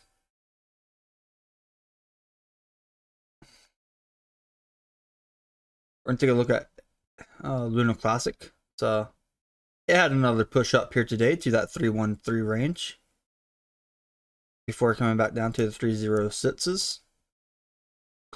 All right, Lunar Classic may get some pumps as supply is burned. We broke a downtrend early on the stream, started that uptrend. So Lunar Classic's looking pretty healthy here. We go to XRP. XRP looks like it's still downtrending. It hasn't broke that downtrend yet. We look at the hourly, that for XRP looks like the RSI needs to cool down. We had resistance at 50 cents up there. After that resistance at 50 cents for XRP, it just received a lot of sell pressure. So we never broke that 50 cents resistance for XRP. And we look over here at Doge. Doge is following Bitcoin, but keep in mind Doge has a potential that Elon could tweet, right? So if you're going to short one of them, short Bitcoin or Doge, people short Bitcoin and they long Doge. Like if you think Doge and Bitcoin are both going to uptrend from here, you're probably long Doge over Bitcoin. That's my perspective there. And a lot of people that have not gotten to trade Ethw yet, if you haven't traded yet, I'll put the link on the YouTube chat. If you're in Discord, I put the futures link, but you don't have to do futures. They have spot trading. So a lot of people want to be able to get in a position at some point before it's listed on Coinbase, Binance, Robinhood, one of these big exchanges.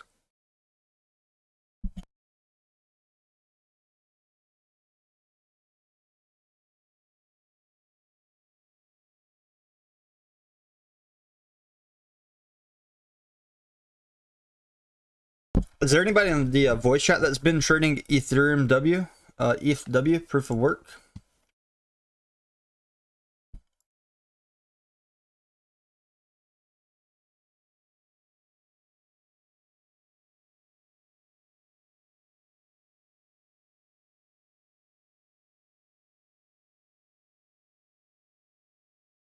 It was one of the more volatile coins that had some good movements. And if I look over here at I want to show Lunar Classic a little bit as well. Lunar Classic had another big move today. It was up. It did a 4% price swing. Nothing too scary about 4% price swing, but up there, pretty big.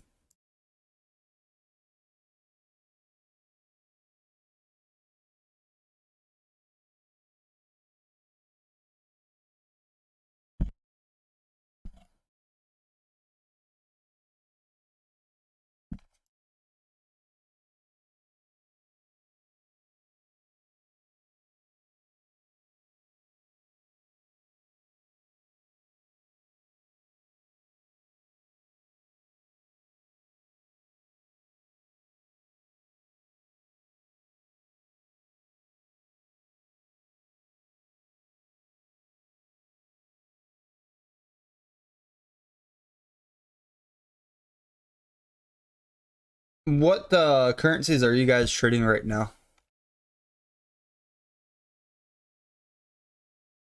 Or stocks?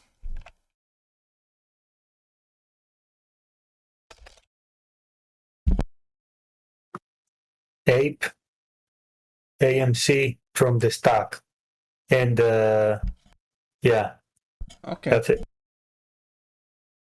Which one do you think is going to appreciate more in price? Ape the crypto or Ape the stock? Bro, they both memes, man. I'm gonna go with the crypto on that one. Look at Lunar Classic's uptrending. Like Lunar Classic did a 4% price and it's finding some support up here.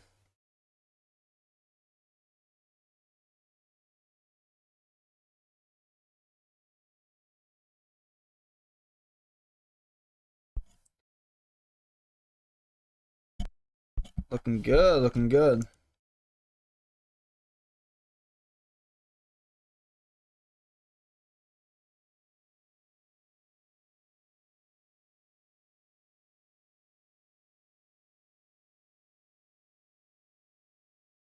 Did you keep your Bitcoin short open all day, Rob? Yeah. Is it in the positive at all today? No. Oh, okay. My entry's just under 19. Ah. Liquidation 2100. Lunar Classic just moved up by about 21,000. 1%, by the way.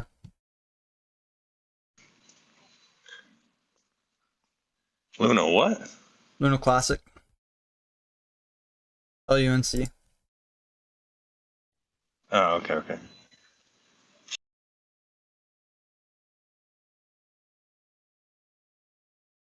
It's up. I'll show the chart. Yeah, DC'd a little bit. You DC'd it into your short. Yeah, just a little bit. Look at Lunar Classic here. It's it had a big price, like it pumped 50% today with that Binance tweet. Hey, what's up? Someone said, "Hey, Tame." What did Binance tweet? Oh, that they're gonna do the burns on the trades. Oh, nice. So that's gonna help the supply to disappear a lot faster. So hopefully we can hold. But here's the unlucky thing, Rob. Anybody that tried to go 5 times long on this thing before the news came out on the rumor, they were liquidate, because a few hours before that tweet, the price dropped down to like 0.00019. It had a 25% drop. So even people on 4 times were liquidated. So it was disgusting. That's not good. Yeah. But now, like after that 0.19, people that bought on spot or stuff. That's why I was doing this thing on spot. I didn't want to get liquidate, and I didn't want to lose my position, because if the price is going to go up 10 times anyways, then I don't need to do futures, right? I'd rather hold it all the way through the dip.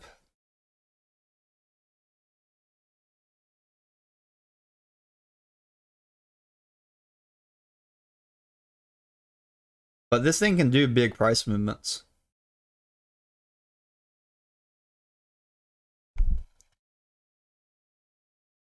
Let me ping the Discord. Share your entries. I'm going to do a futures trade.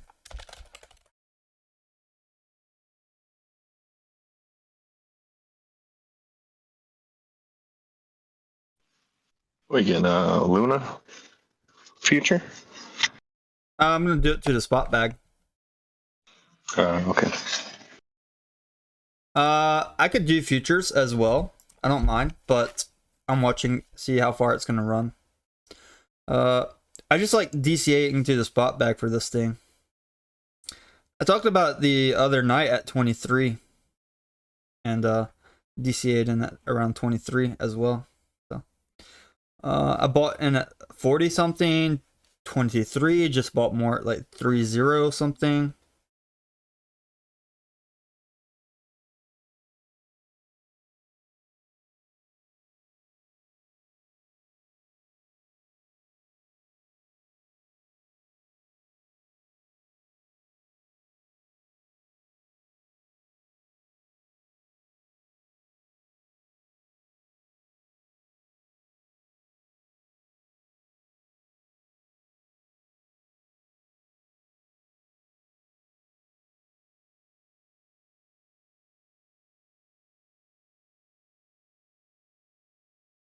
Wow.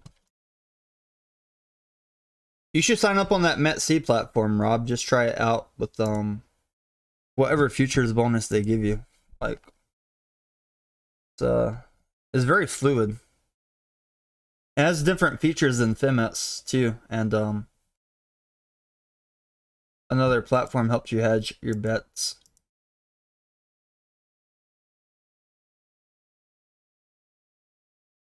This thing's like super fast. Did you say you tried Femix? I use FIMETs too, but it's another platform to have more positions on.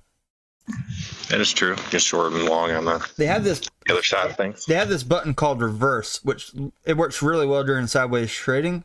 You hit reverse, it closes your long, and you can go short, or vice versa. What's the fees on that? It's gonna do market. But okay. But if you were gonna do market anyways, why not do that, right? Yeah, I'm not using market. If you're going if something's going parabolic though, don't hit that reverse button. Yeah, no shit. So here's what I like about this account. On METC, if I really wanted to, I could set my take profit something crazy. On KuCoin, when I try to set that take profit at a crazy high amount, it said risk level to like too high. So I have to wait until the price go up, set that crazy. But if I want to try to do a sell on this thing, like Lunar Classic at $1, I can even put my order at $1. I can put my order at $1 and boom. Also, it has the thing I like about it over than KuCoin, when I'm closing an order, it has a drop down to select percent, like 25, 50, 75, 100, rather than having to type the amount that I want to close. If I close my position at $1, if Lunar Classic goes to $1, I will have over $8.8 million.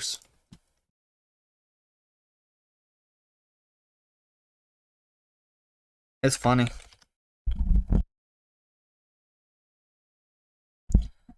But it's not gonna go to it's impossible to go to $1 if everybody's just holding. Like literally 99% of people have to buy and sell to get this thing up. Oh, Rob, what happening? What happening? What's up? What happening? You see the SPY closed on a green candle? It was downturning, then popped up a little bit. I'm driving. I can't check. Oh, okay. Yeah, I was looking at that. It's weird. I'm in a Bitcoin short on demo trade, and it's been down for the past 2 days. I'm in this Lunar Classic position, hoping that it will do a nice pumpity. The YouTube title is still Ethereum W pre $50. Let me go ahead and end this stream. We've been live. No, this is 8 hours. That's fine. We're gonna look back at this stream. If Ethw goes to $50 in the future, we're gonna look back at this stream and be laughing. We're gonna like, people take profit at $12. I'm thinking about building a project on ETH proof of work now. Might not be a great project, but definitely a project nonetheless.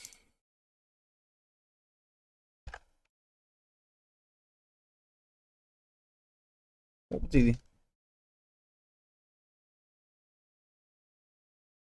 at this. Look at this pattern though for Lunar Classic. Crazy.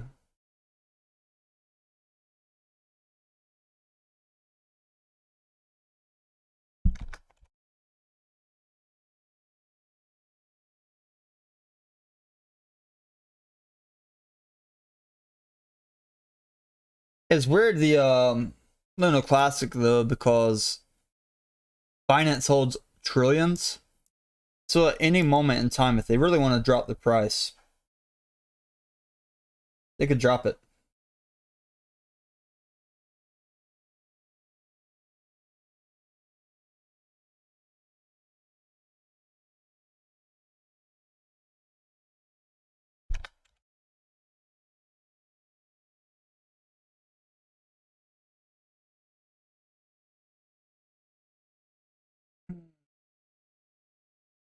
That was a nice pump up for the coin. I mean, it was trending a little bit before that pump up.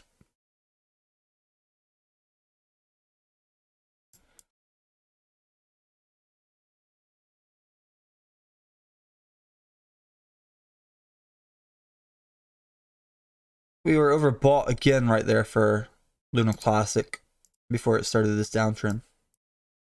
On the hourly though, this thing's been overbought. 4 hours has been overbought. It's not looking great on the 4 hours. Not looking great on the 4 hours, but it's not looking rough either. So this is represents 20 hours. So within the past 20 hours, we've come up about 54%, as high as 67%. So this is why I like this thing on spot. I like spot trading it rather than futures.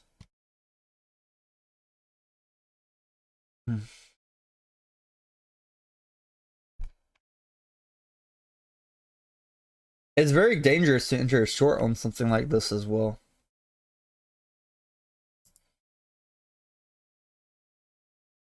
It's very dangerous, but to each their own. I don't want to short a coin that's going to get supply burned. Twitter is really happy about it.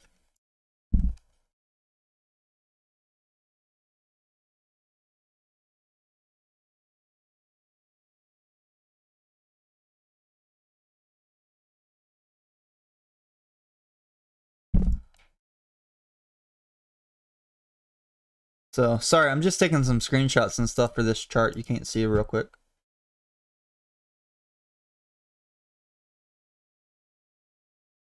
All right, let's put it back on the 5.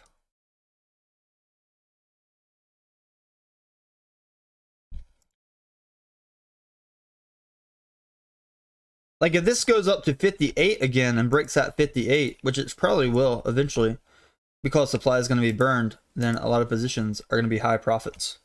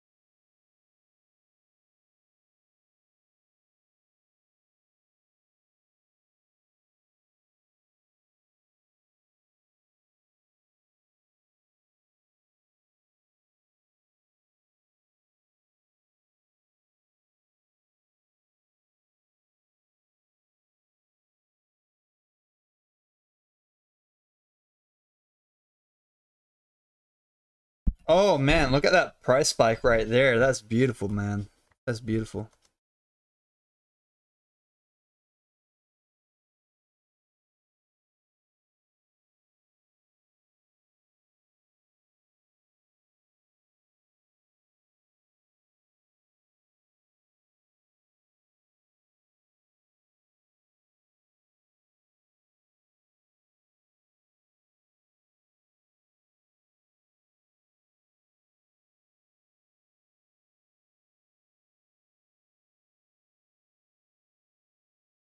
A lot of people missing out on the sidelines.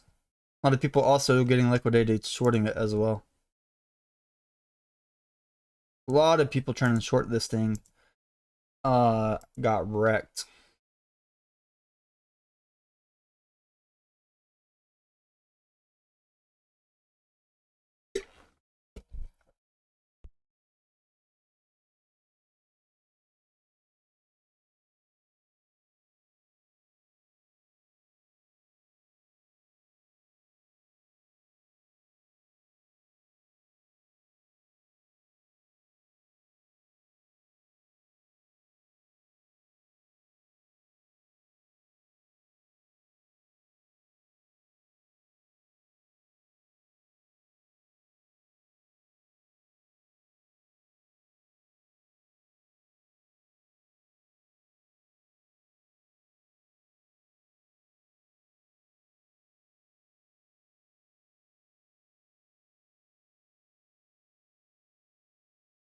If this thing runs, that would be great.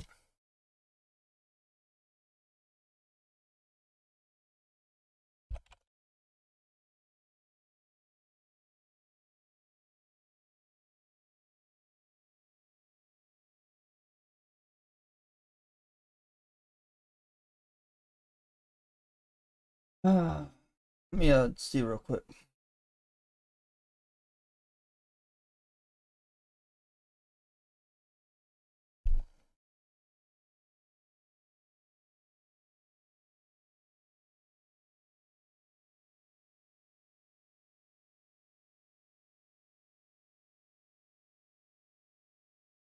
Watching this thing very closely. Let's see what's happening with Ethw here as well. Ethw is around $10.28. On the 15, that's not bad. But everything looks like they just had a run up as well. So let's wait a second for any big decisions. And then for Lunar Classic. Whoo. I mean, crazy up here.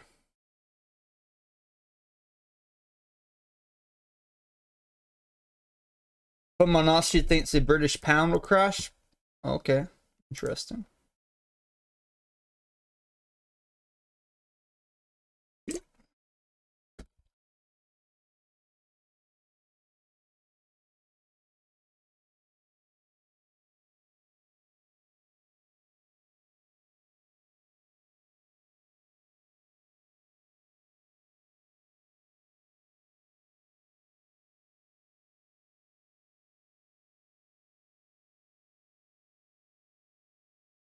Let's see if Lunar Classic gets another big spike. That would be highly interesting.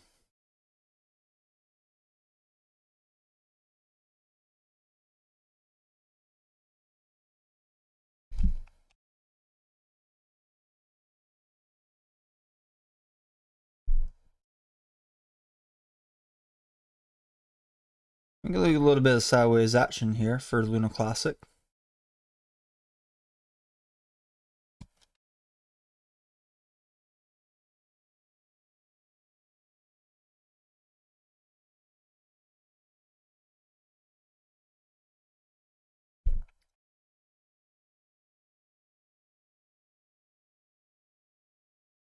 Ethw is up here as well, about $10.30.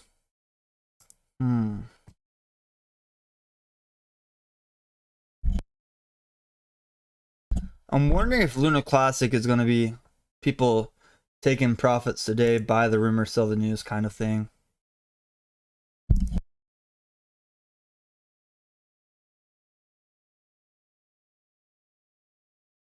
It may be a buy the rumor, sell the news kind of thing for Luna Classic, but to entertain this, I'm gonna watch it a little bit longer. I know in the 5 minutes and stuff we're in this overbought area still, but if it keeps uptrending, that's good for the people that spot. If it uptrends enough, people take profits when they sell, they get that tats. So that is something to consider as well. Then it burns some of the supply as people take profits. So people taking profits, yeah, you're still going to get red candles, but over time, it's going to help the tokens burn.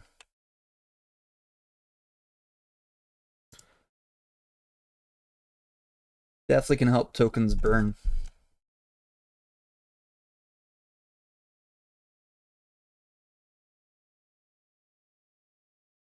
Still parabolic SA are uptrending on the 5 minute chart here for Luna Classic. Let's check this on 30, see what this choppiness is looking like. Let's draw this block right here.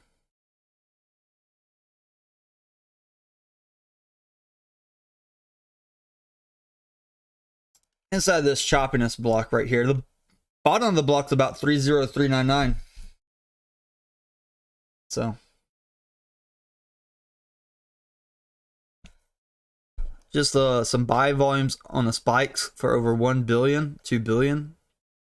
Just push the price up by 4%. So if we get another 4 billion buys up here and price pushes up 4%, that would be huge. That would be huge for Luna Classic if we get more buys pushing it up 4 more percent. And 4% is huge. Generally 4% is a huge movement in cryptocurrency or anything really. Yes, space.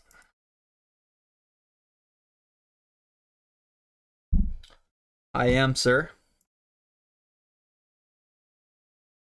If you sign up, there's future bonuses using my link as well, depending on how much you deposit and your trading volume. There's also a portion on there that says deposits or trading volume meets a certain amount. I had one person deposit a certain amount of money and reach the trading volume without depositing too much cash. I think that user deposit around $7,000 and some change, and he was able to do over $1 million worth of the trading volume within 24 hours. So kudos to him. Qualify for that futures bonus. And then they can use that futures bonus for trading fees or enter positions, as long as they don't withdraw it from the platform.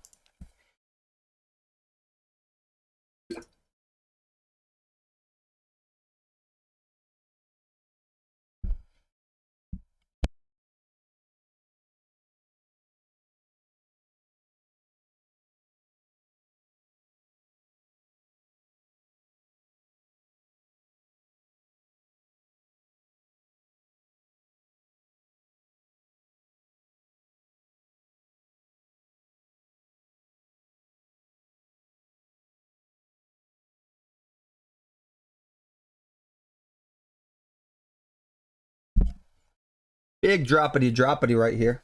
Woo! Big droppity. So getting looks like almost $1 billion sell volume coming here for Lunar Classic. Well, this is happening. Bitcoin is kind of like uptrending. So definitely still having a hard time for Lunar Classic.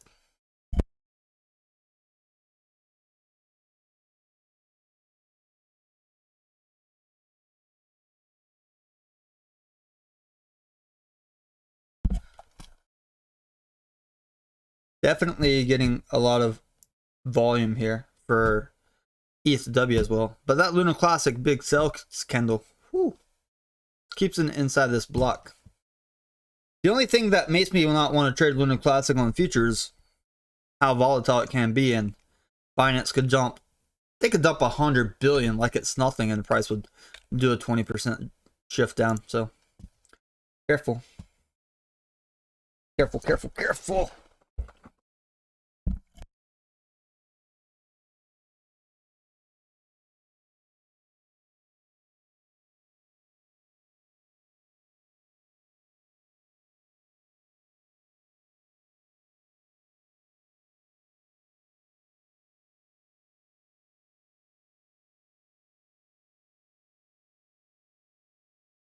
Ethw is getting a little bit of uptrend right here as well.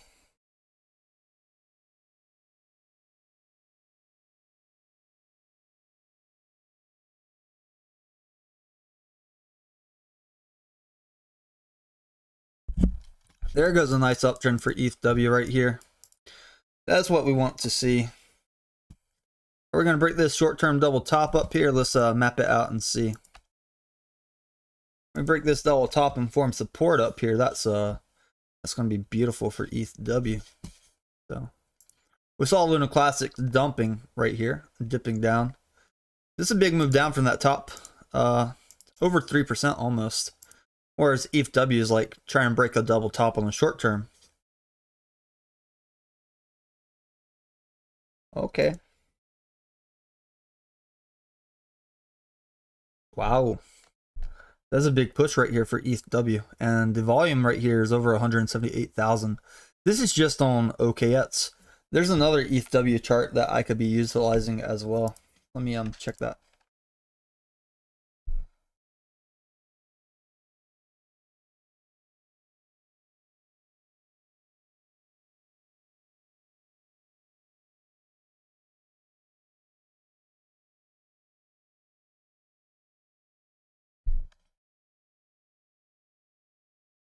Yeah, I think the price is uptrending on Ethw. We're about to break this double top right here in the short time frame. Oh, you're welcome. Nothing to it.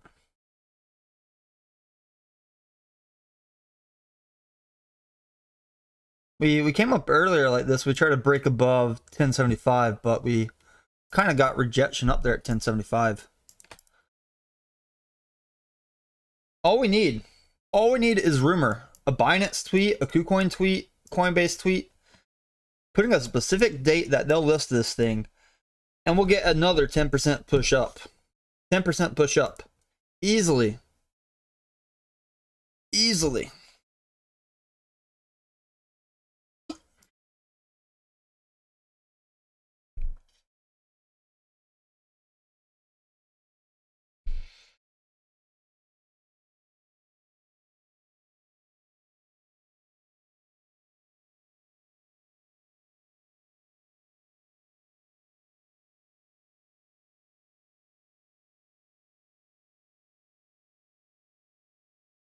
Oh. This is a nice measure move. Let me do another chart real quick.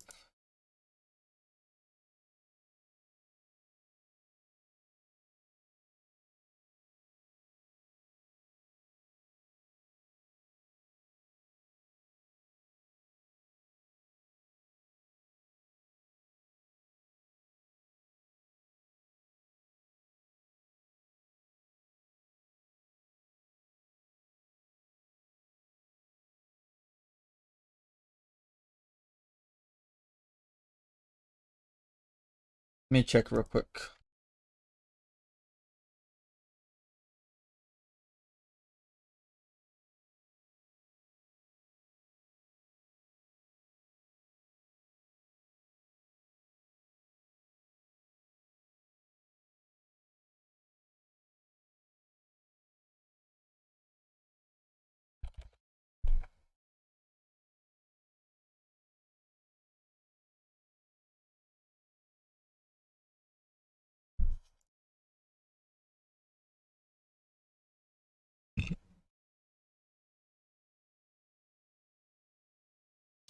I'm looking at all the other exchanges that have this on here, and they all seem to be kind of uptrending right here. What is this one? Wabe.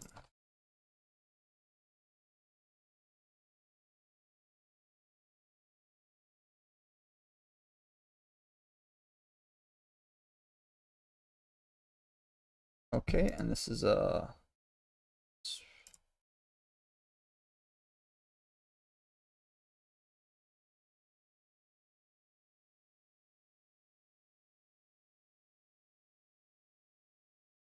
Wabe is already $10.50, whereas OKX right here is the price you see on the screen. $14 at the top, about $14 at the top of Wabe. 14.09 for the OKX chart. 1380 something on the Fitrits, and then 1380 on Bitfinets. So depending on which exchange you're on, determines.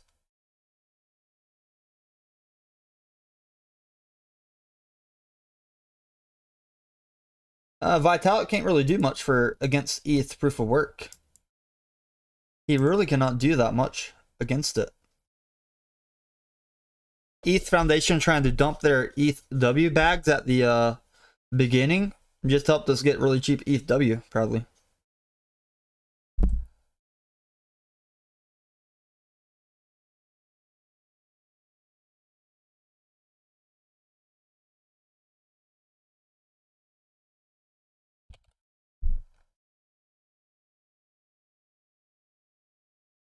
So I'm looking at all these exchanges, and let me just put them all on the 30.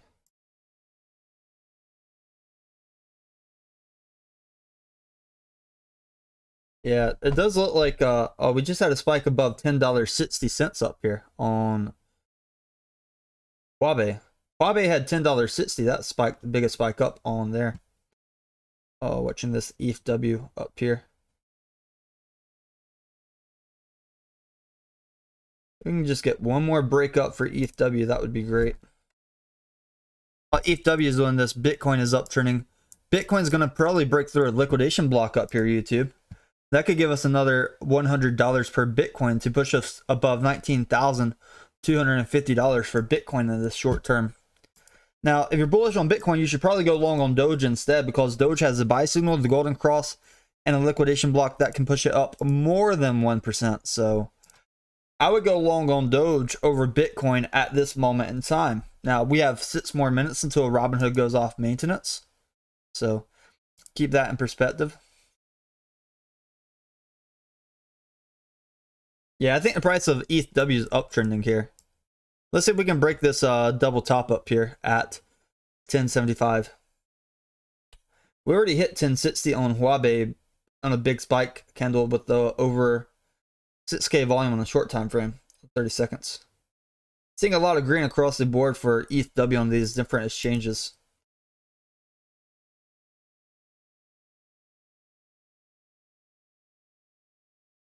For wires should show up pretty fast depending on your bank suggestion.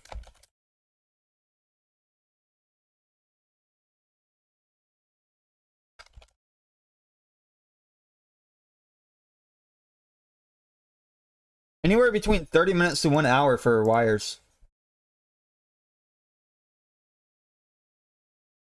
The price is higher on Huawei up here.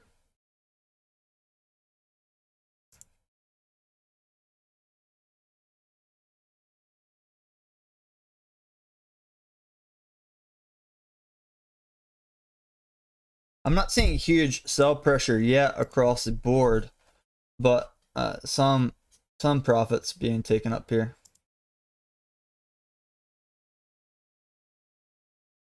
Why do I even have this chart on here? This one's no volume. Let's do another chart.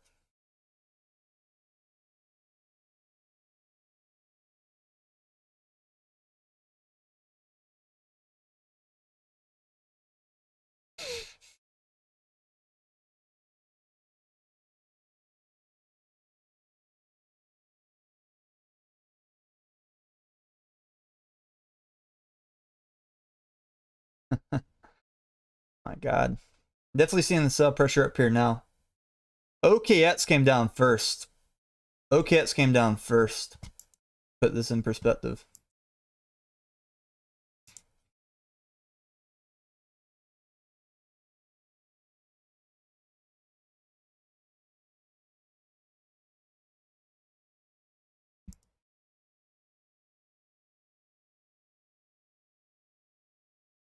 Watching it here. That's a pretty big sell volume on the 1 minute here for ETHW.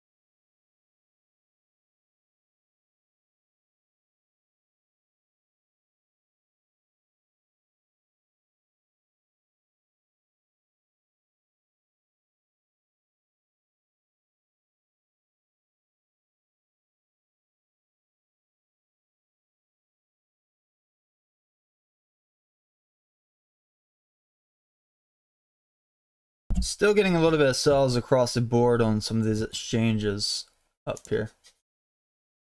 I'm still waiting on rumors, more rumors to spark about listings for Ethw.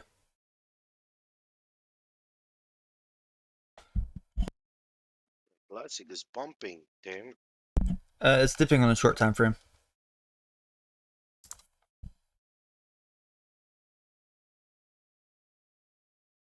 Like right here, it's dipping on a short time frame.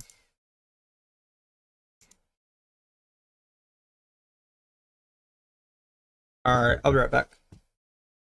Hopefully it comes back down. Woo. I'm watching on like 4 different exchanges. But that's a big run up right there. And then let's check on Lunar Classic real quick. Look at Lunar Classic. The god of liquidations. That's what I'm going to name this. The god of liquidations. It came down, liquidate these people 20 times. Wicked up, liquidate these people that were 20 times. God. The god of liquidations. And a little bit of rejection at double top up here.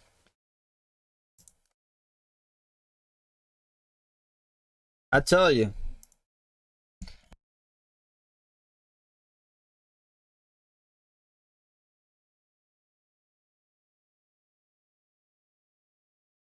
That's crazy. Look at that. Look how fast it does this too. Like the move from the bottom to the top of this block like 3%. You could have 1, 2, 3 different scalps on this thing. You could have like 6 different scalps if you did both long and shorts, but definitely don't use high leverage. And let's look at Doge. I think Doge is getting ready to go into this liquidation block.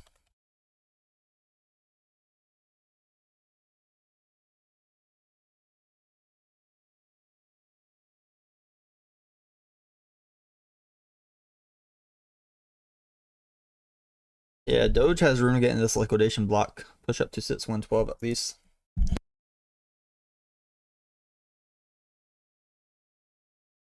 I'll be right back in a minute.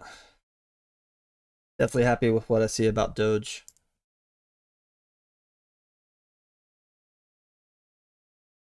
Bitcoin's getting close to this block as well. Lunar Classic's just in these liquidation zones. Woo.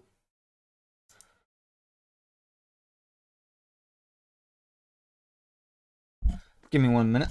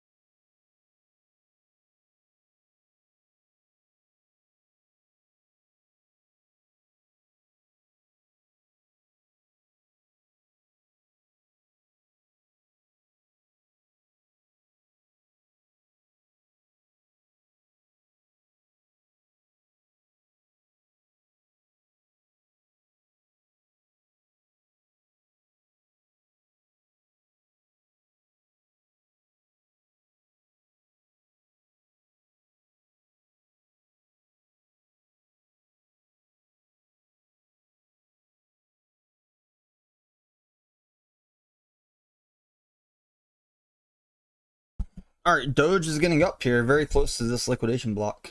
Very close.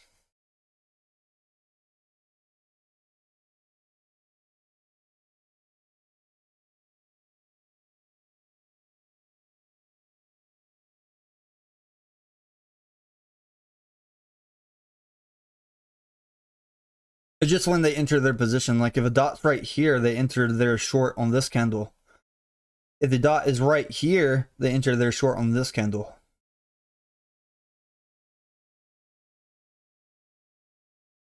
Man, Luna Classic. Luna Classic is wrecking havoc here at YouTube. Tell you.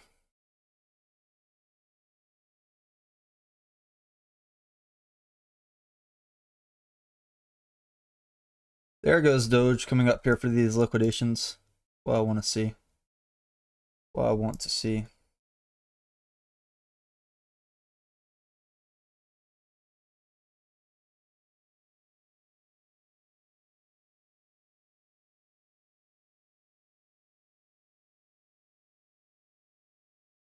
Good up here.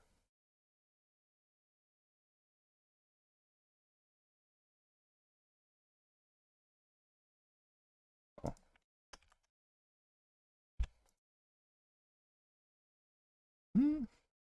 Not bad.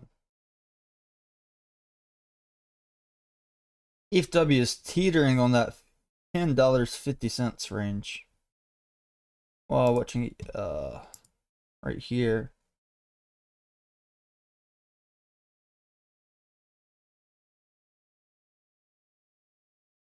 Watching Dogecoin right here. Boom, boom, boom, boom.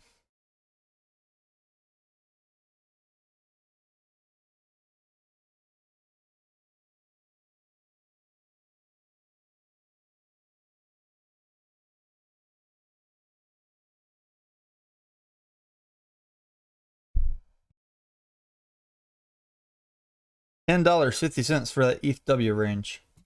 Pretty brutal, but it's trying.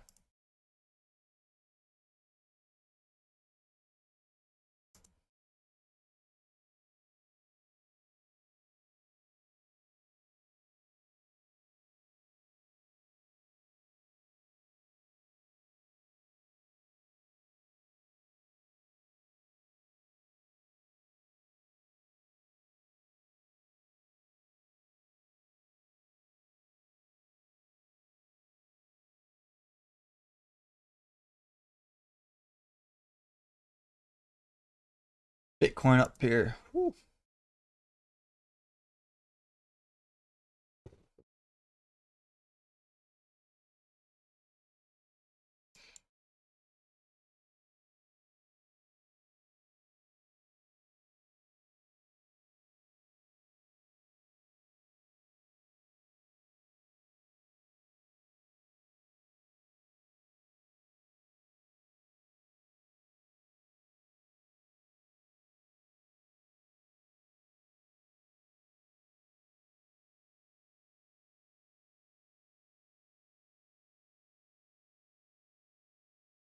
A lot of these things are getting rejection on this short time frame right here.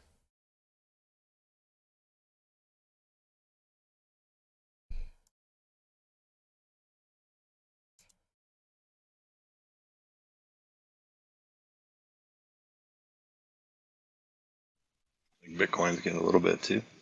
A little bit of rejection? Just a little. Just a little. Oh, okay. I can see that.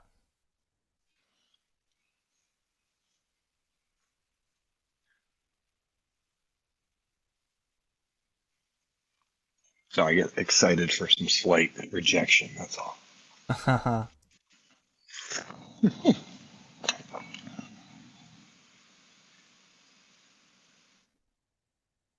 So, hey, team, let's say you got in at $100, right? Right. You got in at whatever X. Okay. And it goes to 200, and you're still not liquidated, but you want to bring that number all the way up. I know you have to do well more than double it. Do you know that mathematical Your equation? liquidation number? No, to get up to like where you're at. Like if it, like say it's $100, you got in and it started. I shorted at 100 and went up to 200. What do you have to do to bring that average up to where you are? You can do two things. You can keep dollar cost averaging in, but How much? How much would it take? Like, it's not double. Double will get you halfway up there, right? depends on the price. Oh, okay. But Bitcoin price is not going to double for you to do like a 5 times leverage, you know? No. I'm just curious, like with the mathematical equation right now, how much money would I have to throw in here to bring my average up to where we are now? Are you adding margin or are you adding to your position? I would add to the position. Oh, you have to wait for Bitcoin price to go up before you add. Because if you add more margin, your liquidation price is going to be a little higher. It's not going to be the same liquidation price. Yeah, I'm not adding margin. I've tried that before. That was a bad idea. Why? Well, I thought this was a long time ago when I first started.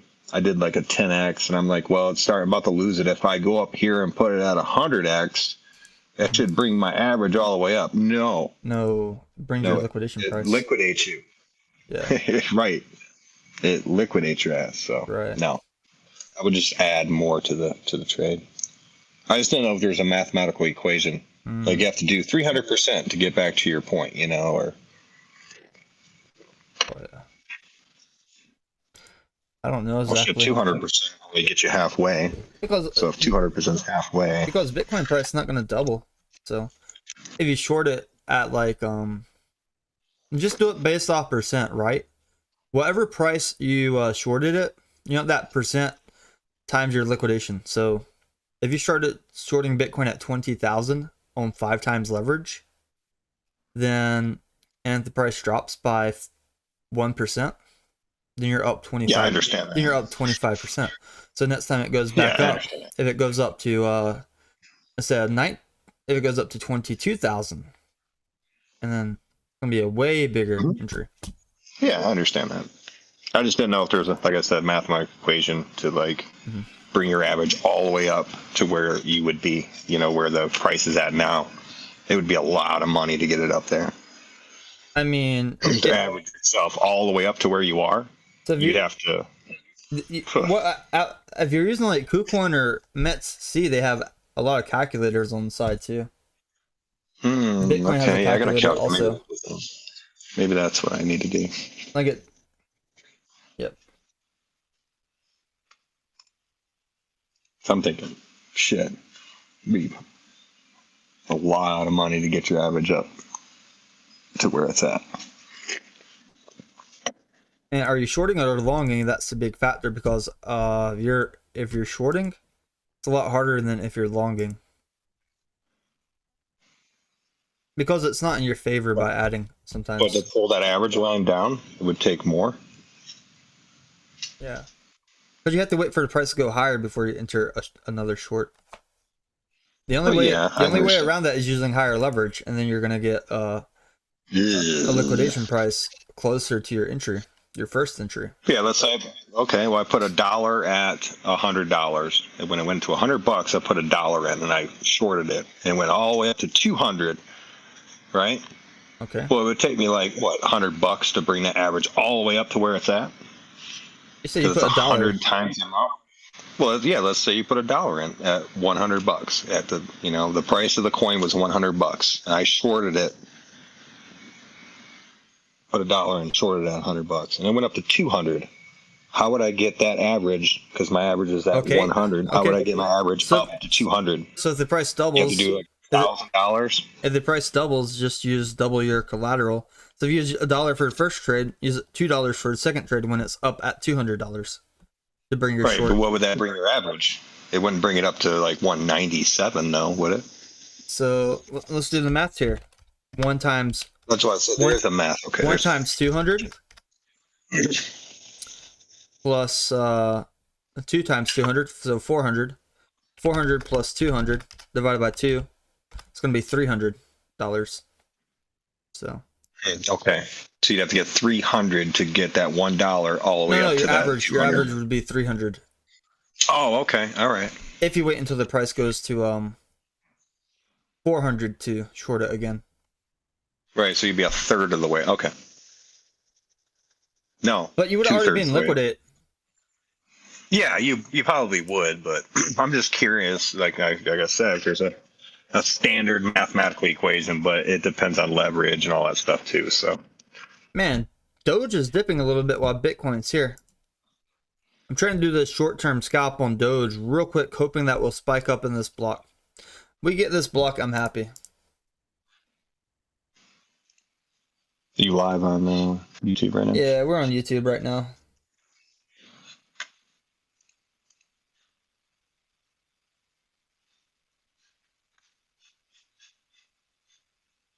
Lunar Classic, like it's inside this choppiness block, and it's hitting both the bottoms and the tops quite frequently. It already hit the top 1, 2, 3, 4 times. The bottoms 1, 2, 3 times. Very volatile. And this is a big spread. There's team. Big spread. Now I'm watching to see if Doge will spike up and liquidate these shorts up here.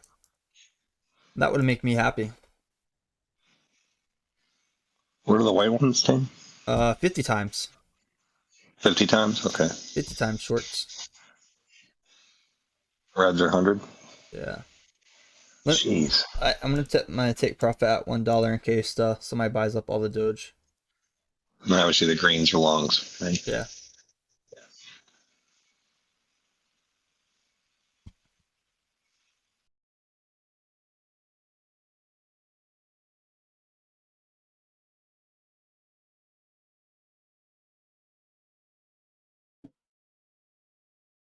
Currently, the total supply of Ethw is like slowly increasing. Like people mining, very little though. Like there's only 2 Ethw per reward block. While the supply of Lunar Classic so far today has dropped by over 463 million.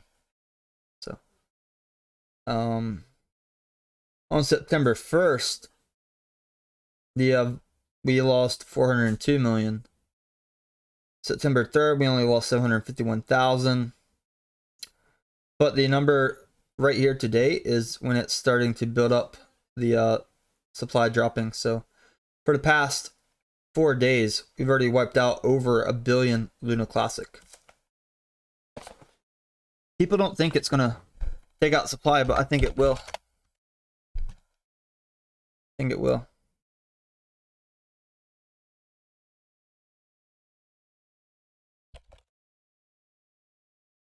And I'll write about it in the chart channel as well.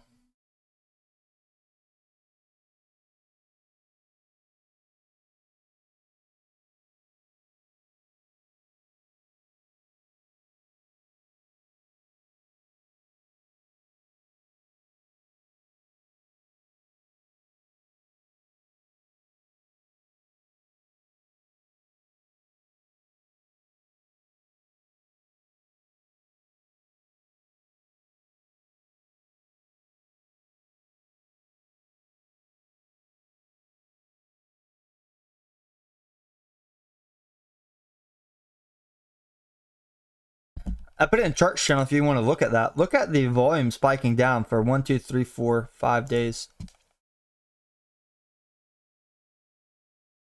I think this is the recipe we needed. Happening YouTube.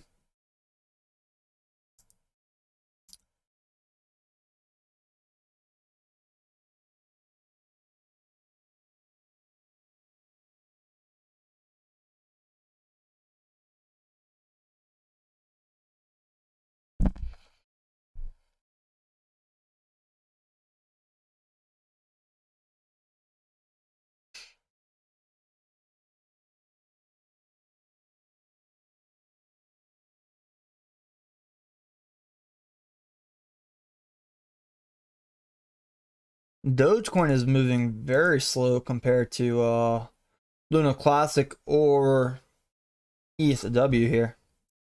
Very slow during this time.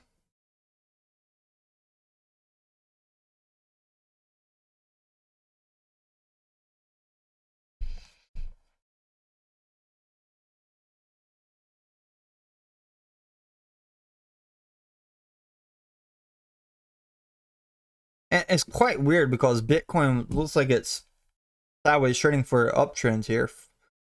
After we get that uptrend, then we'll probably get that spike on Doge. whereas Ethw is trying to teeter along this resistance that we've had. We broke this double top on that short term, and then it came down just a little bit. So from current price, is like only a 1% price move. Not that big. Not that big.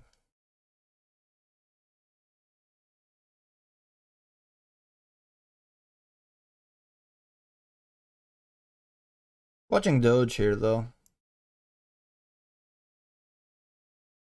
Doge like to do these big price moves up after it gets close to liquidation blocks.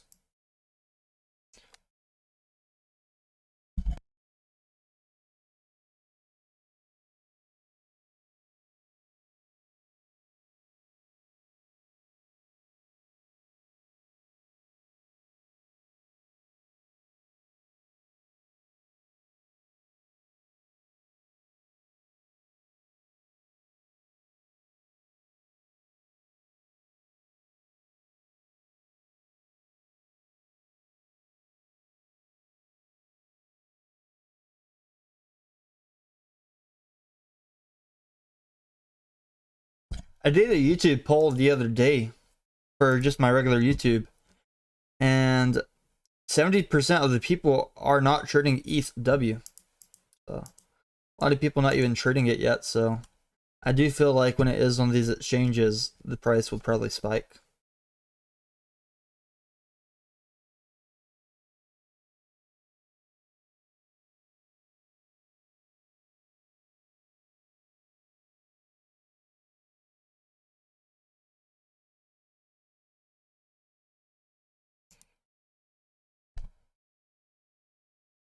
But yeah, Lunar Classic's still in this choppiness block. People have to be strategic when they dollar cost average on it. Even if they think the price is going to pump, they still want to get it as cheap as possible. Bitcoin's trading sideways here.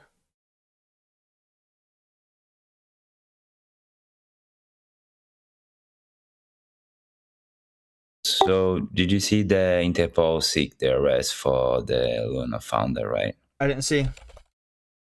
Yeah, Interpol just ring the red alert saying that he's in the run. All right, give me their website, because I see people on Twitter posting about it, but I did not see it on their website when we checked earlier. I have a couple sources I'll post here on the news. All right, because if it's not on the Interpol website, why are people putting it on the news, right?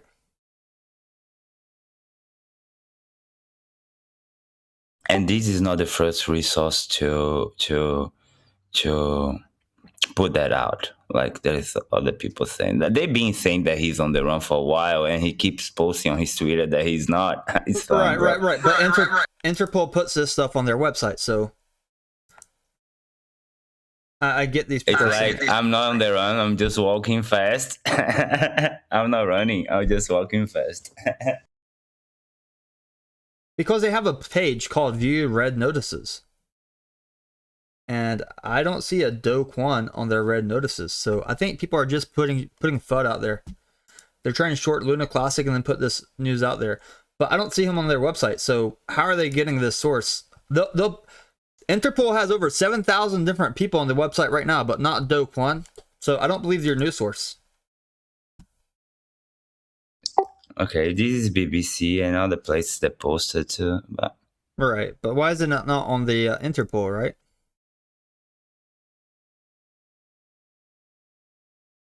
Why would they not put him on the red notices page?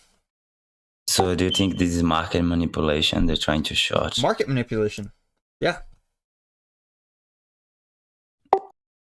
That's bad. But I can see on the New York Times here too. Like, he's using Twitter actively, which could probably ping location. BBC Korean says a red notice has been issued. Yeah, I just posted the New York Times too. Why? That's what I found weird, because he was on his Twitter saying he's not on the run, things like that, and it's just like, bro, like every fucking website saying you're in the run. Yeah, but I understand that. But anytime Interpol does a red alert, which they're saying he has a red notice, there's no red notice on their website for Do Kwon though. Like, look, I'll pull it up on YouTube. There's no red notice on their website yet. Look, I'll pull it up on YouTube. right now. Boom. But we're talking about a major market manipulation, bro. Because Yeah, these guys. times. Oh, you have speakers. Oh, You have to get the speakers off if you're going to be talking. But yeah, I was talking. Quan, family name. No Quans. No Quans up here. Do Quan. Why he not on the red alert, right? Wanted persons. Why he not up here with all these other 7,000 plus people on the website? All right. And there's plenty of good pictures of him. He's just not on this website. So I think it's market manipulation. Until I see him on the scroll website. down too much further? Well, I filtered. Okay, good. Thank you. Yeah, I filtered. Yeah, your name's on there. I saw your face. I'll tell everybody. My God. My God, what happened? XRP. XRP big drop. Let's look at Doge right here. Doge may be coming down this liquidation block real quick.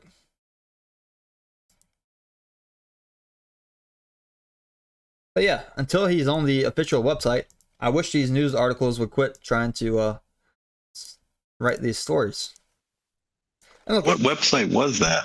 That's Is that a global red list? Yeah, that's the Interpol Red List website, and it's not hard to add an entry to the website. If he's really on there, then just add him. Right? It's not hard.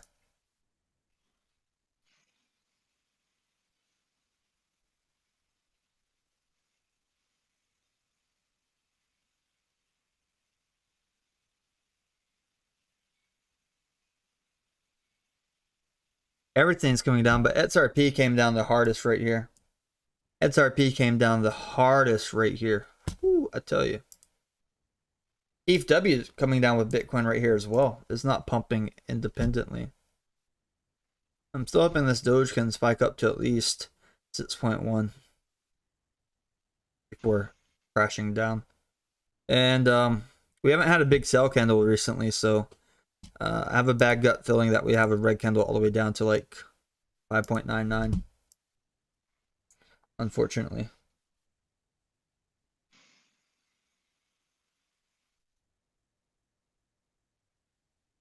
But yeah.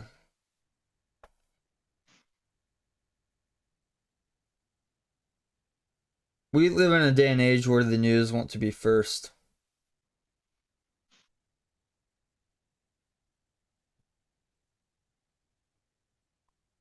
And they know that he's not going to come sue them in their country, right? Very unlikely he would go to their country just to sue them for defamation. Now, if he gets cleared and everything later on, boom. He's going to sue a lot of these fuckers. In America, our news is so corrupt, they tried to slander a 16-year-old boy. The boy sued him, got over $40 million. Got to be careful about slandering people, especially if you have that much power. You will get destroyed in the American courts. Our court system doesn't really play games like the media.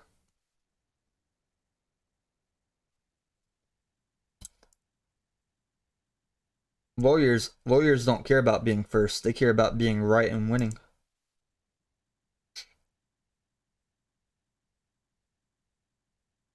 All right, Bitcoin is looking like Bitcoin's far away from this drop down, but still in a dangerous area.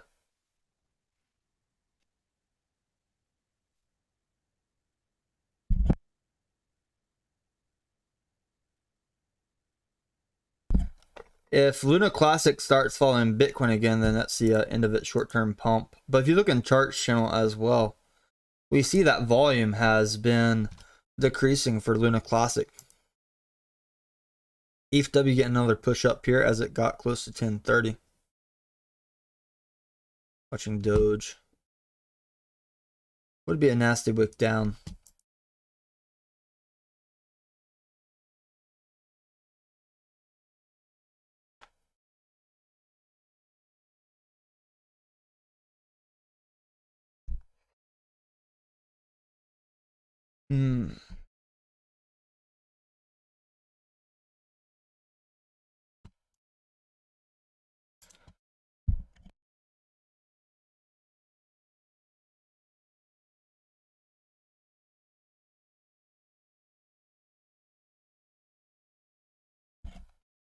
Still getting a little bit of the sell pressure for Doge.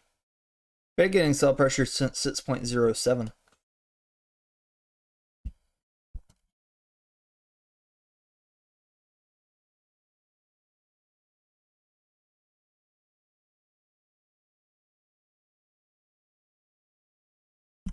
A little bit more buy pressure picking up here for Dogecoin though. Trying to save it away from these liquidations.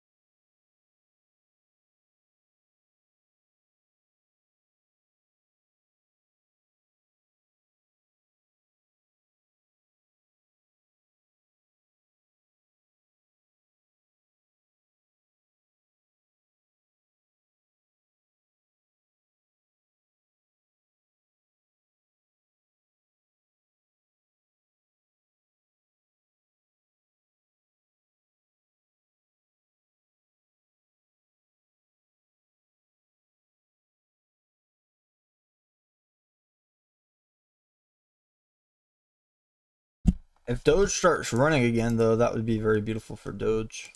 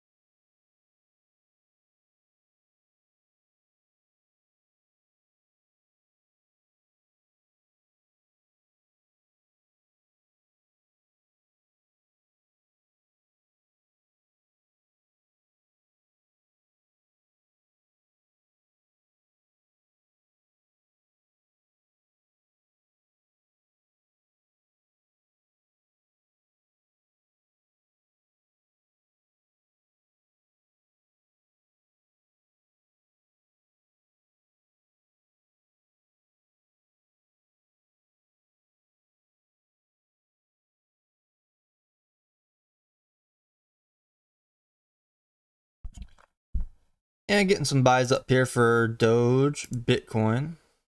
Definitely pulling down some of these other coins. Pretty brutal.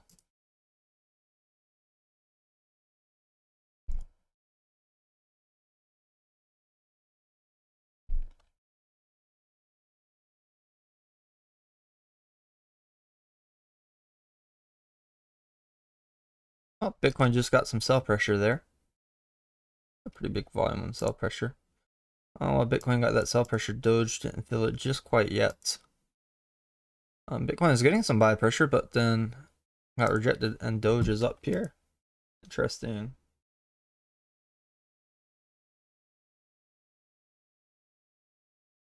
And while this is happening, the Lunar Classic is still coming down. So near the bottom of this block up here.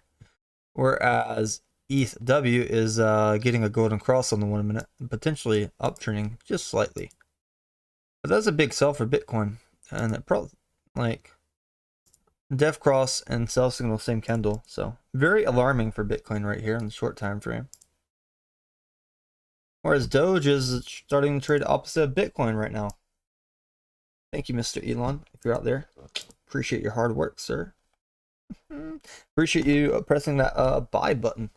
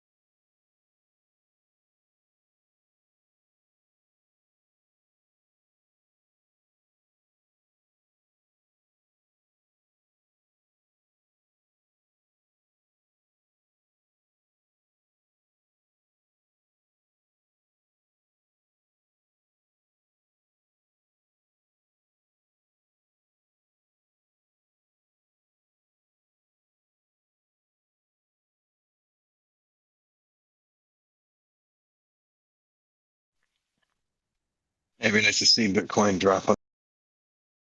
Bitcoin is dropping while Dogecoin right here. If I look at the bottom, like look at this.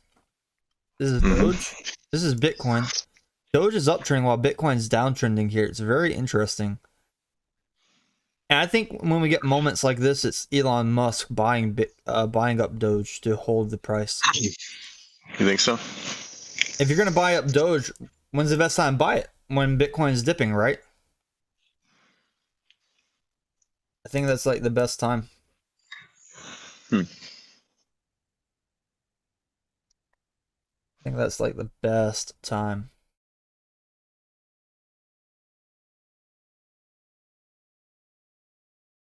Or like somebody sitting beside him.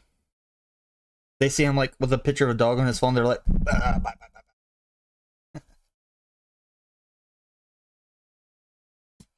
Yeah, just looking at all this together, Bitcoin was downtrending while Doge is uptrending still. It's very interesting.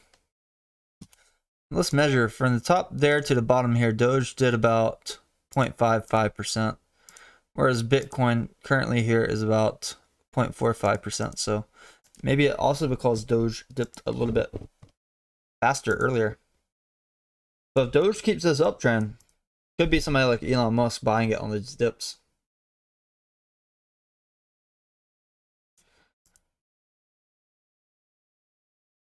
What's happening, YouTube? Rob sponsored a Discord giveaway the other day, and then a few other people sponsored, and I did a lot of sponsors. We had like over 10 Discord members in the last 4 days. No one's saying a word. A lot of the new members not talking. This one guy told me he's going to buy a microphone tomorrow. Oh, that's cool. Yeah. You just get a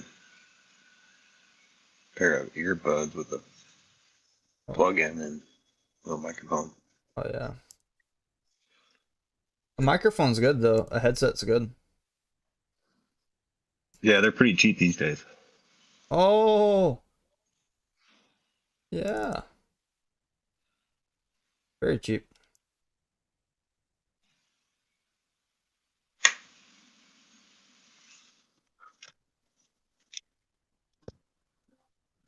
Do recommend SteelSeries. SteelSeries.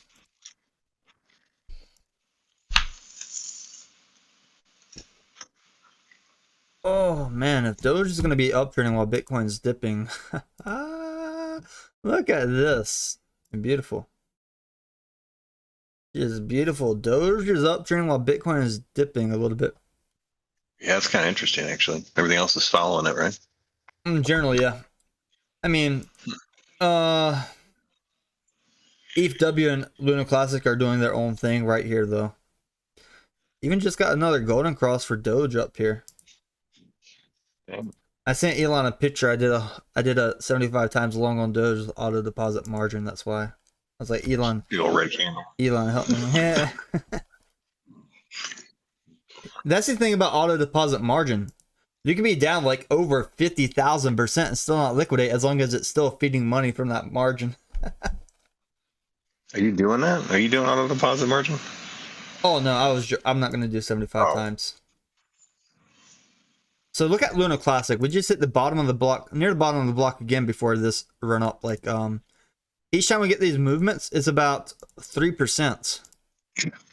About 3% price moves for Luna Classic here. And that's the supply is slowly getting burned. I just keep adding more of this to the spot bag. I would do futures, but I've seen like people that do not do Quan, but CZ Binance, they could dump 100 billion and the price would drop very fast. Yeah, what do you can do futures on? Oh, okay, you can. Oh, you've been able to do futures on this thing for a while. That's why I was so excited the other day. Oh yeah, Doge is getting up here. That's why I told people, if you're gonna go long on Doge or Bitcoin, pick Doge. Pick Doge. Because look at this right here. Look at this. If Bitcoin goes up and Doge follows Bitcoin, great. But Doge was still going up even without Bitcoin right here. So happy, happy, happy. La, la, la, la.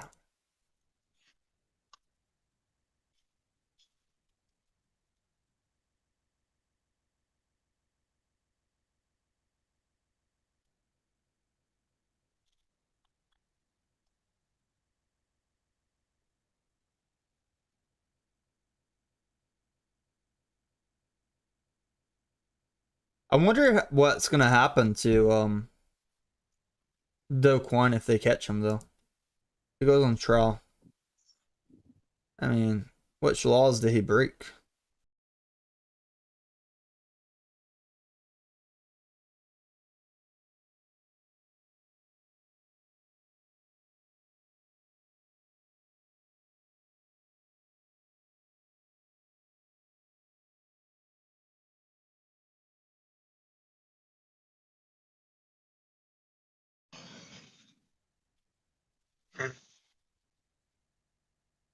Hmm.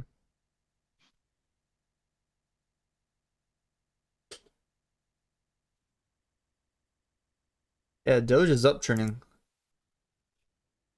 Meanwhile, looking at these other things, like Lunar Classic's still up a little bit too. SRP's following Bitcoin right here. What is this chart? Bitcoin's having trouble going up. I put these charts together. Bitcoin's still going down. Look at this. Doge is way more bullish than Bitcoin right here. Looking good. That Doge should turn around here shortly.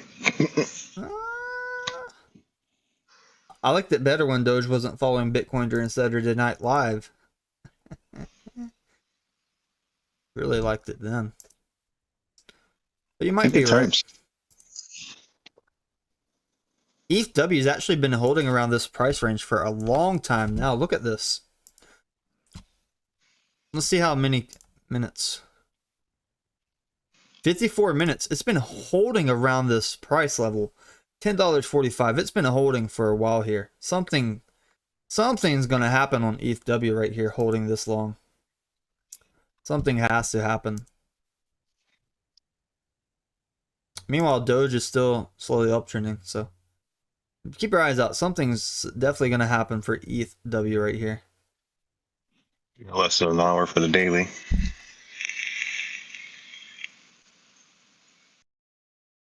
I think this has been our most frequent times that we've hit $10.45 for Ethw. Seems like a decent support.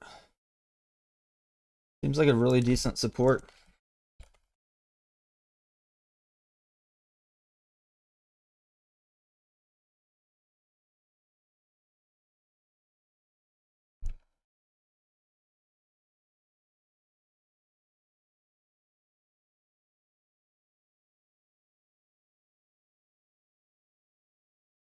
Decent support for Ethw right there.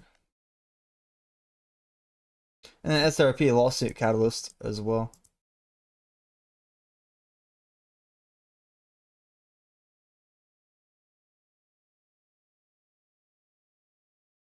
There.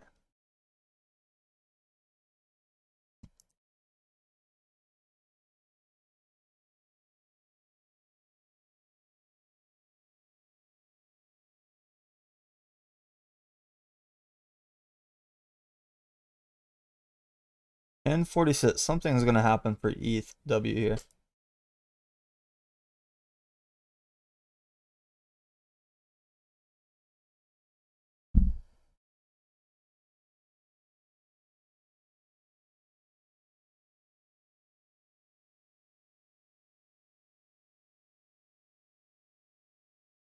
Let's see.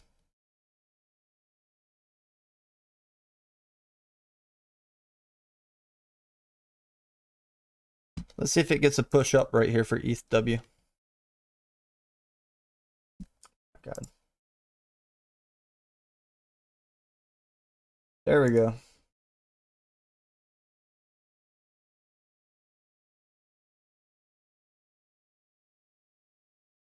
There we go. There we go. That's what we wanted. Like, we've been here for like 54 minutes. I was hoping for a push up like this. My God, we got it. 54 minutes waiting in this area, and then we get this push up on this candle right here. Wow. This took 54 minutes. Woo. Patience. Thank God I had other charts to look at during this time. That's a big candle. This has been our biggest candle on the 1 minute since the last hour as well. So definitely more interest in Ethw popping in right here. Definitely a little bit more interest right here. And let's see what's happening with Doge. Doge is also pushed up into this liquidation block, which is great. Bitcoin's finally getting an uptrend as well. Bitcoin's climbing. Bitcoin's got some gas. Bitcoin's already up over 0.29%. That's good. Now, Ethw, this is it. It took us 54 minutes sideways, like this trading right here, and then finally get some buys. That's great. That is great. Bitcoin is still climbing up right here as well. It looks like it was falling, like, it looked like it was waiting for Bitcoin to do that pump. I believe the moment Bitcoin started climbing right here is the moment that ETH proof of work started climbing a little bit as well. So, taking that in consideration. Lunar Classic still inside this choppiness block though.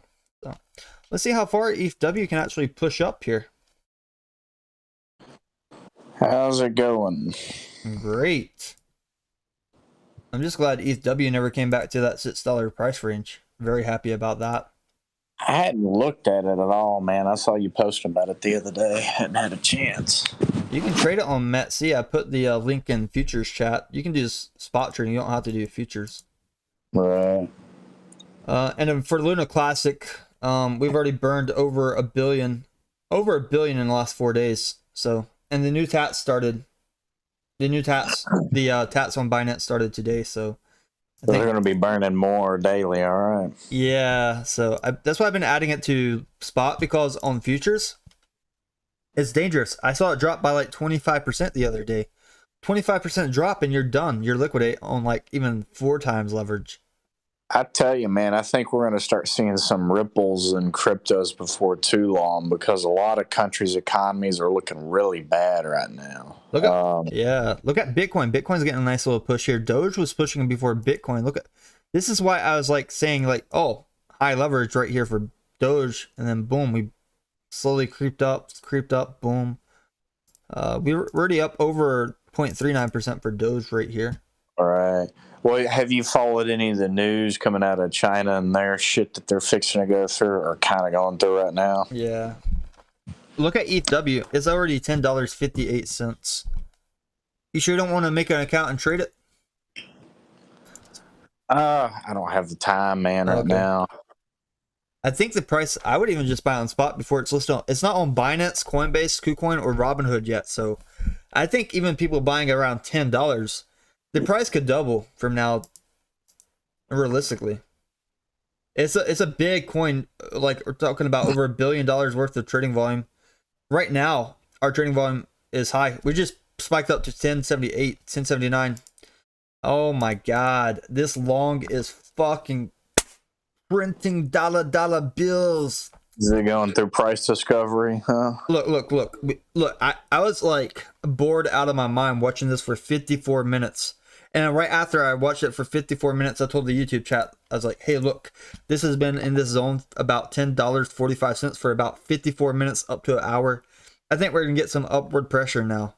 And then we get my buy signal popped in. And since my buy signal popped in, the price already spiked up over 3%. So from our support line, current price is up over 2%. And our support line, our big support for this was $4 last week. We've never came back close to $4. And I think it's going to be hard to come back close to $4 on this thing. Yeah. I've been playing around with high leverage and auto deposit margin. So basically, if I'm using 1,000, I'll have 40,000 on the side to do that auto deposit margin so that I can protect my position. So it can bring the margin back down to 1. All right, man.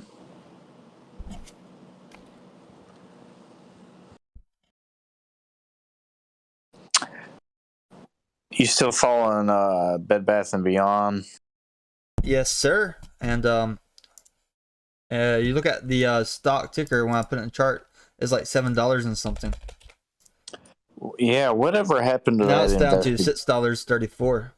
Whatever happened to that investigation? Did anything ever come of it? Oh, it's still a very early investigation. Super early. That and the guy that went out the window. Huh. So if like we're getting price action. So I'll make about $511 million if the price of this goes to $100. Okay. This coin? Oh nope, I misread it. Only 500,000. It's still $500,000. Huh. What was the name of this coin? I'm looking at Ethw. ETHW. It was a fork from the Ethereum merger. I've been watching it since like $6, like really closely. I did a scalp on it one time, early on when it was So dipping. you think it's going to get up to 50. the 50 is my price target. 50 is where I would be happy at. $50, I would be completely happy. It's not on KuCoin yet, Nelson. It's only on like the platform I'm trading and a few other platforms that we're trading, like FMETS and METC. I'll give you a link if you want to sign up on my platform, and you can get a bonus as well. There's up to $9,000 bonus. One guy already did it. All he did was deposit 150,000. He traded up to 30 million volume within 24 hours to get his. I mean, you don't have to do it within 24 hours. It's very easy to get $30 million trading volume on 150,000, just buying and selling something without making too much profits. Ethw? Okay. Here, Charles, I'll give you a link as well. There's about 15 days left in this promo if you want to sign up and try out the platform. It's been very robust and huge trading volume for Ethw up here. Currently, our 24-hour trading volume for Ethw is up to 864 million. Whereas our last 1 minute candles, 1, 2, 3, 4. Let's see how much volume right here. We're already at 7 million volume on the last 7 candles. So this is about 1% of our daily trading volume right here. Trying to find a chart or something of this thing. Here, I'll give you my chart. All right, Charles. All right. This is my trading view chart. You'll be able to see my buy and sell signals on that chart as well. Don't steal my indicator. I'm joking. Nah, you're good. But look, I went to lunch earlier. Like, I was watching this earlier. I was like, I'm going to go out. I don't see anything happen. I went to lunch. Now I'm back, and after I got back, I wait for like an hour, and then that's when I get that upward momentum. So, really happy. And while this is happening, I noticed like Doge was up trading without Bitcoin. So I was like, okay, this is interesting. Doge up trading without Bitcoin, and then finally Bitcoin started up trading as well. And then Lunar Classic. I hate trading this garbage, Lunar Classic. I just want to buy it and hold it on the spot because it's too volatile. You'll get wrecked on 5 times. Yeah, no kidding. Look at this choppiness of Lunar Classic. It's 3% spread, and it happened 1, 2, 3, 4, 5, 6 times. 6 times, 3% spread in the last hour. And then Ethw is still uptrending.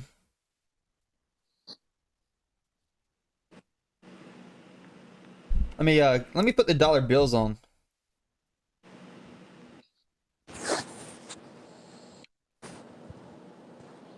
Woo! My God. This is great.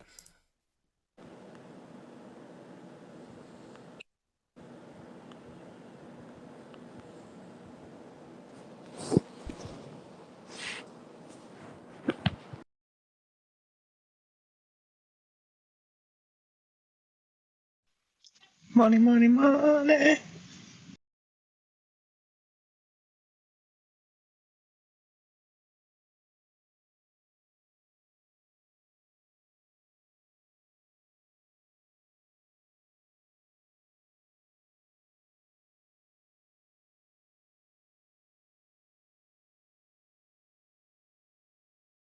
Rob, put your NFT for sale for $1,000 that I gave you. Unless you want to keep it. Yeah, I was thinking about it. Would you sell it for more, $1,000 or would you hold it? I'd hold it for that. 1,000 Ethereum. Where do you want it hand delivered? 1,000 Ethereum, what the fuck? Yeah. Good luck. Well, my time to earn this is priceless, so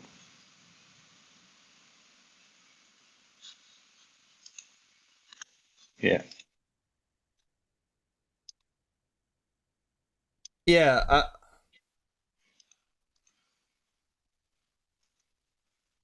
You all right, Tane? You got too much going on? yeah. Somebody told me that I was trying to tell them that it's not on KuCoin for futures. Look at this, Rob. Are you trading Luna Classic as well, Rob? Maybe a little lunacy. All right, I sent you the chart. You can watch it daily. Look at the supply being burned. Oh, you sent it to me? Yes, sir, buddy. Oh, you did. So since my buy signal, we're already up over 4% for Ethw. Yeah, you can spot trade it on KuCoin, Nelson. You can spot trade it, but it's not on futures from what I've seen. Let me double check. I didn't see it on futures. Maybe I have to update my app. I didn't see it on futures. Yeah, I'm seeing it's called like Ethw. Ethw? Yeah, Ethw. Because I searched for like Ethw and nothing comes up.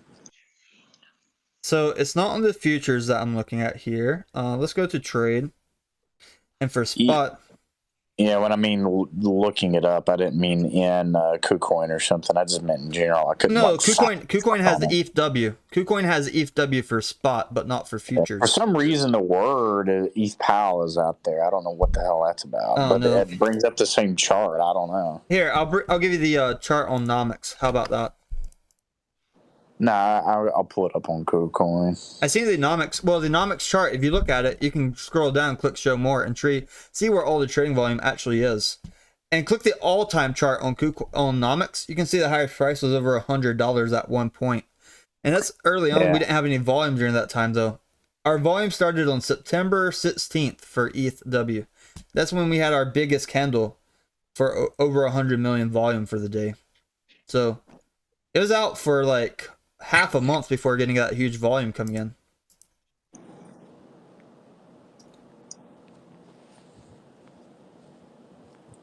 All right, so this was a big measure move up so far. From the support line, we're currently up about 3.9%. We went as high as 4.7%, so still getting some buys coming in here. And while this is happening, Bitcoin still has yet to reach this liquidation block. Just a measure move up about 0.19%, highly likely. And Bitcoin hits this liquidation block, so looking good. Let's go back to ETH proof of work here, though. I would expect a little bit of dip after a big 4% price jump. But if I look at this on the hourly, take away every drawing, look at this. On the hourly, we are still uptrending for Ethw. For my first buy signal on the hourly to the sell signal, let's see how much profit that was. Oh, I'm on a different chart. I have to use another chart. I'm watching the futures chart right now. Because this chart, OKX, is more similar to my futures price on the platform METC that I'm using. That's why I'm sticking to this chart. And the volume is actually pretty decent. Our biggest hourly candle on this chart, 76 million. And that's huge. That's like over $760 million worth for Ethw. So Ethw right here. We can break this $14 double top. Great. If not, then I'll start mapping it through. So let's we have $14 resistance. Let's take this off. Ethw. We had $11 support before. Our moderate support's been around $10.30. Let me clean up my chart real quick. We even looked as low as $8, but I think our big support's around $10. $10 is our more moderate support down here. And we're going to drag this down about $10. So our support has shifted a little bit lower for Ethw. And let's see, how far did we dip from the all-time high from up here? Not all-time high at 100, but all-time high after actual trading volume. We came down about 28%. Very, very realistic. Now, from this support, I expect to bounce at least up 15%, which would bring us around $11.55. So our short-term resistance that I'm watching would be $11.55.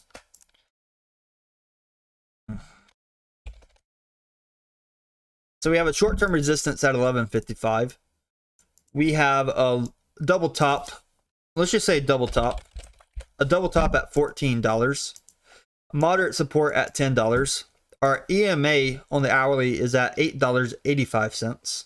So Ethw is actually looking interesting here, per se. We're probably about to hit that $11 price mark for Ethw up here.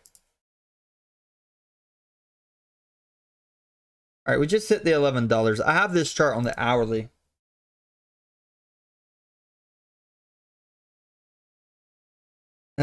Mike's gonna.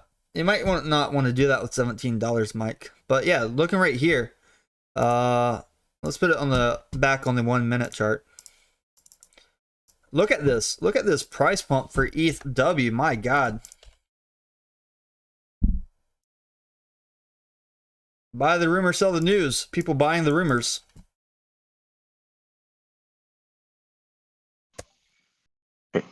There's a rumor?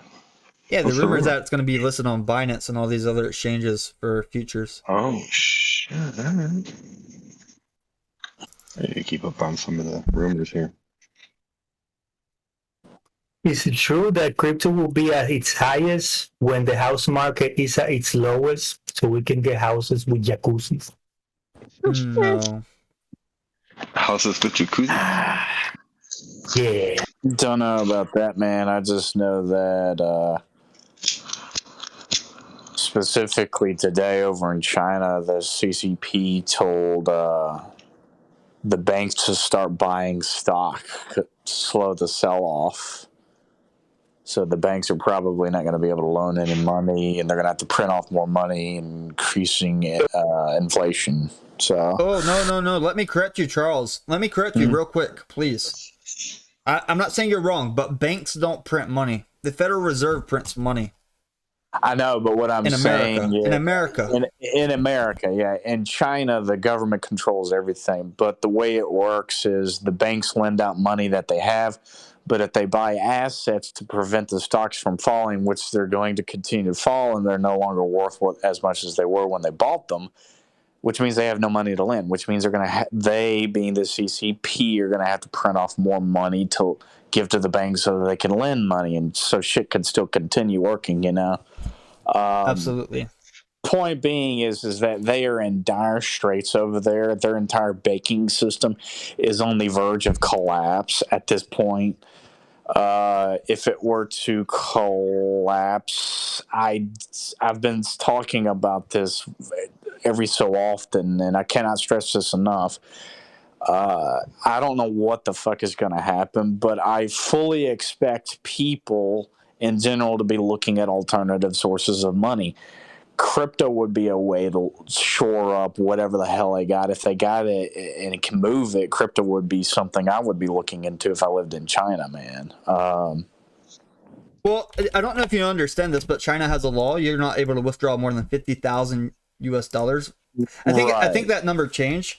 You're not able to withdraw it, so they have to have corporations in America and sue themselves to get that money out. It's going to be hard to get it in crypto and then leave the country as well. Yeah, a lot of it is those are recent laws, like within the last year. I think a lot of that stuff came about. Like I'm sure the constraints were there, but they've gotten tighter and tighter. How are they going to get the crypto, Charles? They can't put their money in their bank into their crypto platforms. Yeah, some of them already have crypto in platforms. Maybe some of them have them in an account. Some of them may have the ability to move it. Namely, what I'm talking about and getting at is the bigger people, the people with the billions of dollars and yuan, are going to be looking to get out. Yeah, but I'm telling you, it's hard. You can't. The banks don't let you. Like in America, even a lot of banks, they don't let you deposit on the crypto platforms. Yeah, but what if you run the bank? Is what I'm saying. Quick question. Could China industry, house market industry, could they get so desperate that the money they receive to build the houses and the apartment, they use it maybe to invest it back in their own stock? No. And then just forget about even building? No. So if you look there's a good documentary on Netflix you can watch that's talking about that. Mm-hmm. The developers basically they had money to build these apartments, these condos, but they didn't use the money to buy the equipment. They didn't buy the build materials. projects. Yeah. So a lot of these projects, Wow. if the developers doesn't build and their permit expires, basically the city will tear down what's being built because one, they didn't pay the city. Two, they don't have the money. Three, they gambled it. They YOLO that money somewhere else. They used leverage as well. And the problem is that the people aren't getting their money back either. The money that they effectively stole. It's a Ponzi scheme, man. The whole fucking system's been a Ponzi scheme. That's how it sounds to me too. Yeah, and just a little tidbit of information for y'all here. The Chinese economy has not had a recession since like the 1970s. They are way overdue for something, and they've been floating their economy for a very, very long time, and their normal ways of operating. Sorry, YouTube. I had to mute that. We're about to break this liquidation block up here. Bitcoin's pushing through. This will be the moment we start breaking above this liquidation, 19,270. At this time, Ethw is starting to feel that sell pressure very early on right here. Now for Dogecoin already broke up halfway through this liquidation block at that 6.1. I was hoping for at least a 6.12 price target for Doge before it was done pushing up here. And then Lunar Classic, we keep getting like these tops up here, but it's maybe right here for Lunar Classic. Eventually we're going to get out of this choppiness as we get big candles like this 1.3 billion. 1.47 billion, 1.6 billion. So some people keep accumulating on spot down here and selling it up here for that 3% price move for Lunar Classic. Now for Ethw, it's a whole different ball game. Definitely getting a little bit of sell pressure here for Ethw, but let's see how far this sell pressure came down. About 2.6% so far right there. 2% down from the top compared to about 4% up from the buy signal. So still watching Ethw right here. I would not be so concerned about this 1 minute parabolic SAR. Usually want to rely a little bit on the 5 minute, but this was a big move up. If we start getting more buys coming in like this, any similar volume, then the price is going to push up past $11 and probably hold.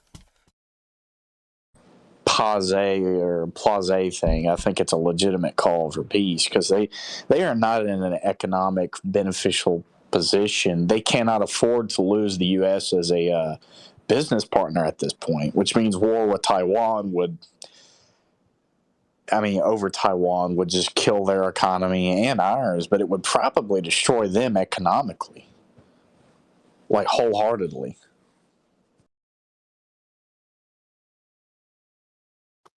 Man, I'm counting on it. Yeah, Yeah, there's a lot of talk that a lot of this shit is part of the master plan and things like that with Putin and all that. These guys are not super geniuses or anything, and once you start Ukraine's a shady ass country, right? Oh, fuck yeah, man. Okay, I know that. I'm just saying that an economic bout might actually inadvertently bring an end to the war in Europe. If China were to crash tomorrow, the war in Europe might see a sooner peace than it would if they didn't. That's what I'm getting at. And if that were to happen, that would mean an economic bout for the rest of the world, mind you. The only saving grace out of all of this is the fact that because China has had their zero COVID policy and they've been shutting down cities and whatnot, it's kind of pissed a lot of businesses off, and they've been looking for other manufacturing and other business opportunities already. And that's been going on. Some of this looking for other business opportunities has been going on well before COVID, but because of COVID, it got expedited. Or the process got sped up. Speaking about COVID, have you ever had COVID, Charles? Yes, I did, actually, earlier this year. How did it make you feel? So, I can tell you a story, or do you want me to just tell you how it made me feel? Just how it made you feel. Dude, I woke up. I felt like shit. I couldn't pay attention to anything. Like I couldn't even play games or anything like I normally do, and I could barely pay attention to a TV show I was watching. Dude, it was like being lethargic the whole time, sore, fever. Although the fever wasn't that bad for me. So achy, sore, and just tired all the time. Even though I would get up and go get my own food and shit like that, still. That's how I feel anytime I have a sinus infection or a flu or a cold, or anytime I'm a little bit dizzy. I cannot read, I cannot watch TV. I get too dizzy. Yeah, lethargic. Like you can't actually think, even though you try to concentrate. You just, blah, Yeah, I've had COVID. All right, you can finish with your story. I just want to jump in. And by the way, I'm going to have a guy that speaks fluent Chinese.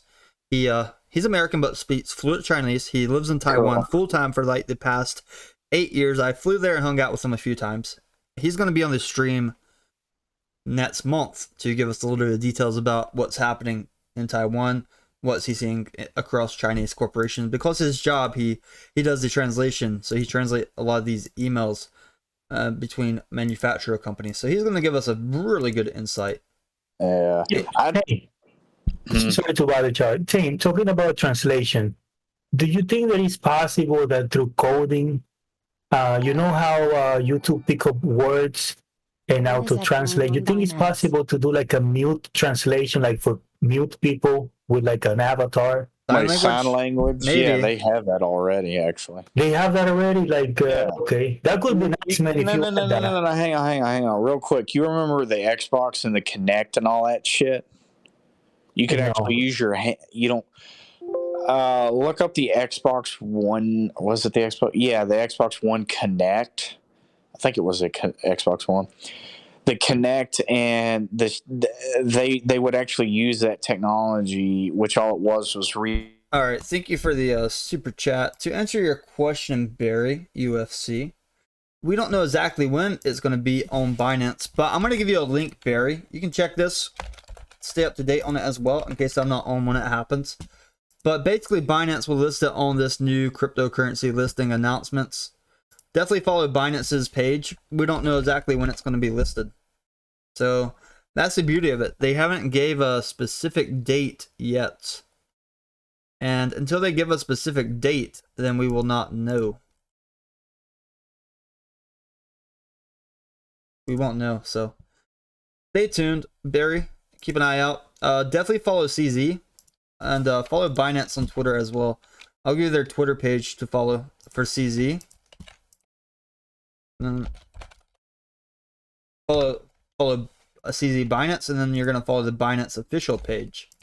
And here's the Binance official page.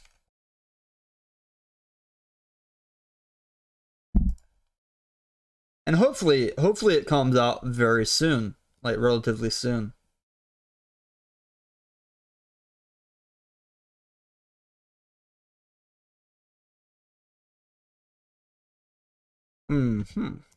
Anyway, man, Ethw is slowly downtrending on like the shorter time frames, but this 15 minutes, my God, this 15 minutes, we're already up over from the support up here. Even the price, we're already up over 9% on this measure move up. but yeah, to go back to you and answer your question real quick, like how they would get that out of the bank, I have no idea, Tame. I just know that their banking system is nothing like ours, and it's more or less like the Wild West over there. So if a guy really, really wanted to, or if a group of people really, really wanted to, I'm sure they can get it out and onto the web in crypto. Well, here's what people do. You can smuggle in a crypto wallet ledger, or you can give somebody your seed phrase. They can't prevent you. Like somebody could give you a bunch of cash. You keep that cash in China though, and then you give them a seed phrase to a wallet. Boom. They do that in Miami sometimes, but you got to be careful when you get scammed. People get scammed and shot because of stuff like that, so you have to be very careful. Very careful. And when I say most of the money is going to be coming out, I do mean like the well off, the rich over there. You can't get most of the money out. That's the problem, Charles. You can't get the money online, and you can't fly it or ship it out of the country. That money is not getting out. I know the CCP, and they may be the ones doing this shit too, though. That's the thing, because if the CCP party members decide to do something and not say anything about it, they'll fucking do it, man. They do it all the time, you know. Whether they do it publicly or in the back rooms, which everything's pretty much decided in the back rooms anyway. I'll be right back in a minute. You keep talking. Yeah, more of my bullshitting.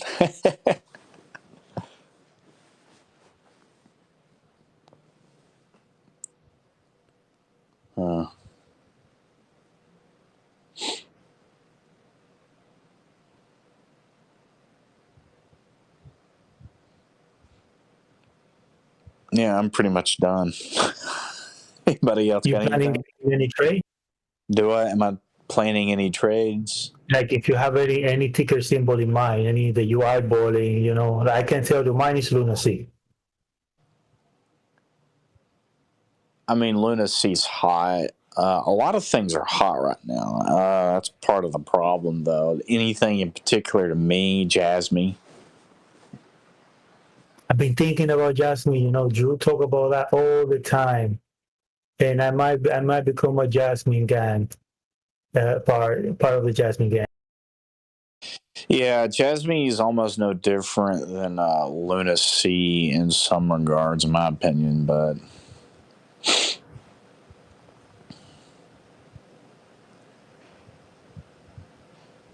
I don't know. Anyway, I think I'm going to head off and look at this stuff Tame sent me. Cool, man. Yeah, I think I heard Rob in here. You there, man? Robert, E-Rang, what's up? how's the eVTOL thing going, man? That's all right. That's going with the market. Yeah. The market's like, what the fuck is going on, man? Yeah, so that's all. I mean, other than that, it's all right so far. Yeah. Not any new news just yet. I got some big stuff going on with my work, so I haven't been too involved. But Nor have I, man. I got a business venture. We're building a $1 million real estate kind of thing right now. Okay, yeah, I got a lot going on, so I'm kind of swamped with that. And It's $1 million now. No, it's like it's a C store kind of thing. Or anyway. My bad. Go ahead. It was just a joke. You're good. Oh, shit. I just haven't been able to pay attention to a lot of shit lately. So I know how you feel, Robert.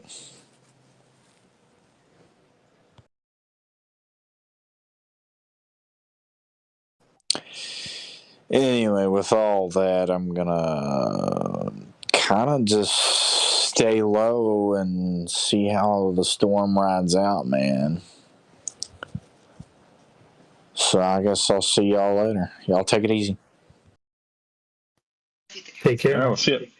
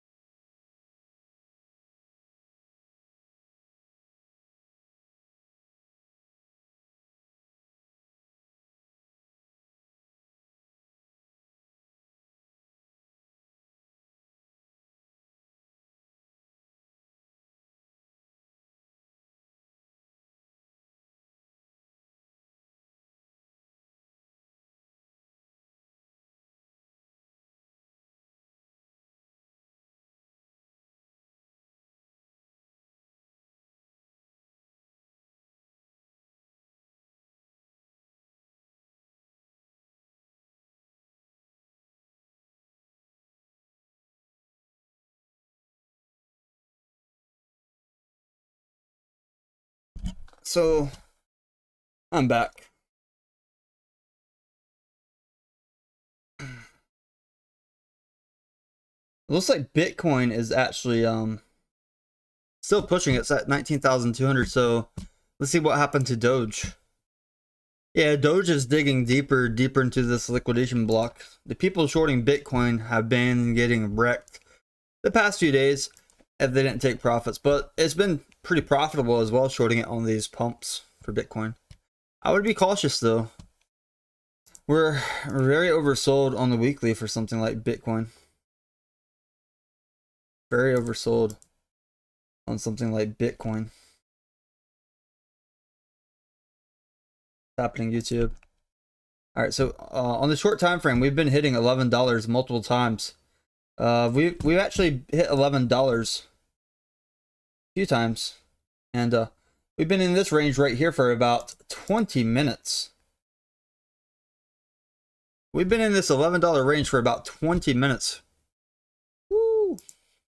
I'm gonna go meet Alex, my buddy, pretty soon, and then also I think on Thursday, him and I we're gonna schedule to do a stream together for the YouTube as well.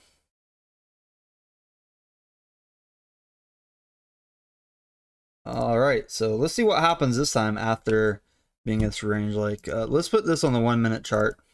Look at this choppiness up here for Ethw. Very happy with what I've been seeing on Ethw, but right here, if it doesn't start breaking up, I have a feeling, because we're about to touch this moving average. If we don't start breaking up and we make a lower low, then possibly people start getting a little bit worried and start to take profits. So maybe we're building the support at 1090, but maybe it's also going to break down on this moving average and people will probably start taking their profits. So something to consider. It doesn't break up soon. If it breaks up again, it gives people a lot more cushion.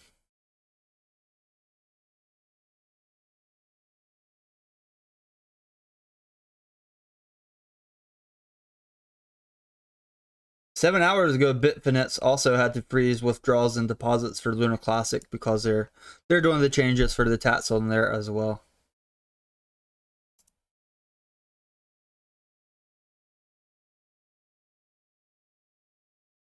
If we can hold this support at 1090, this would be good. This is a very short-term support, YouTube. And I think as Bitcoin gets upward momentum, it helps Ethw get this momentum. And if we look at Lunar Classic, it's still inside this choppiness block. Man, how many minutes have we been in this block? Well, about 2 hours, 25 minutes. Basically 2 hours, 25 minutes inside this choppiness block for Lunar Classic. And Bitcoin, Dogecoin uptrending, Ethereum's uptrending, but oh, XRP is not really uptrending. XRP has actually been downtrending this whole time. Doge has been a lot more bullish than Bitcoin. That's why I was happy to say that people would probably long Doge and do better than longing Bitcoin. They would have done tremendous. They would have done a lot better if they longed Ethw at that same time. Like down here, they would have longed Ethw even 5 times. And the price right here now, 5 times 5.71, so 5.71 times 5, they would be up about 28.5%. And that's a lot. That's like over $280 for every 1,000. Can you look at something for me, Tame, when you get a second? Yeah. When all this enjoyment's done? Yeah, I can go ahead and look for you right now. And then I'm gonna... Bitcoin 30-minute, starting from yesterday morning. All right, so yesterday morning. That created a flag there. Can you tell me which candle is right here? 9:30. Are you talking about market open candle? Yeah, before the jump. Look at that. So let me zoom it a little Big bit. hole. Yeah, it's a flag pattern. It's like a bull flag. Yeah. Okay. You see how it comes down right here? It comes down. It makes a flag like it. This is nice. It comes down here. It is nice, isn't it? I just wanted you to show it for people that are watching so they can see. How about this? I'll do Something one better. I'll take clean. a screenshot and Really put it clean. on Twitter. It's just fairly clean, you know.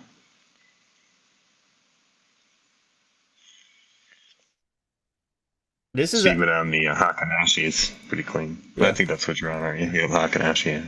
Yeah, I'll put this chart on in Discord.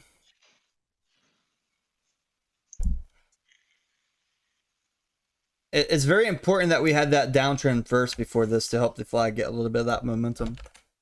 Yeah, it just made it look perfect. So if anybody didn't know or hasn't seen it, but hey, look, you look at it right now on the 30-minute, they can kind of make a decision where she's going to go.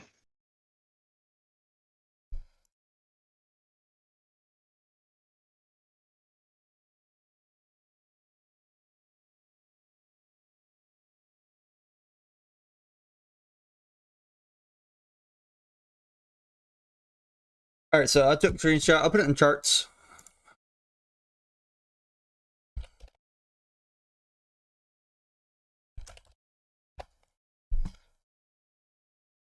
All right, so we have the new hourly candle in 3 minutes. Time goes by fast when trying to click this. Snoggy was clickbaited. No, I'm sorry you're clickbaited by the hot girl. Now you're making money, Snoggy. Sorry, buddy. Look, it's not that bad.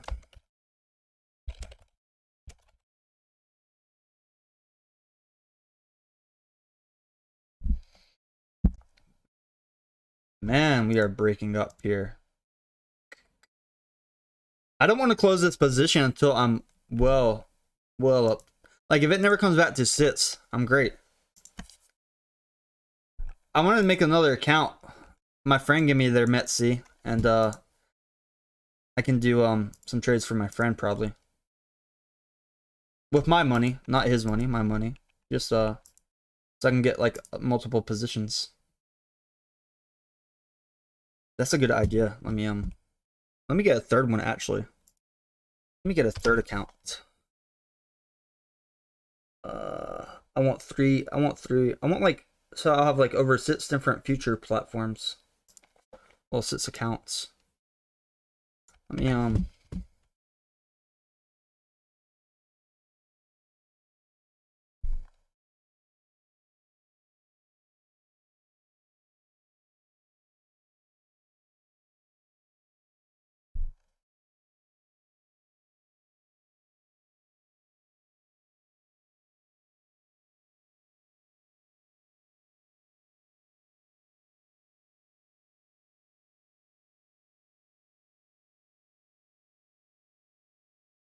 all right, getting some decent volume here.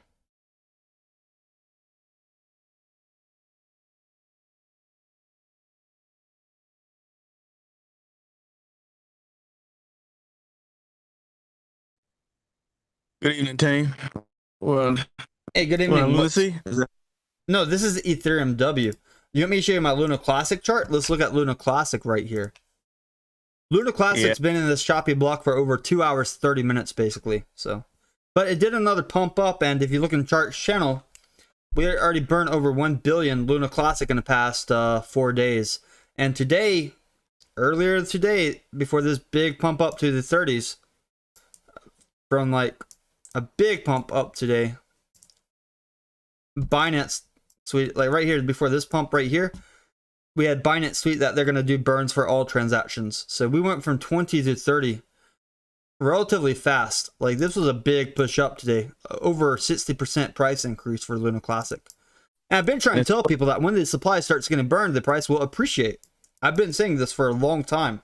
So people finally like getting that hard realization, like, oh no, and now they're going to FOMO in. Ethw didn't really make a higher high there at $11.12, but it didn't come under support line either.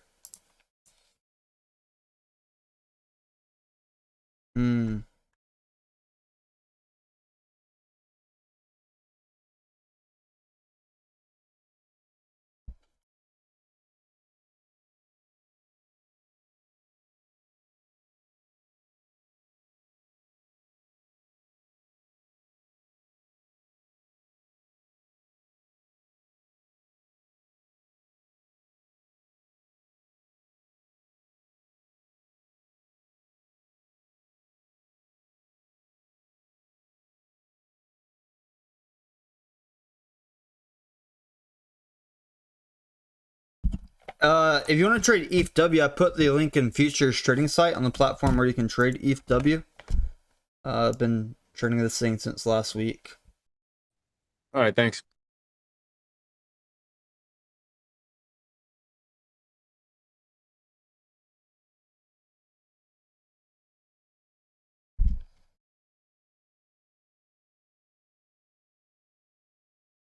The daily volume started spiking on September 16th for Ethw.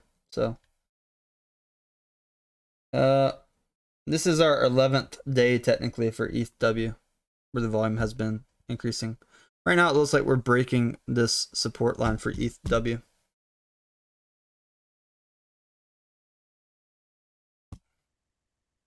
Do you think it'll ever serve a purpose?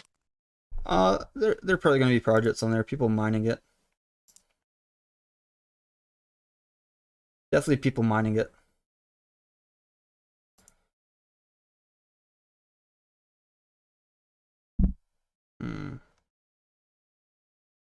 All right, the sell pressure is a little bit hard to ignore now. This has been relatively large candles for the sell volume for Ethw up here.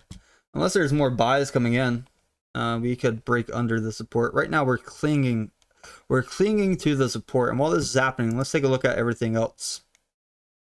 Everything else is printing big indecisive candles and may start coming down. For example, Bitcoin, Doge, and ETH. So it looks like Ethw may stop pumping by itself and start following Bitcoin for a short time here. If we look on the 15 minutes, we are completely overbought and that RSI is starting to curve down. So that may be the end of this small pump right here, but it did give us another wick up and we definitely broke that downtrend. We definitely broke this short-term downtrend for Ethw. Like, look at this. Like, since this spike up on the 25th, definitely started breaking. My price target goal for Ethw is up to $50 though. I think eventually it will run to $50 after other platforms start doing the futures trading. I think the price needs to be $30 before it's even profitable for the miners. We need at least $30 for those miners to be in profit. If those miners are selling their Ethw right now, they're just donating it to community basically. They're wasting their electricity. They're not making a return on investment. So $30 is going to be a fundamental support.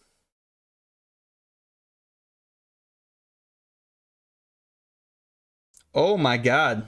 Jesus Christ. Look at this, YouTube. Look at this Hetz well. This well literally just staked over 565 million Hetz for 3,696 days. My God. Woo! My God, that's huge. Ooh, that will pump up the price of Hetz.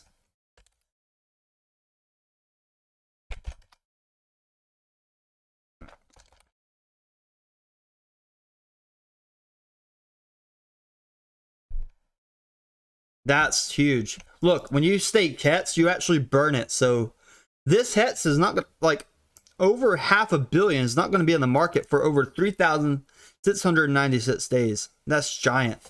And with that being done, Lunar Classic's also getting a big sell right here. Everything's coming down. Like everything's coming down across the board right here. But let's look at Hetz real quick. On the hourly for Hetz, it's about 3.29 cents right here. That's a large amount that was being staked. Woo. Let's just do the math. 565, 991, 987 times 0.03. 29. It's about $18.6 million worth.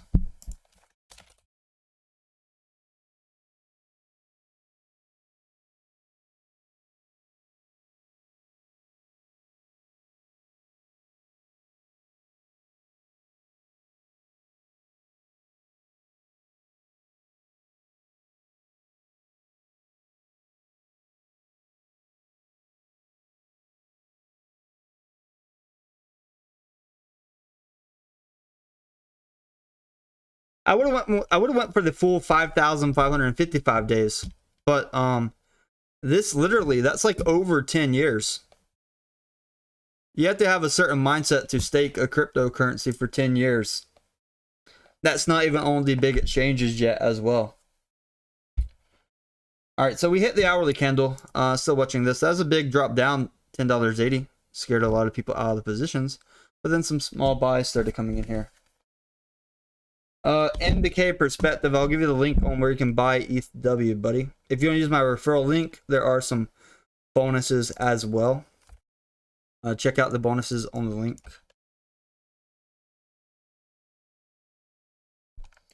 I'll tag you and then put the link for you. Yeah, it's hard not to pull the plug, take profits up here. Very hard seeing everything across the board come back down where it could come back to the entries. Very hard to not take profits on Ethw and start just sitting on the sidelines. All right, definitely my sell signal may stick right here. So the difference between my buy signal and sell signal would be about 4.20%. And that's only if the signal sticks. Now, there's still some buys that are coming in here, but I'm also seeing a def cross on the 30 seconds. Now, from the 30 seconds golden cross to def cross, 4.78%. 4.78 is relatively good scalp for something like Ethw. Currently pretty good scalp. So, something to consider. Now the question is, would it come back down to $10.40 for the people that are doing these short-term scalps? Possibly. It looks like it's trying to follow Bitcoin here. It's coming down a little bit. It's not following Bitcoin exactly on the charts, but it could potentially come down. What's happening, YouTube?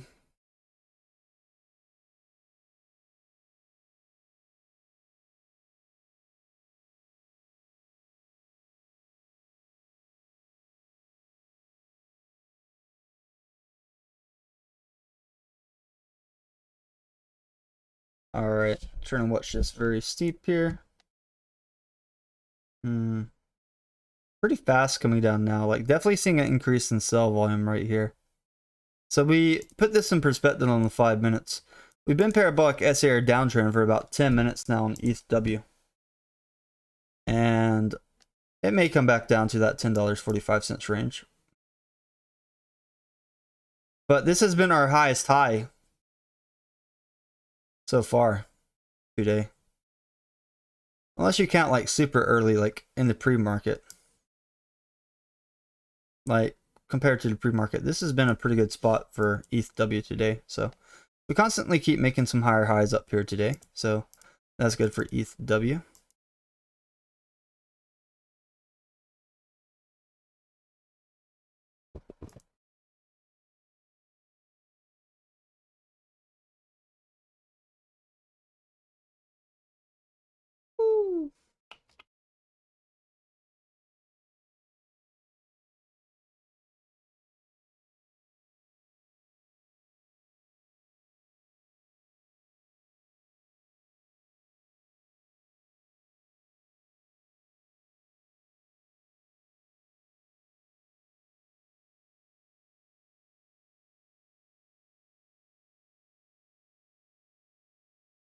Still watching this uptrend for Ethw. Even though we have sell pressure, like I think we're still uptrending for Ethw on the short time frame. Just from looking at some of these other charts on futures. It's definitely having trouble coming down. So let's see how long this has been trading like this. 39 minutes. 39 minutes been trading like this. Lunar Classic's been brutal right here. Lunar Classic even fell outside of that choppy block and finally started coming down. And you notice on that last 5 minutes, it was at the very top and then came down hard. So that candle right there was over 4% spread. So that would have liquidated a lot of people trying to go long on top 20 to 30 to 40 times. So Lunar Classic fell out of the choppiness block here.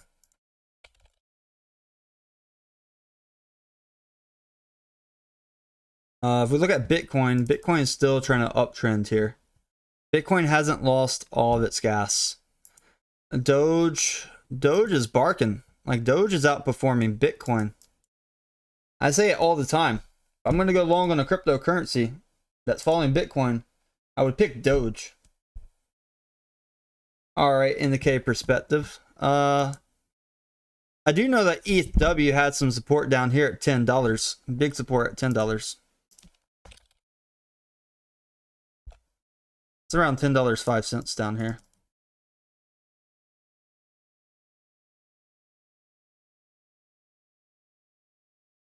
Around $10.05. We've had some of that support down here. And then our resistance, short-term resistance at $11.50. I'll keep drawing this on here for you guys.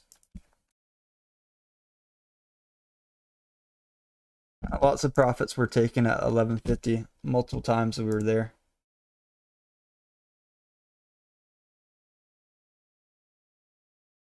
Is anybody in the Discord still holding a Ethw long from that $7 price range?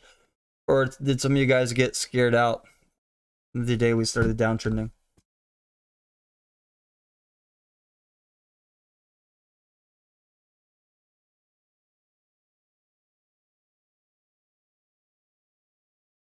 Not many people still holding.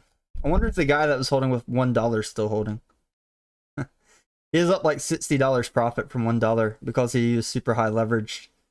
It's a pretty interesting story. His trading fee probably going to be like $30 when he closes, though, I think. Gonna be like half of that because he is... No, maybe not 30. No, he is 50 times leverage.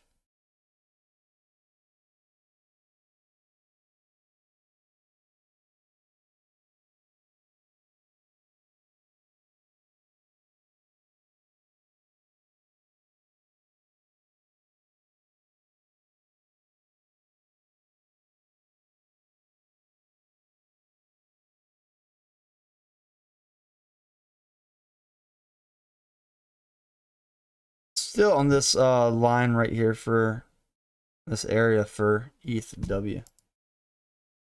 Bitcoin's uptrending, XRP is uptrending, Dogecoin's uptrending, Lunar Classic's having trouble uptrending.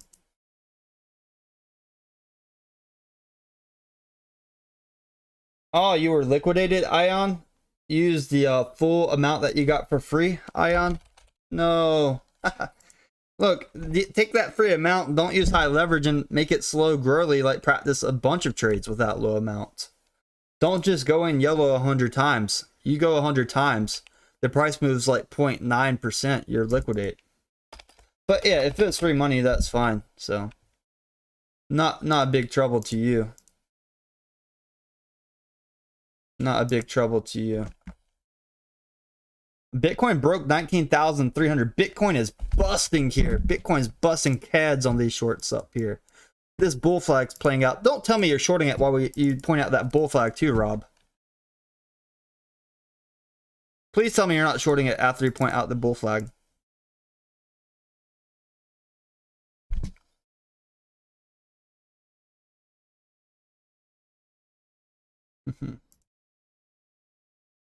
Bitcoin busting through those shorts up here. It even went as high as $19,350. Since I posted the bull flag chart, the price has appreciated by over $100. So it was at 1925 when Rob pointed out that bull flag. I took a screenshot, put it in Discord, and now it's already up like over 0.5%, and it's still climbing here for Bitcoin. This bull flag is what we probably needed on that 30-minute chart. Bitcoin's still pushing up here, and while Bitcoin's pushing up, it's helping get Ethw hold above this short-term zone. Now, with that being said, Lunar Classic still getting sell pressure. But Lunar Classic was up over 60% in a short time. Doge is doing really well, though. Doge is probably going to liquidate all these 50 times today. My prediction earlier was that Doge would come up to at least 6.2, and we're slowly making our way there. Now, this stuff doesn't happen instantly. It takes time.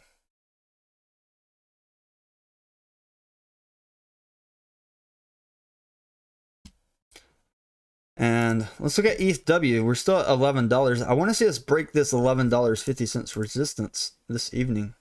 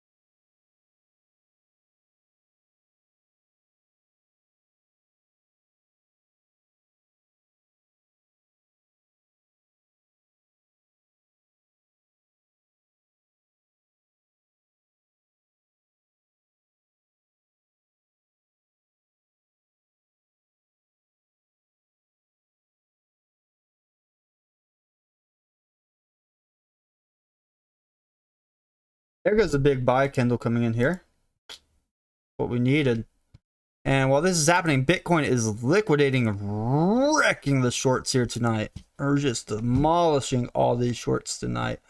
Look at this. Let's put these shorts on. Let's watch these liquidations. Look at this. We're like halfway deep into this block here. We're about to liquidate all these 25 times. No, 50 times. These are 50 times. And that would push us above $19,500. And while this is happening, Ethw is getting another push up. Thankfully. Thankfully. Alright, I'm going to step away. I'm going to go meet my friend. Then I'll come back in a little bit. And then on Thursday, Thursday, my friend will be here at my place. We're going to be streaming together. Or we'll be at his place or one of the Trump's places somewhere. And streaming together. Let me fix the chart for you real quick before I go, though. So this is going to be Ethw chart. Boom. I'll put this on auto. And I'll leave the Discord. I'll leave the Discord on. So definitely you guys stay on the channel. Subscribe so that if I go live later, like and restart the stream, you get that notification. Hit that notification on my channel as well. Basically, you go to my channel, Tame the Arc. You go to Tame the Arc channel. Make sure you're subscribed. Don't worry about joining. Just subscribe and hit the bell notification. Notification at the top. I'm gonna leave this Ethw chart for you guys to enjoy. Let me go ahead and turn off the camera.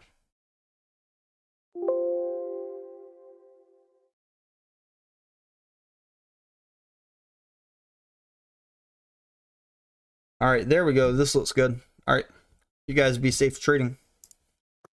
Thank you, man.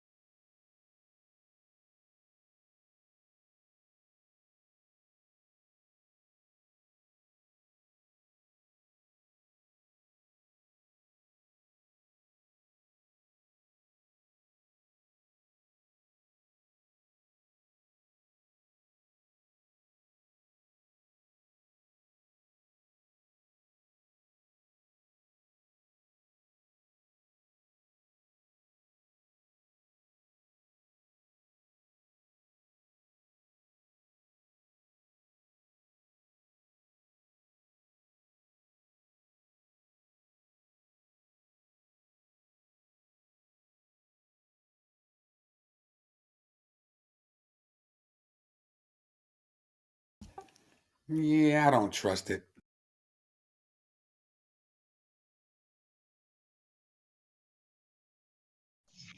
It does seem a little sketchy, doesn't it? Yeah. I think that's I don't know. Looking at Bitcoin here. Sorry about ETH wrap. ETH wrap? What about who? Oh, that's what you're talking about. You talking about Bitcoin, ETH? What are you talking about? Bitcoin. Oh, same here. Okay, good. Looks like, played a little bull flag, but hmm. You see that on the 30-minute? Let me see. Yeah, the 30-minute looks primed and ready, actually, but I still see resistance right there, right above it, 19,485. So if it makes a move, I don't know if it's going to pop how it should. There's some more resistance up at 19,900. There's a lot there, but does look good on the half hour, though. Doesn't it? I still don't trust it. It's like textbook on the half hour. I know, it's too pretty. It's real pretty.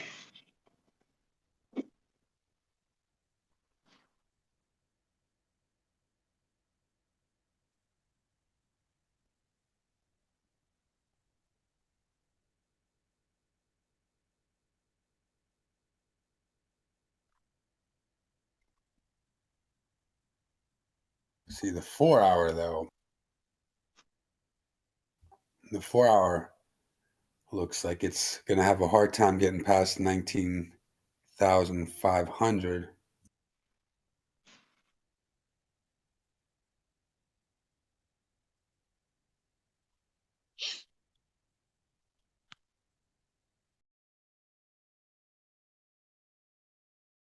See, what's interesting, it's not really playing off of anything right now. There's no double bottom, triple bottom, even on this 8 hour daily.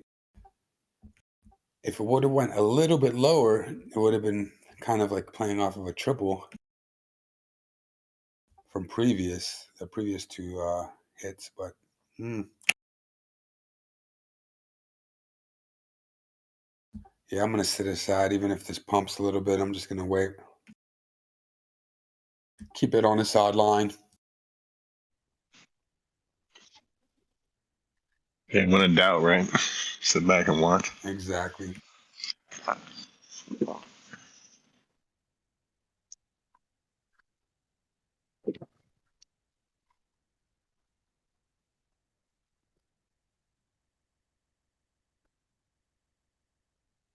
But this is a tempting breakout trade if it pops right now. It looks like it's trying to pop.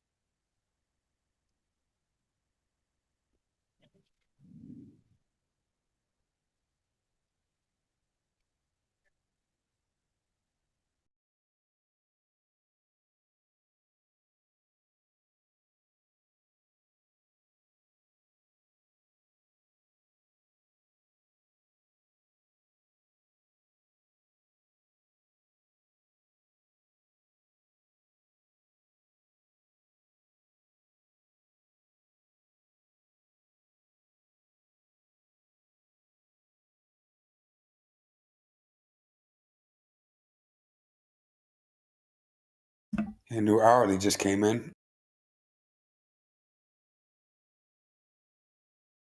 I don't know. So we did have a little double top on the small time frame. Looks like it's struggling to make a higher high here.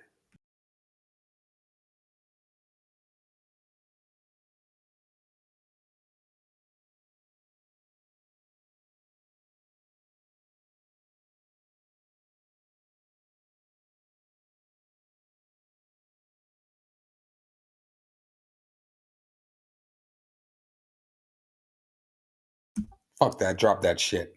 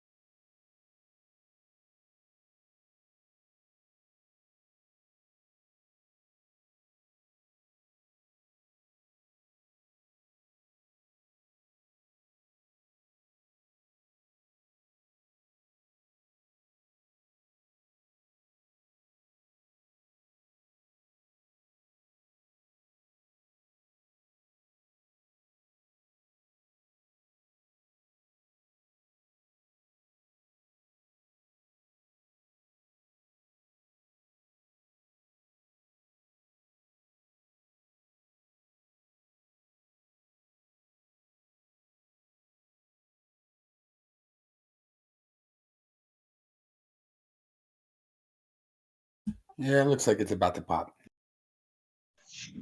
I was gonna say something, but What up, buttercups?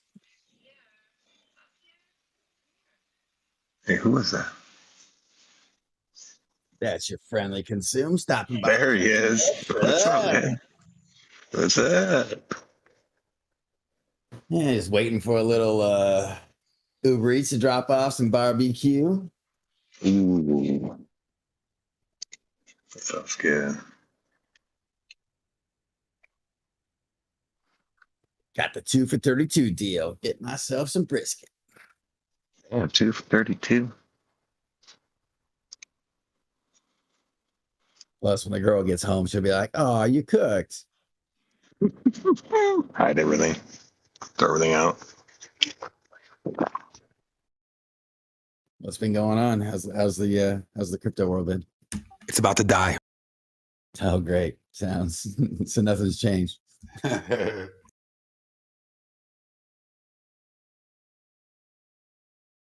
It's just building up people's hopes and dreams to cut them down. That's why they're called dreams. Mm-hmm.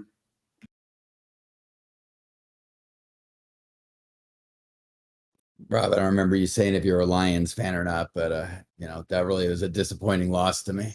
Dude, that's how they do it, man. They do good in the beginning, and then they make it feel like shit. Yeah, I don't care about them anymore. Nice. I got a buddy from Minnesota, so I always love to see him lose because he always talks so much shit about about the Oh, Seahawks. So I was like, oh man, this is great. They're gonna get beat by the Lions, and then no, not happening. God damn it.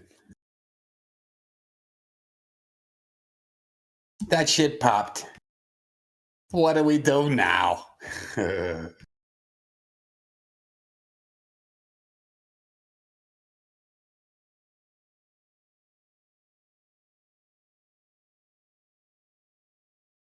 going to roll me a joint. I'll be right back.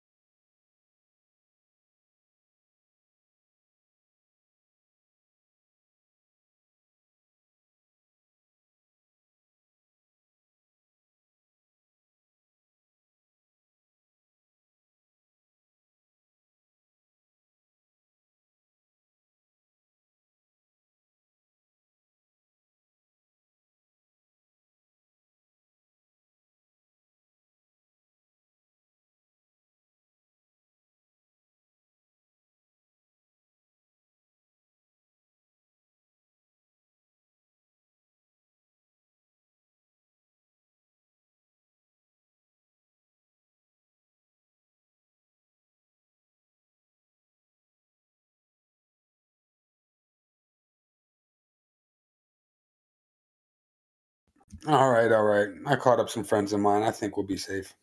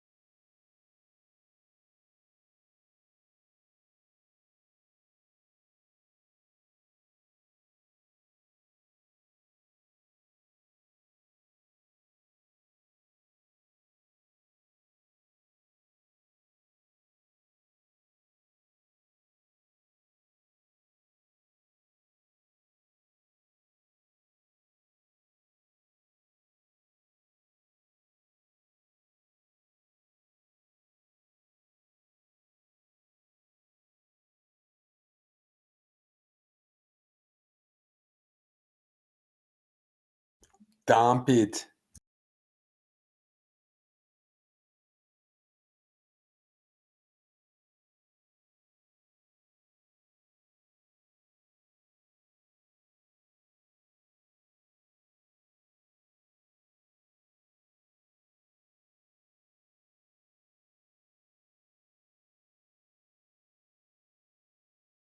People are like, oh yeah, Bitcoin's our way out of this mess.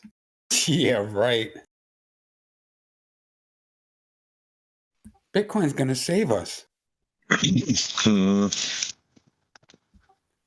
Bitcoin's a good hedge against the dollar.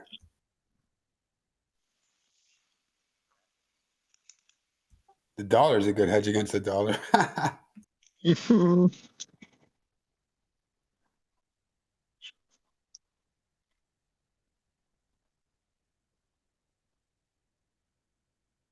Rockets, rockets, rockets, rockets. Fuck that. Crickets, crickets, drop it, drop it.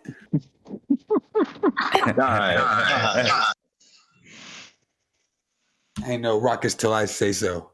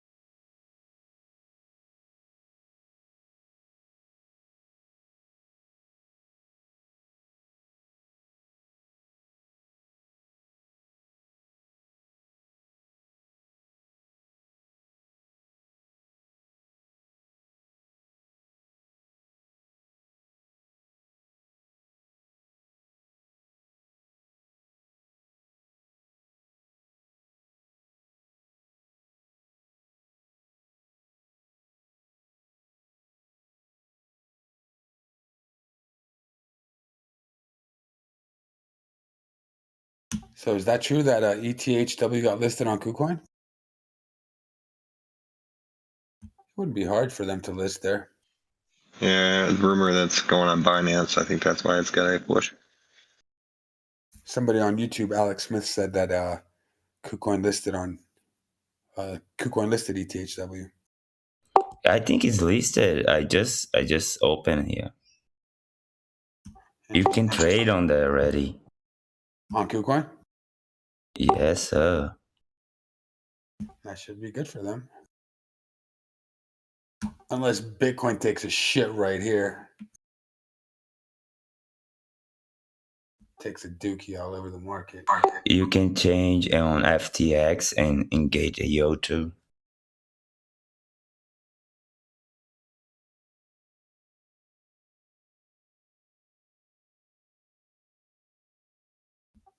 What's it to you? Said KuCoin listed ETHW yesterday. Thank you for that info. What's it to you?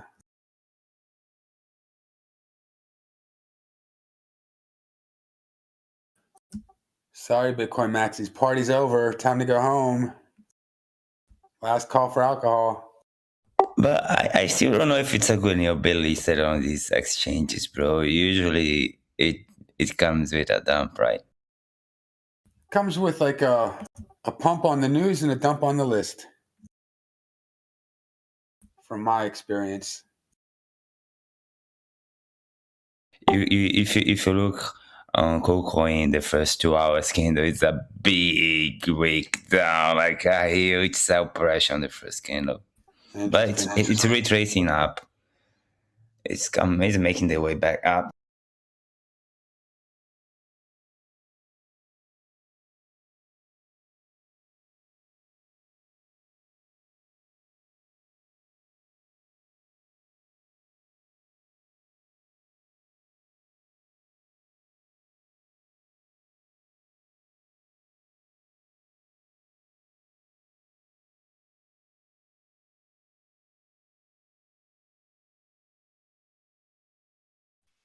It's so pegged. I'm about to do a crazy move. What the fuck is that? You're not FOMOing in, right? I might FOMO an amp. You serious? Yeah, if Bitcoin breaks this, pops this new level right here. I might give amp a little shot.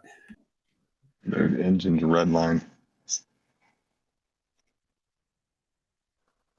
I've been quiet for a while. I've been liquidating a couple NFTs and putting some bags together. But I may start swinging soon, bro.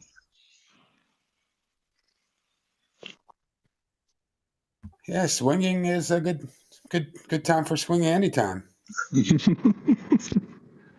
Punching the pin out of the things.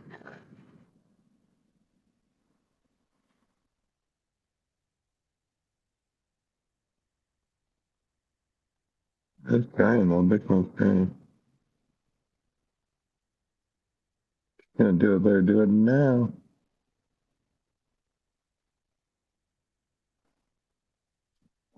Well, it's got resistance here though. 19478. Wait, 19515. 1415.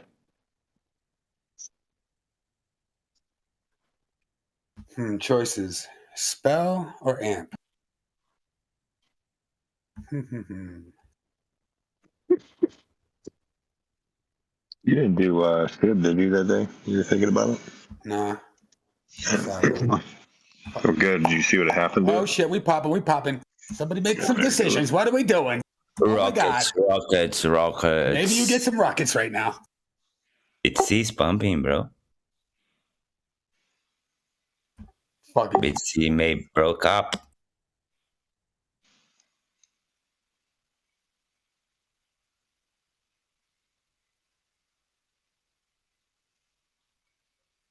Man, it whipped through my 515. It whipped right through it.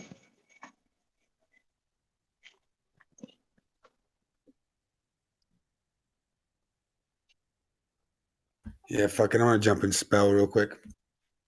In a 3, in a 2, and a 1, and a blast off. That would be a nice short entry.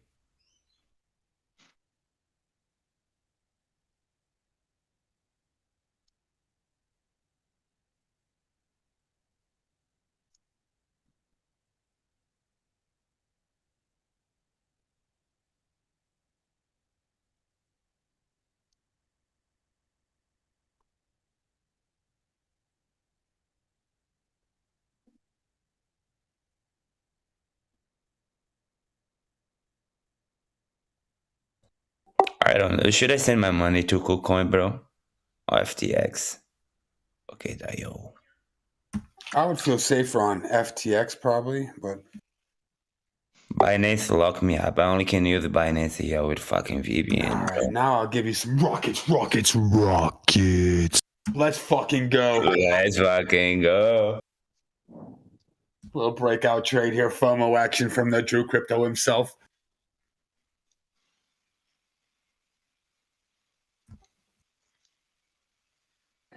I've been waiting all bull market to hear rockets. You mean all bear market? Yeah, that's what I meant. I remember I tried to get you to do rockets in the bear market, and you were like, "Nope, you'll have to wait." Yeah, this just might be rockets for tonight, though. Who knows? Yeah, I'm still a little bearish with the overall market. Yeah, me too. Scared. Me too. Hold my hand.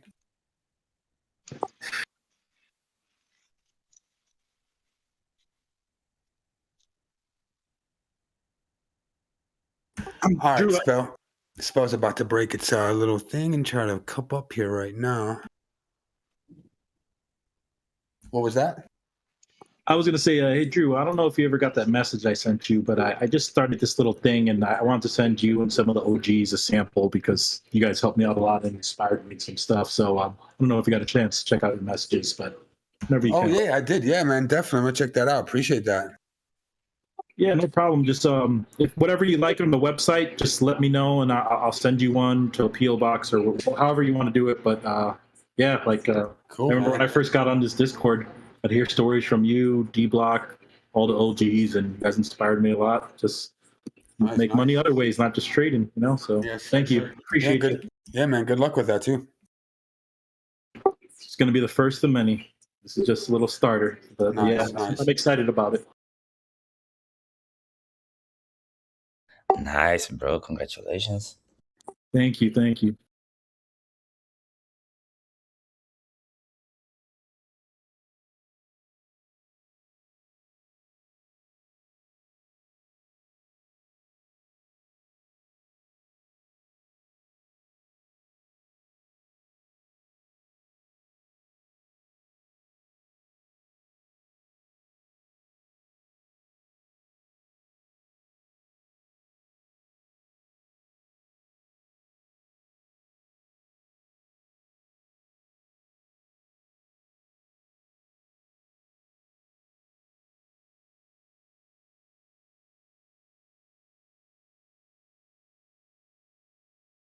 Team is not doing the trading competition anymore. I remember there was a time there was a kind of little competition going on, right? Yeah, I don't know if he's going to do another one. He might. That's cool.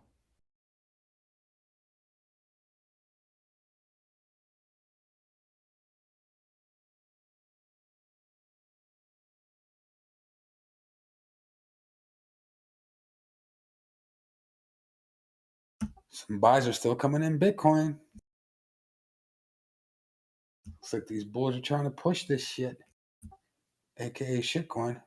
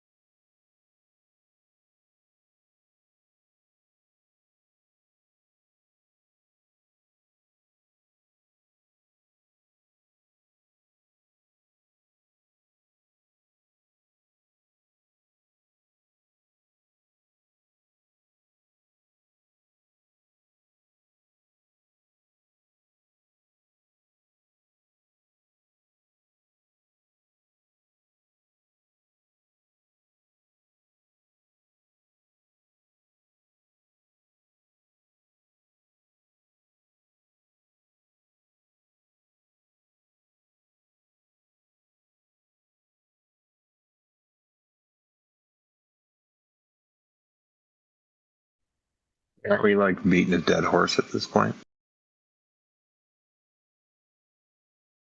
It hit your liquidation, Robert?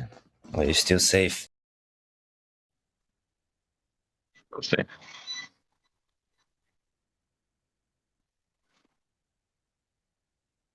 I had $29,000 to throw at this, so fuck with me, Bitcoin. Safely entry, not safely. I'm not saying safely, but comfortably entry a short position right now. Bear in mind, I would have money to average at least at 20K. I just scooped up 25 million. Spell, let's go. I'll be right back. I thought it was like a winning thing, like his little, like he was a freaking.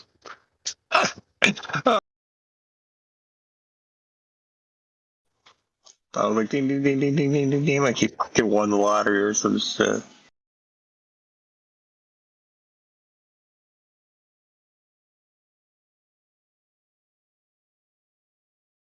Yeah, there we go. Bitcoin is going, bro. Next stop.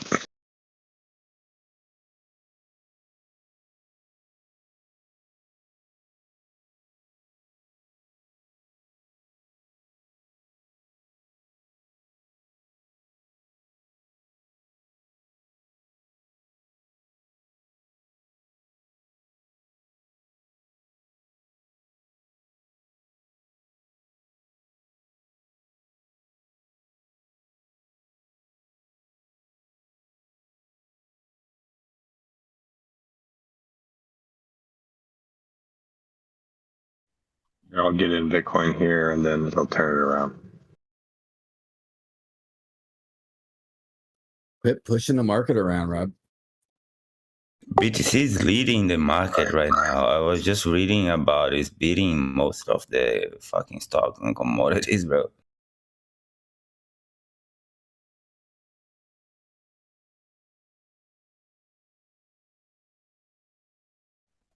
And it's not more private jets for this, man.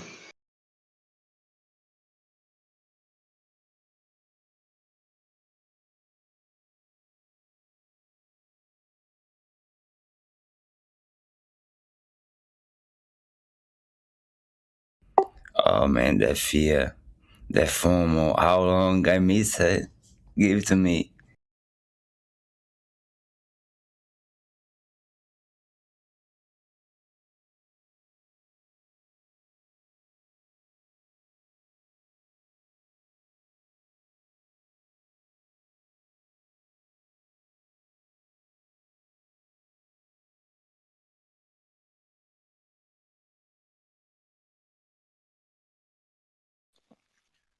Starting to think so much money I pulled from the Finex in this last month. They're mad at me.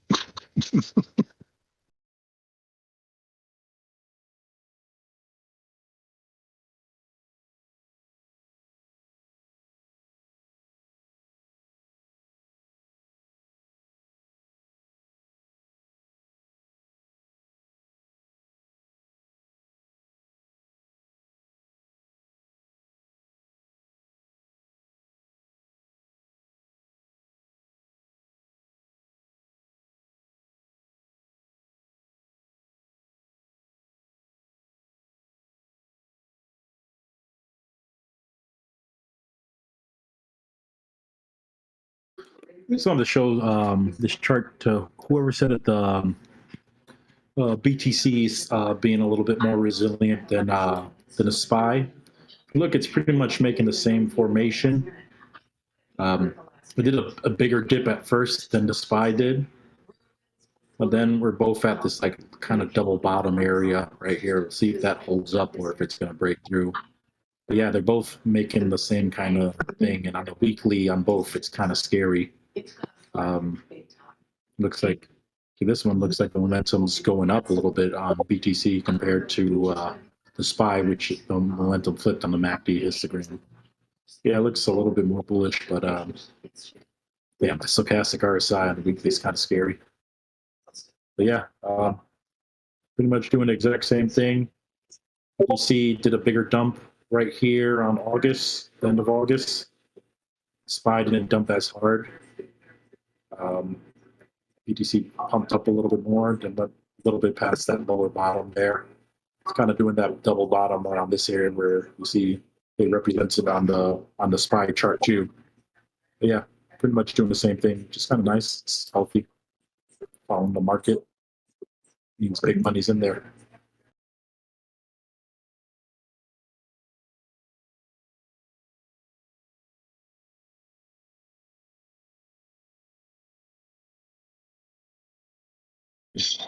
Deblock, can you tell your girl to leave and come back? I'll pay for it.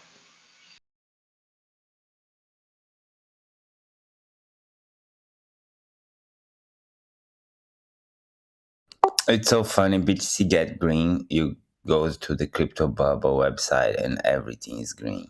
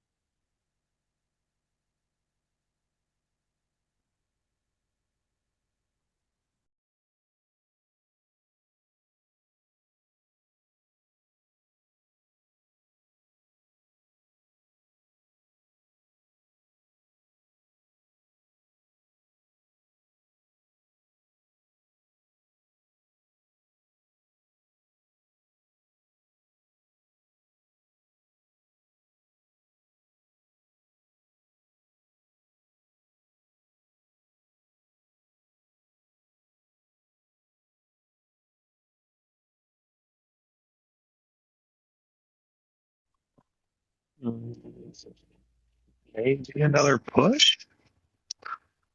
Might come on whack 20. There's a lot of oil sell orders up there, but hopefully run out of steam here.